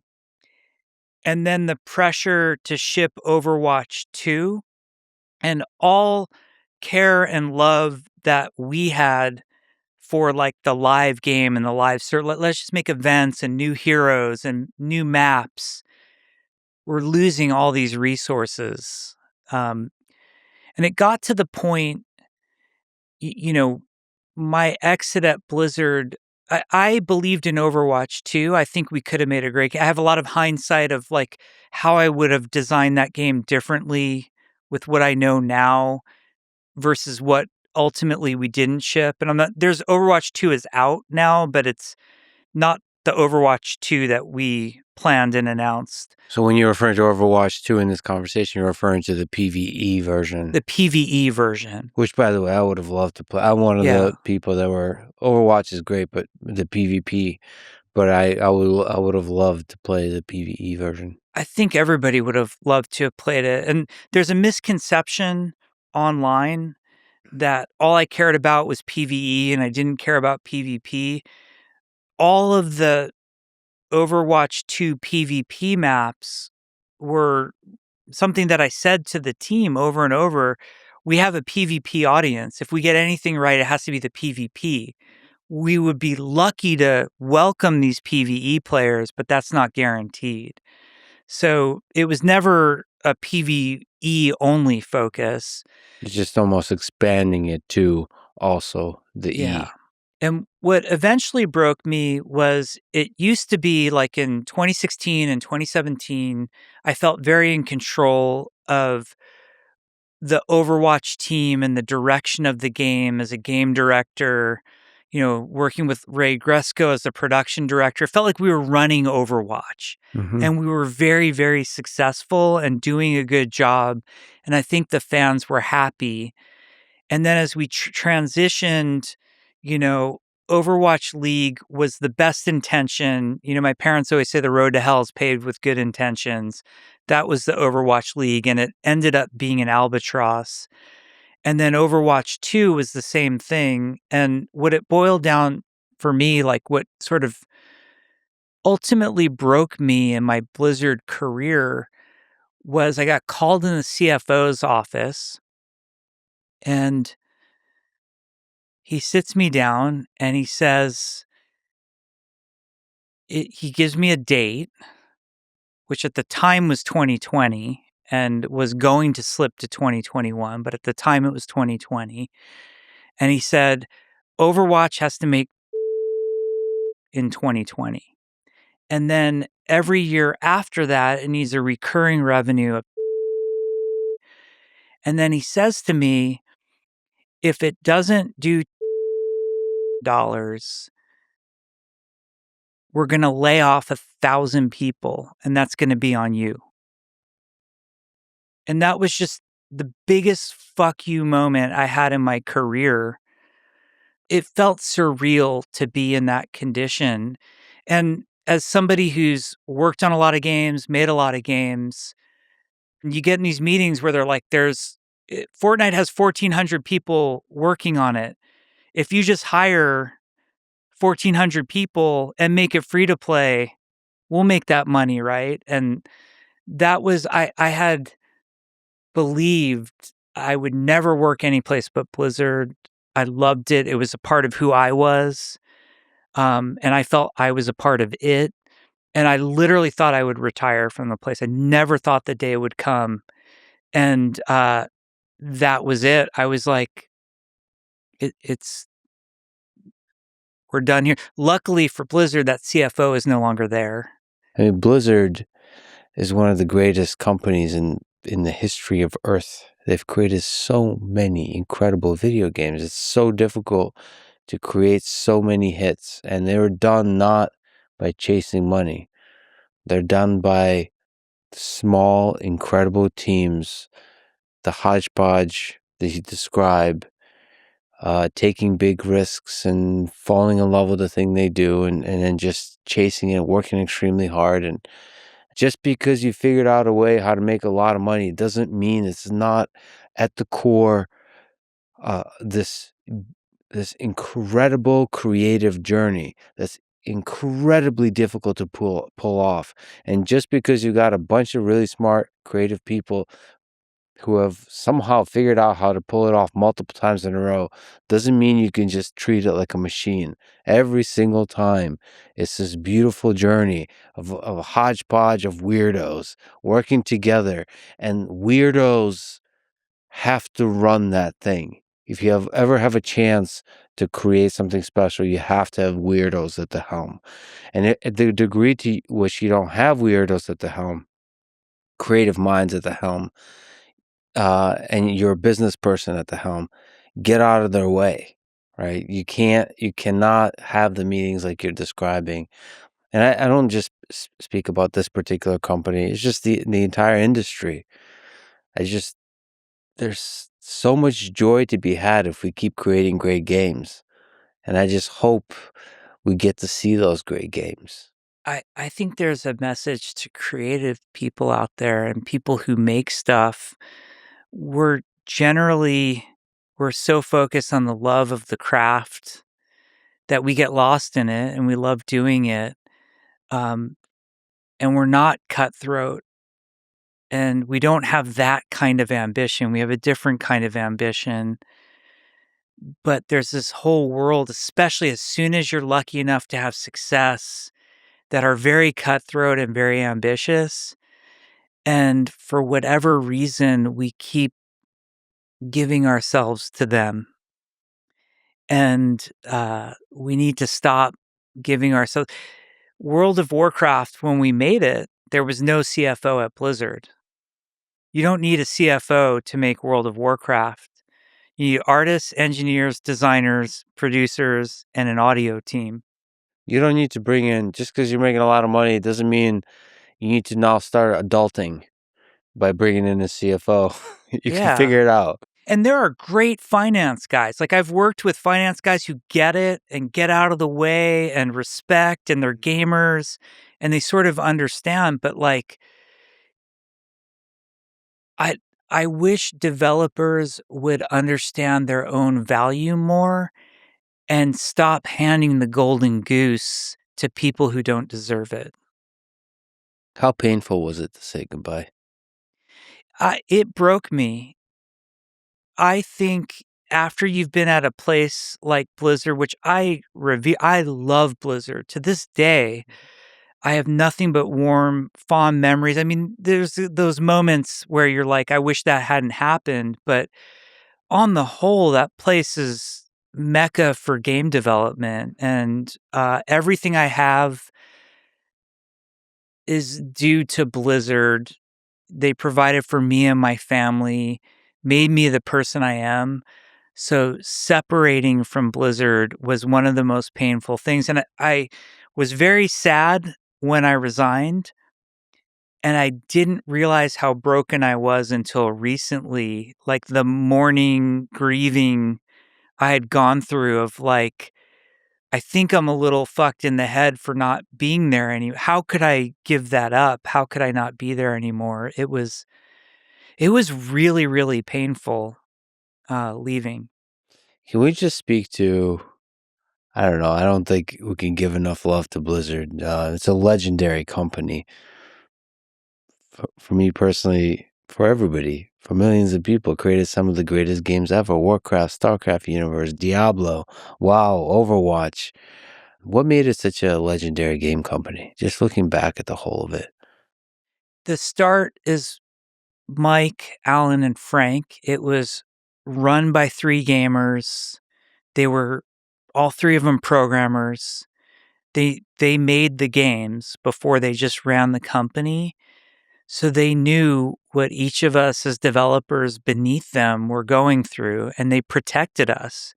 They shielded us from all of the nonsense. And even when they would align with a business person, they had a COO in the early days named Paul Sams, and Paul protected us. They found great people who got it. The company, when I joined, was like 95% developers and like 5% operations. When I left, it was, 50-50, and that's like a 4,500 person company. That love of the games and the respect and good treatment for game developers really turned it into the place that it was. Just the commitment to excellence, the high quality bar, and then finding these passionate people like Chris Metzen or Sam Didier. They were like the visionaries of early Blizzard, Alan Adham, of just these worlds that we're still making and we're still playing in today. Um, it was infectious and it was inspirational. And you wore the Blizzard blue with an esprit de corps. Like you felt proud to be part of it, and you felt like you had made it to be there. And everything you did wanting to respect and honor those who had come before you. I know it sounds almost cheesy saying it that way, but it really had that sense of reverence. Like you knew you were part of something special. You didn't take it for granted. Yeah, that's the sense. Reading everything, that's the sense I got. Everybody that was a part of it, that truly, truly, truly honored that time. Just to take a small slice, what were some of the brain? So you mentioned Chris Metzen. You gave so much love to so many people on the team, but I got to ask about Chris Metzen, who I would, by the way, love to do a podcast with at some point. What were the brainstorming sessions with him like? It seems like those are pretty like awesome. They were the best. Like you could walk into a room. Like the way I would work with Chris is early on when I was more junior, it was just sort of getting creative direction from him. Hey, Chris, I'm about to work on this zone called Westfall. What are your ideas? How could I capture them in gameplay? Well, that won't quite work. How about like this? It was more like that. Later on, like I still remember the first discussion I ever had with Chris about Wrath of the Lich King. I went up to his office, like, hey, we're finally doing it. We're doing the Northrend expansion. What excites you about Northrend? And that's all you had to say. And he would draw a map and he'd start pulling up old like Warcraft 2 and Warcraft 1 manuals and, showing you like pictures he and Sammy had drawn and like maps and he all of it. He would just go on for an hour and then I would sort of digest. I just listen, taking constant notes. I'm photographing his whiteboards all the time. And then I go back and start to put those into design flow of like, okay, what's a zone? What's a dungeon? What could be cool? What should come first? What should come last? Lich King, for example, we wanted to try a very specific design to counter a problem we had in Burning Crusade, which is everybody entered through the Dark Portal, through Hellfire Peninsula. All the server programmers hate you because everybody loads into the same zone at the same time. Lich King, we split them up for better player flow. Plus, it's more interesting. The more choice you have, Sid Meier says games are a series of interesting choices. So we give them 2 starting zones, but that was the flow with Chris. And so often we would just like, okay, in that first meeting, Chris had put a zone called Grizzly Hills on the board. Well, I don't know anything about Grizzly Hills. Mm-hmm. Hey, Chris, talk about Grizzly Hills. If you didn't interrupt him, he just go for an hour, and you have no idea how much of it, like, he had pre-thought about or had existed in previous lore, and how much of it he was just making up on the spot. Mhm. He's just that charismatic and captivating. Creating these worlds and being able to Yeah. brainstorm through them and together. I mean, that is what you're doing. As a consumer of those worlds, you kind of take it for granted that they're incredible, but like you're crafting them.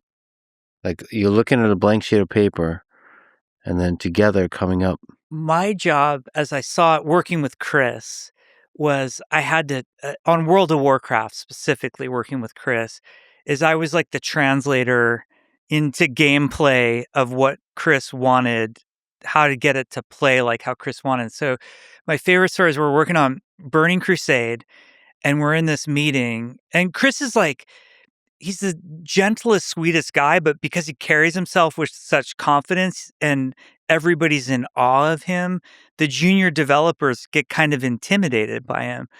So we're in this meeting and we're talking about Silver Moon City because we're introducing the Blood Elves. And Chris is like, in Silver Moon City, it's got the tallest fucking tower in all of Azeroth. I mean, it is the tallest thing. You know, it's mind-blowing, the awe of it. Only the Blood Elves could build it. Fast forward like 2 weeks later, I'm walking through the hall and I see a bunch of level designers and artists. They're all like crowded around the screen. And on the screen, they've dragged Blackrock Mountain and Karazhan and the Stormwind Cathedral. I'm like, what the fuck are you guys doing? And they're like, well, Chris said that the Silver Moon Tower had to be the tallest thing in World of Warcraft. Mm-hmm. And so we're measuring how tall all of these other things are so we can make the tower taller. And I'm like, guys, Chris doesn't know how tall the burning steps, you know, and the cathedral and Stormwind is. What Chris means is just make the tower really fucking tall. You don't need to measure it. And they're like, oh, okay. That's okay. Yeah. Like, are you willing to take the heat I'm like, I'm willing to take the heat on this one, guys. Yeah. It's just a feeling. It's a vibe. It's a vibe. Yeah. And I also just personally have to give all the love in the world for the current Diablo IV team, because I've spent most recently out of the Blizzard games, spent a huge amount of time in Diablo, and they've created and it's not just the loot, all right, it's the whole experience, the art, everything together, and the season they've created a really wonderful world. So I could feel how much effort goes into that. They're crushing it. And I think Diablo IV in like modern times is one of the best worlds that have built. And they understand Diablo players. Mm-hmm. Like that community is so hard and so demanding. And that team is amazing. Yeah, there's a lot of richness. It's really, I mean, I don't know how often you get that, but it's really the perfect Diablo game. They've really like evolved a lot, grew a lot. So there's this whole mathematical component of just so many numbers everywhere, and it's all balanced really masterfully. And then, of course, you have to come up with new content with the seasons, and they figure out ways to do that. So, and a crazy pace. Yeah. And still make it super fun. They're a great live team. Yeah. And for me personally, like I said, the couch co-op experience have been really, like, that aspect of it is really great. Just all of it. It's one of the greatest games in recent history. One of the things I wanted to mention, because such is a powerful speech, is sort of instead of doing some kind of corporate goodbye as you were leaving Blizzard, you allegedly shared with your team a video of David Bowie giving advice, and people should go watch this clip. But if I may read it, Bowie says, "Never play to the gallery. Always remember that the reason that you initially started working was that there was something inside yourself that you felt that if you could manifest in some way, you would understand more about yourself and how you coexist with the rest of society. I think it's terribly dangerous for an artist to fulfill other people's expectations. I think they generally produce their worst work when they do that. And the other thing, I would say, is that if you feel safe in the area that you're working in, you're not working in the right area. Always go a little further into the water than you feel you're capable of being in. Go a little bit out of your depth. And when you don't feel that your feet are quite touching the bottom, you're just about in the right place to do something exciting. Speaking of which, you are just about in a place to do something exciting after leaving Blizzard. You told me that you tried to take some time off. How did that work out for you?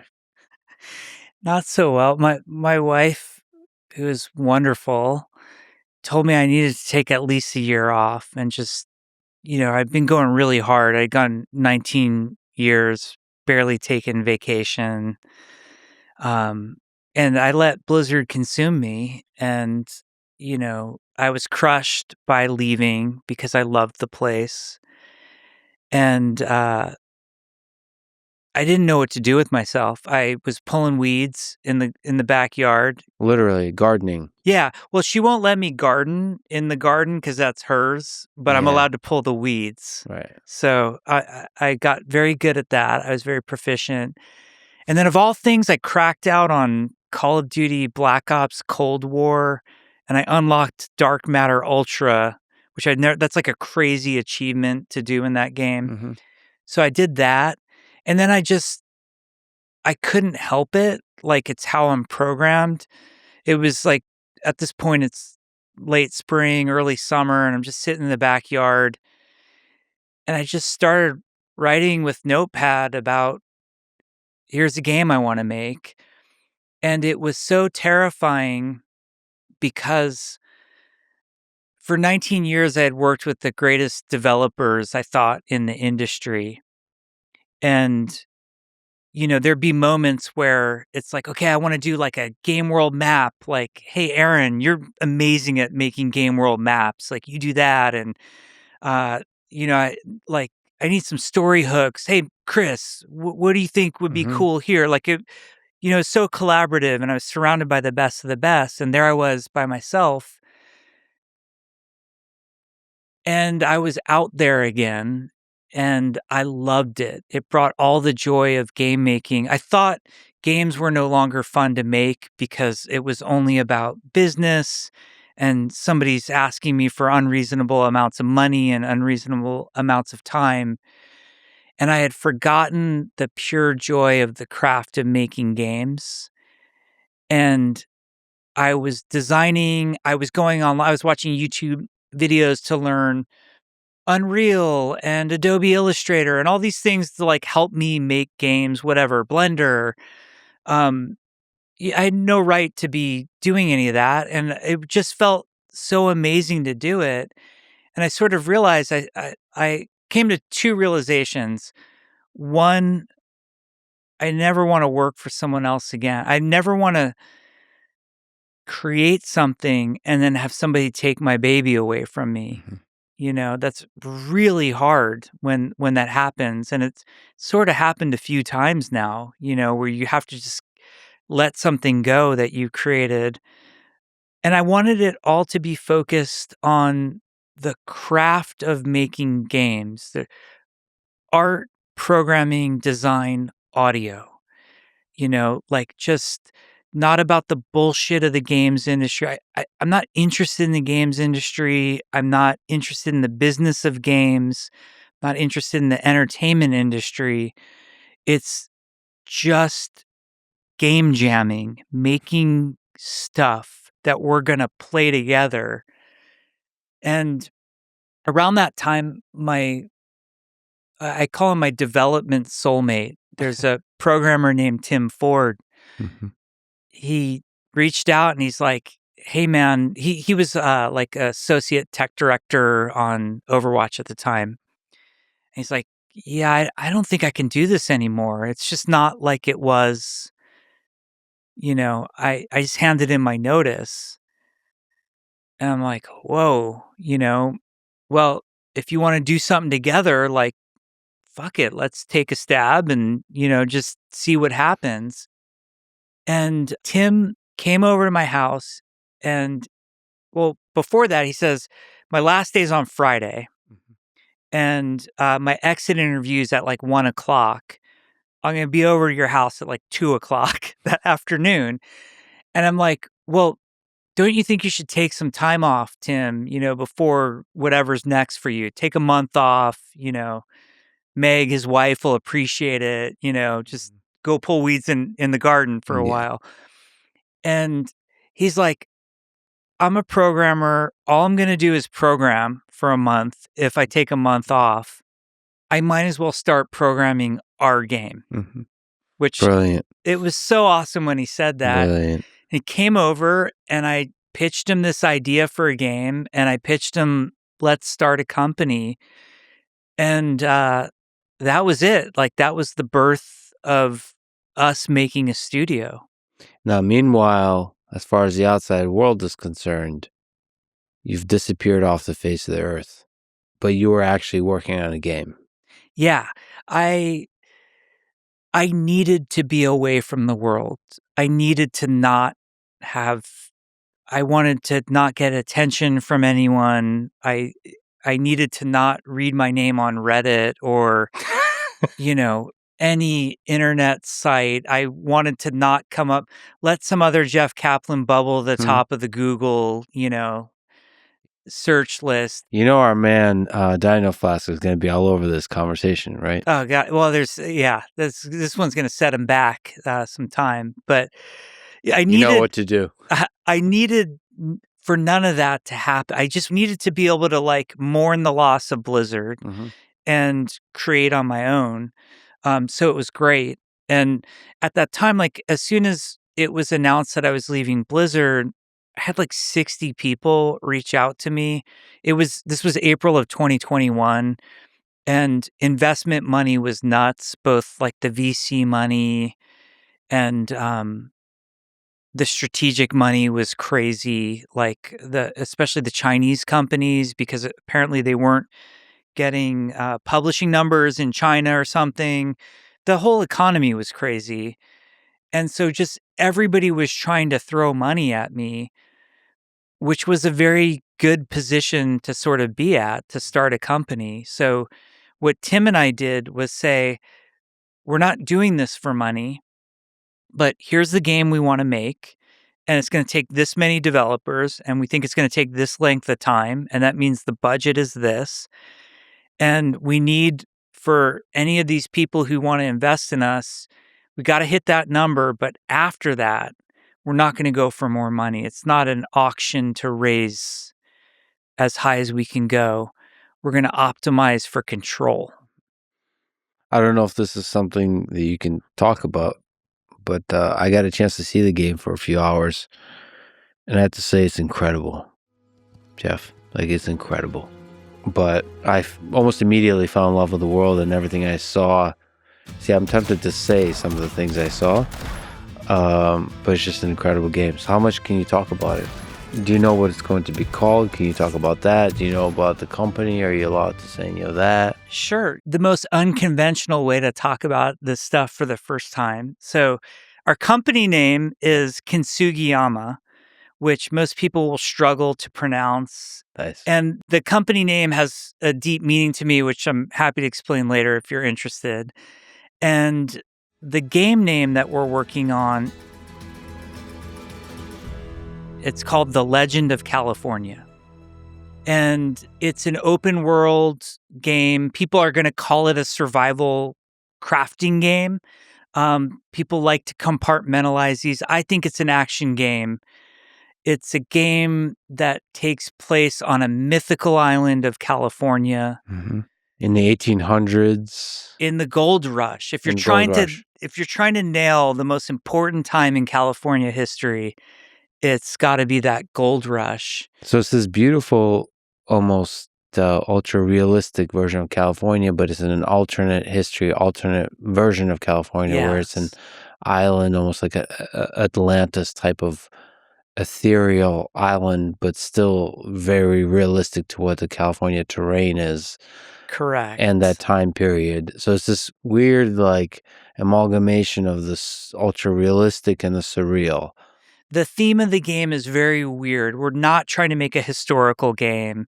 There's no historical accuracy to this. In fact, the island, when first discovered, is uninhabited. That's already not true, as we know. There were lots of people in California. It's an island, which we know is not true.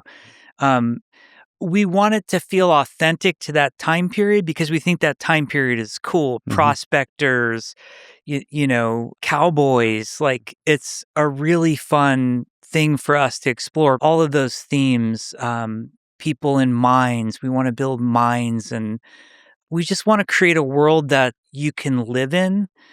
I love creating worlds. Everything that I've worked on before, from World of Warcraft to Overwatch, it's always been how do you create this place for players to escape to? So it's an online multiplayer game. I should say the experience of it is just gorgeous. And then the music is wonderful. I'm glad you like it. One of my favorite things is just going down to the mine and digging. I mean, that's done extremely well. And as you described, the whole world is voxels. So it's generated. Can you explain how that works? Yeah, as a world, we handcrafted the world. So like the shape of California is always the familiar shape of California, except it's an island. So, there's no Nevada on the eastern side. We handcrafted all of that. It looks gorgeous. And places like Yosemite are where you would expect Yosemite to be. And so all of those familiar landmarks are there. But then we have like dozens of points of interest, and those move around the map and depending on the map seed. And the map is also tiered in terms of difficulty. We don't really have levels in this game. We have tiers, and there's only 4 tiers right now. Maybe that will change. But the way that the map tiers itself each time changes with every world seed. So not only any server that you join will have a different seed in terms of how the tiers play out. So Mojave might be the easiest newbie area on your server, but on my server, it's end game tier 4 area. But all of our notable points of interest also move around. So we have a really amazing point of interest that we call Dread Rock that's inspired by Alcatraz. And sure, sometimes it's in San Francisco, but sometimes it can be sitting in the middle of the Mojave Desert also. It integrates it into the environment to where it makes sense to be in that environment. And like you said, so much of what makes a world is sound and lighting. Yes. And that's definitely a thing that I've noticed. I mean, it's probably the most beautiful sunset and sunrise I've seen in a game. We have a great lighting artist who is an amazing guy named Mike Mara. And some of the inspiration for the game, there's a lot of inspirations for this game, but there's a painter named Albert Beardstadt who I discovered while researching California. And he painted these just epic landscape pieces of, Yosemite and a lot of the gorgeous parts of. We're looking at one photo of his. Yeah, it's just amazing. And these paintings were huge too. I'd love to see one in person. And so you see a painting like that and you're saying, we want to create that world. Yeah. When I see that painting, this is what video games brings to the table. So every art form that evolves after another gets to incorporate previous art forms. Movies got to take sound and, fine art. We get to take everything, including movies. So, it's Katamari Damacy, the art form. But I see a Beardstadt painting and I want to walk around that world. I want to see what's around the corner.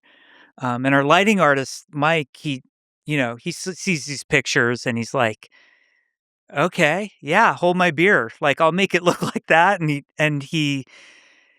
We are all blown away by how much impact just the lighting. And I'm not an artist, so I don't think about things like the color theory, the lights, the clouds, what all of that's bringing to this. I just know I want to live in that world. And these are the types of worlds that we want to make. So what do you want the tone of the game to be, the feeling of the game? This is really different. It's been hard for people when people were talking to us about, they know me and Tim, and they're, oh, the Blizzard guys, the Overwatch guys. You're making like a bright, aspirational future team based hero shooter, right? And I'm like, why would I want to do that? I felt like, first of all, respects to Blizzard, and I don't want to try to crib Blizzard and make a pseudo Blizzard game. I want to make a Kintsugiyama game. You know, Me and Tim and this crack team, we're only 34 people. We want to define what a Kintsugiyama game is. And this world seemed so inspiring to us. The setting is really interesting. I think California can be a game world. I think we can make it beautiful and interesting. We don't have to follow history or geography. We can kind of do a spin where, it feels authentic. We can have guns that feel like they're kind of from that time period, but we're not spaceships and aliens and steampunk. Mm-hmm. That's what we would have done at Blizzard. We're going to be a little different here. So the tone of this game, Metzen would describe Blizzard as the hero factory. We make, and what he means by that is not only are we making heroes, but we make the players into heroes. This game is going to have an edgier tone. You're going to enter this world. It's going to feel lonelier. It's going to feel mysterious, larger than you. You're going to feel small until you earn the right to feel big. It's going to feel really dangerous. You're going to want to see what's over that next hill. But if the sun is setting, like, get to shelter. Can't wait to get back to my ranch and put my cozy fireplace on and wait till morning. We want more of that vibe. It's more solitary, almost scary, but beautiful. Yeah. That mix, that tension. I'd hate to ask this question, but given our previous discussion about a timeline slide, but what do you think a timeline looks like? When do you think it's possible for somebody in the world to be able to play this game? So this is the beauty of me and Tim kind of getting to run the show and why we're excited about it. We can kind of do whatever we want within reason. Yeah. So we're just going to kind of quietly put it up on Steam and see what happens. Nice. No like big corporate marketing group would ever think to do that in a million years without like some, $10 million announce or whatever. We'll just kind of put it on Steam and be cool if people wishlisted it. There's my plug. And then I think we are shooting to have some sort of public-ish alpha in March. And then our plan, and something I'm really excited about because I've never gotten to do this before, we want to put the game in early access. Some people hate early access and won't touch it, and I understand it. And then some people are like, I want to be in on the ground floor and see the thing from day one and watch it evolve. So we'll put it into early access and we'll just run that until who knows. Is it scary to you to have a sort of game with some rough edges out there in the wild where people are interacting with it through the alpha, through the beta? Yes, and this game has more rough edges. Probably like the most rough edges we would have at Blizzard is like showing it at BlizzCon, which was heavily polished and controlled. This is going to be more, like in development than anything else I've ever worked on. But I love it. Part of the excitement too. It's kind of like this is how the sausage gets made. I mean, you're going to see it front row. I'm going to try to get myself into the alpha somehow. Anybody who is listening to this, I highly recommend this game. You will not be disappointed. The world itself is just beautiful. So whoever's behind it, you and Tim and the team, is just doing an incredible job. And thank you for putting out rough versions of it so we get to not wait forever for the perfect thing. And because you feel like you're a part of it. If you get the imperfect thing, I'm one of the people who like the imperfect. We get to see the rough versions develop, and get to be a part of it developing. I saw the logo as a mountain. Can you explain the meaning behind the name? So, kintsugi is a Japanese craft of repairing broken pottery. So, there's a lot of philosophy that goes into it as well. And, I want to do a good job of explaining it. But basically, like, you take a broken piece of pottery and then they would use golden joinery, Mm-hmm. like golden lacquer to put the piece back together. And the thought was rather than hiding the scars, you make them more beautiful. And the philosophical parts that sort of appeal to me with that is there's a lot of me and Tim in that of we're so appreciative for our time at Blizzard, but we didn't come away unscarred. And there's also a philosophy in Kintsugi that nothing's ever perfect, and the pursuit of perfection is actually a mistake, and that there's beauty in imperfection. And so I relate that to myself personally. That's how I feel in an aspirational way. I'm not saying I've achieved it, but in an aspirational way, I want to be that way. And I think it's also an analogy for the making of games. Like, it's a making of games is a constant uh, pursuit of imperfection. A game is never going to be perfect. Just ask the players; they're very vocal about it, and seeing the beauty in the imperfections, and the strength in something that's been broken that can be stronger. You had a heck of a difficult couple of years here. And so in some sense, it represents that beauty in imperfection. So everybody listening to this, I hope you do have it out on Steam. Go check out Legend of California. Truly a beautiful world. I'm so glad you were actually creating this low key, quietly creating this beautiful, incredible world. Ridiculous question, but can we talk about some of the greatest games of all time? Yes. What I mean, I know this is a bit of a nerding out kind of thing, and outside of the games you've been part of creating, I think Blizzard has created some of the greatest games of all time. Outside of those, what do you think are in the list? So there's one that's the best. It's Legend of Zelda Breath of the Wild. And then there's this list of greatest games, Zork, Ultima, So Breath of the Wild is the the best. greatest game ever made. What makes it the greatest game ever made for you? Every aspect is so thoughtful, so well designed. The art matches the design and the tech, and even integrating with the Switch in the way it does. How do you keep making Zelda better? How can Legend of Zelda Ocarina of Time exist and somebody make an even better Zelda game? The way you can chop down a tree and float in a river, and like the world is a toy and everything works as you wished and hoped it would work. And there's a narrative aspect to it, and there's really fun combat and action and itemization. There's so many things that that game gets right that other games are lucky if they get one of those things right and are become best in their genre just for getting that one thing right. And Breath of the Wild does them all right and the best. There's a certain kind of lightness to the way the world feels, the openness of the world feels. It's not like any other game, right? It's uniquely that company, uniquely that. Yeah. No one else. Nobody else creates that. You're right. Under the pressure of having created a bunch of Zeldas, they're like really great games to be able to deliver once again.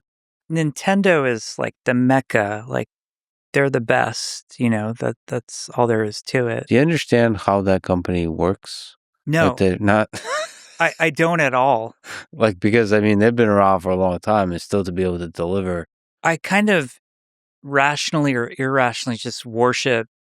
It's just sort of, if it's from Nintendo, it's going to be great. And even if my first impression is like, wow, they're doing what weird thing with the controller this time, and then you get your hands on it and you're like, God, my son and I, we both played Legend of Zelda Breath of the Wild, and he makes games also. And we had this moment where he's like, I'm so sad after I played it. And he's like, I know I'll never make anything like this. And it's that weird, like you honor it so much and think it's so great. Red Dead was like that for me. Red Dead Redemption 2 is that's a game I put on a shrine. Not just how brilliant the game itself is, but as a game maker, as a craftsperson who makes games, how the hell do you make that? Like only Rockstar with all the years of making those types of games. No one else can come in entry level and compete with that. So that's Purely insane. single player, narrative driven. So you also respect that kind of like pure. Yeah. I don't give anyone a pass. I feel like a lot of gamers and game developers, like if it has writing, they're like, the story's so good. I'm like, actually very few games have great story, but Red Dead has a great story. It's got great character development.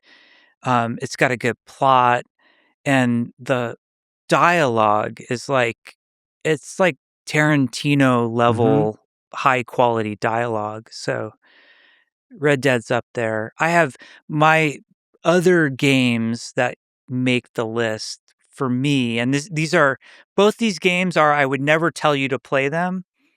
EverQuest and Rust are two of the most defining games to me and my career and my life. And Rust, I would never recommend somebody go and play it. Rust will come calling to you if you are up to play it. It is a cult. It's 100% a cult. That's When you're ready, it will come it down. will come down. The It will let sky you will know. part. Okay. In Rust, you are considered a complete noob that doesn't know what he's doing. If you don't have 1,000 hours, even 1,000 hours, people would be like, "Oh, you only have 1,000 hours in that game." Yeah. Yeah, but Rust and a lot of inspiration for me in the game I'm working on now. My game is not like Rust in that it's not a PvP centric game, but it will have PvP. What aspect of Rust do you draw inspiration from? I love the resetting world. It's a great game mechanic, and it's one that I want to evolve and work upon. Um, How often is the world reset? Do you think in Legend of California? I don't know yet. Probably every month. We want it to be fast enough that you're not too attached, but we want to make it rewarding. Like the trick is coming up with not why am I upset that the world resets, but why am I excited that the world resets? And we know players can get very angry about resetting worlds, but anybody who's played 5,000 hours of Rust, like some of us, the resetting world is the magic. I can't wait for the next reset because the adventure starts all over again. And if you want to play the first time with me, like if we want to play World of Warcraft and I'm level 80 and you're level 1, there's no meaningful experience we can have together. But in Rust, we just wait for a reset and we're both naked on the beach, from minute 1. What about the experience of Rust where you can have everything taken away from you? Is that part? We're not doing that. Great, Yeah. because that feels awfully stressful. See, I just lost the entire Rust audience when I said we're not doing that because if you're a Rust player, you're not thinking you're going to lose everything you have. You're thinking I'm going to take everything somebody else has. See, my perception of the Rust audience is there's like 3 people. They're in a castle somewhere. It's a very exclusive group. They are highly skilled, highly passionate, highly knowledgeable. But yeah, it's an inspiration for me. That and EverQuest were defined, and the amount of hours I've logged in both those games are insane. What do you think has more hours from Jeff Kaplan, EverQuest or Rust? Well, you said I was 6K on EQ, so that puts me. I'm at 5K in Rust. And also in that collection is Zork.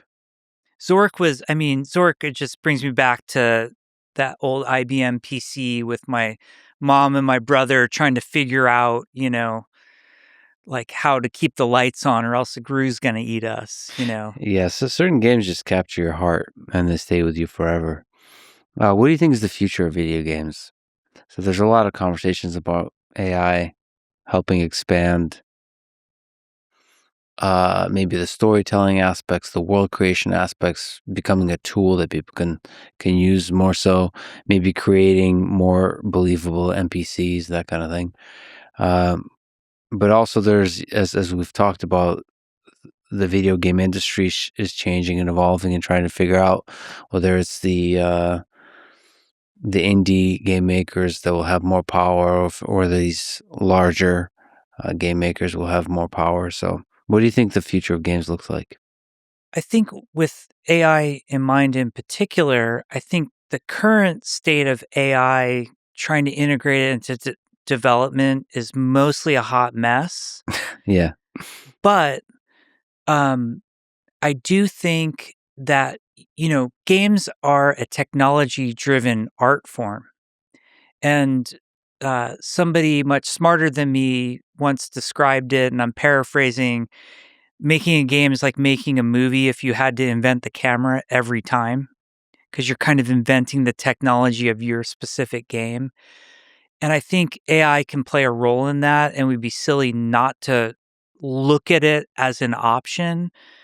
The problem with AI right now is it's overconfident in what it tries to deliver. Like, it fooled around, obviously, like everybody. Like, you mess around with, ChatGPT and Gemini, and you fool around with some of the art generation, and it's fun for non-artists to fool around on Midjourney, but it's mostly weird and shitty. And even like when trying to have AI answer for me, like I don't normally make UI in a game.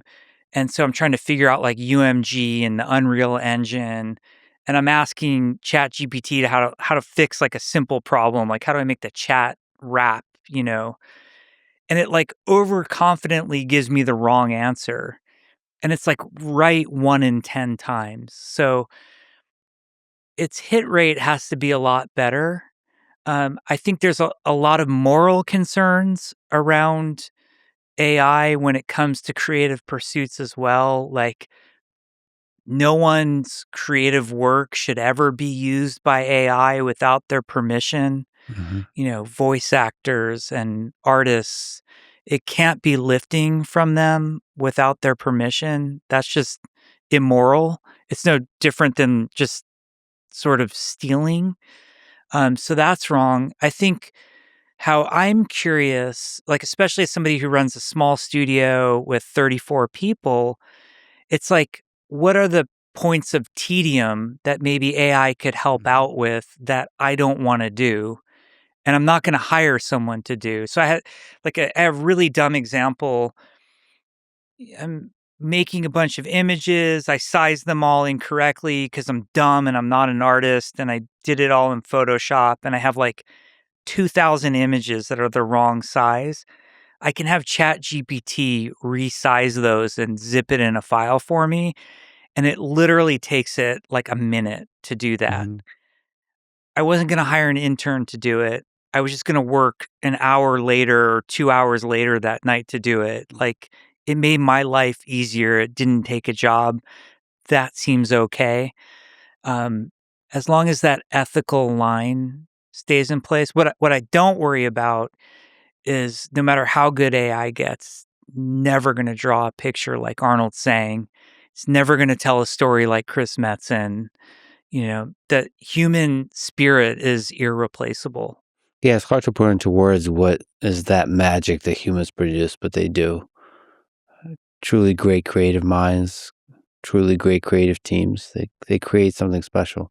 It's hard to really articulate exactly what's missing with AI.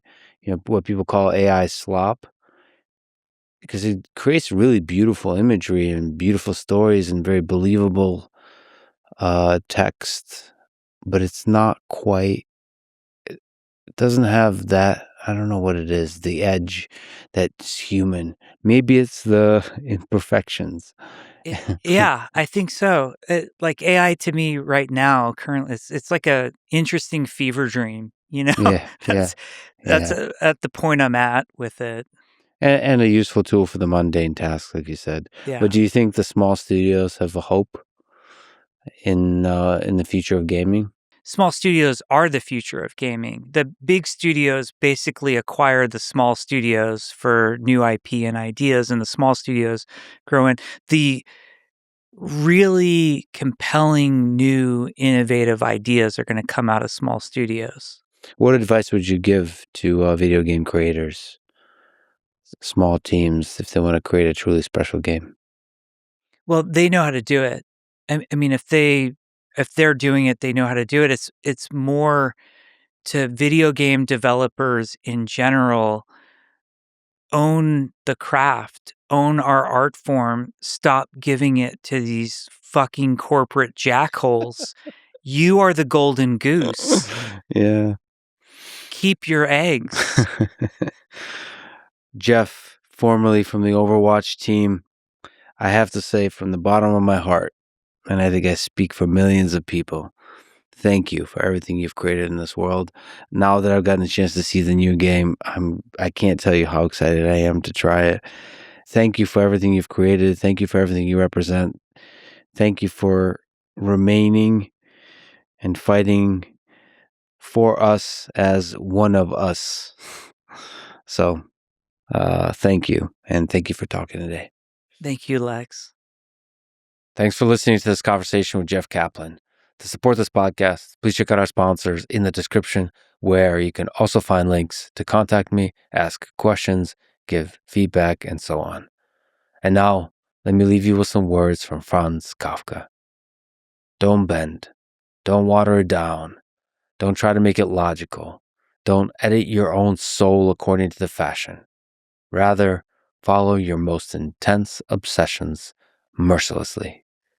Thank you for listening, and hope to see you next time.